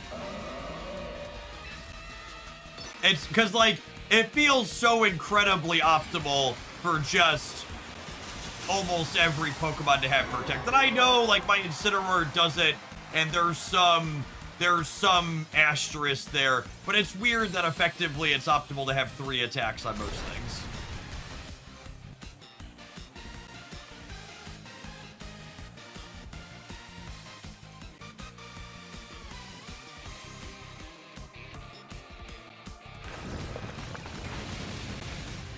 All right, Guard lived, and then Guard should finish both of these.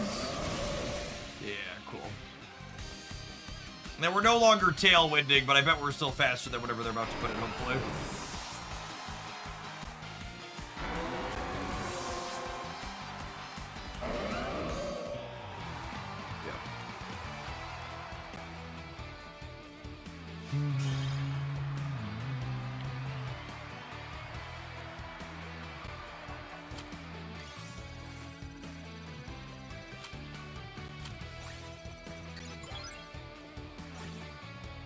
Can't be faster than a forfeit. That's true. I want a non-Charizard matchup somewhere I can play Blastoise. We used Blastoise in one of our wins so far.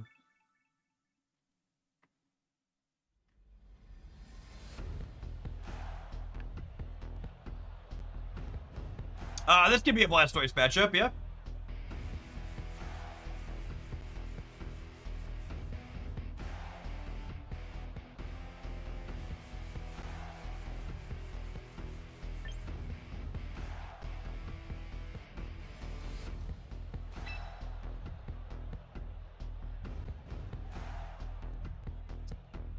Who's my lead? Is it crazy to lead Garchomp? No, I don't want Garchomp against their fairy, probably. Is it just like always Talon and Incineroar? It's probably just like always Talon and Incineroar, yeah. Who are my back people then though? I think it's Blastoise. Then who's my fourth?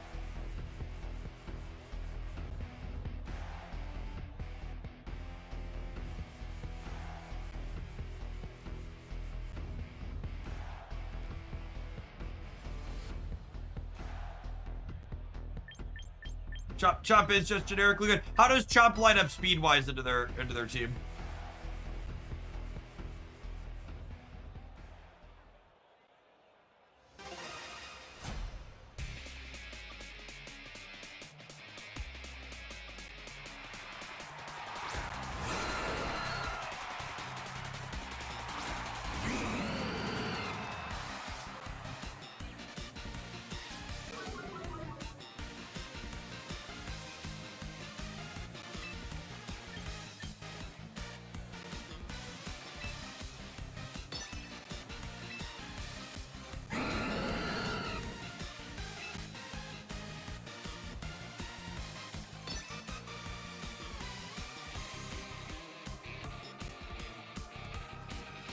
Yeah, my Incineroar does have a berry.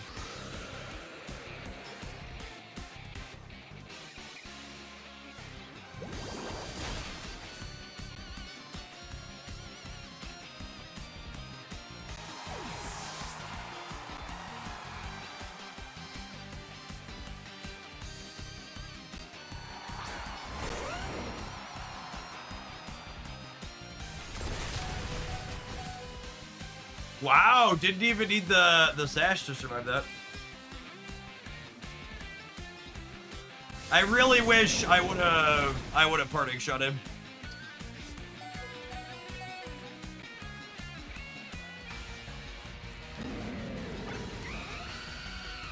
How do we feel about just letting these die? Is that crazy?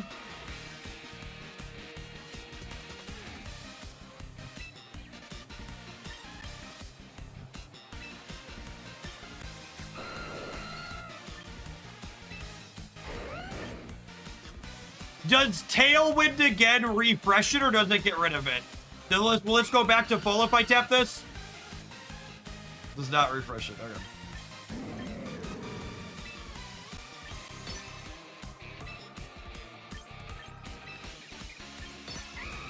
Needs to peter out first. Got it.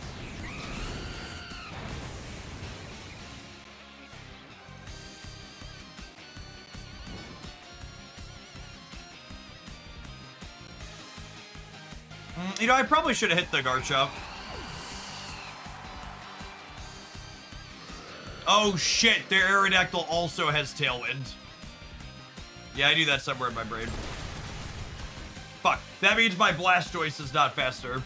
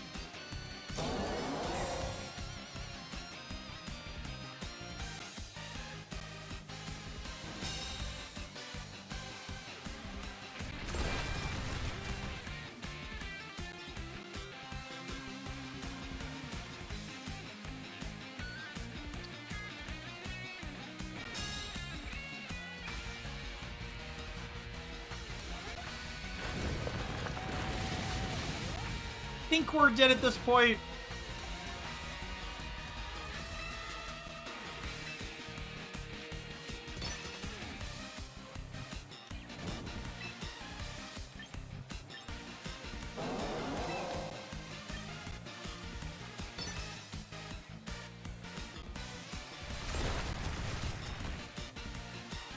That didn't do a lot.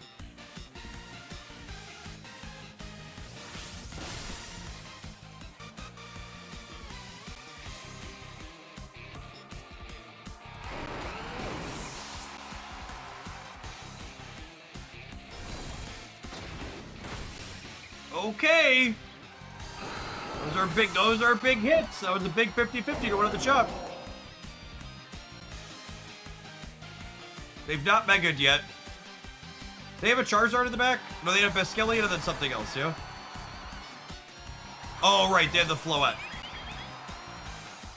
Is our Tailwind done yet? And they have one round to Tailwind. Okay, so this is a double protect round then to get rid of the Tailwinds. And then maybe we play a game from there.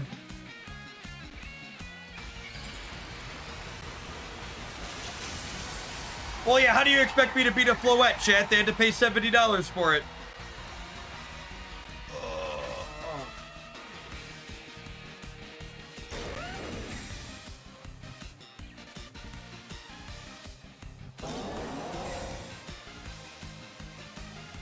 What's the speed order here once the Tailwinds are gone?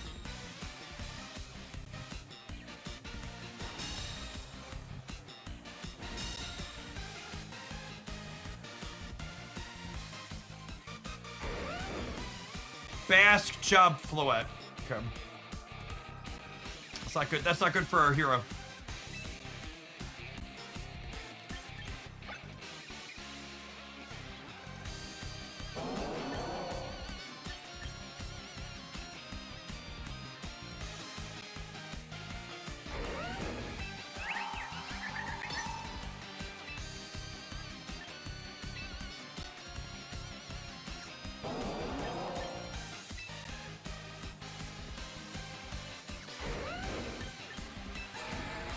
All right, chat. When in doubt, rock slide them out.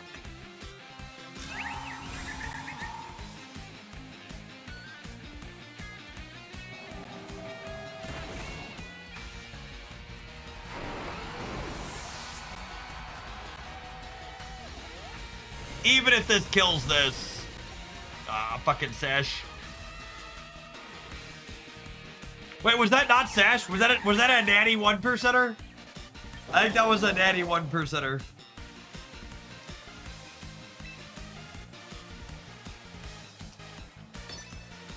I think we're cooked. Our non-spout attacks are weakened to flow it.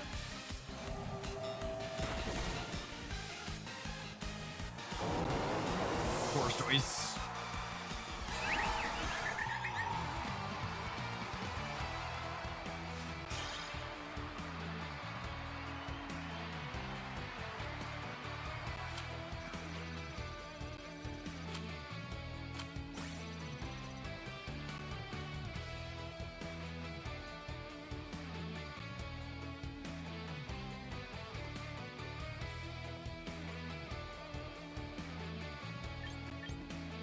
All right, gamers, we're gonna kick on over to Marvel Snapping because they have a new card releasing here soon. If you enjoy my Pokemon Pocket content and you want to see more of it, one of the best ways you can help make that happen is by engaging with and watching stuff on the YouTube channel. The first team highlight we uploaded there yesterday is currently performing worse than the 2 Raid Shadow Legends sponsored videos I posted on that channel if you would like context on how badly it's underperforming.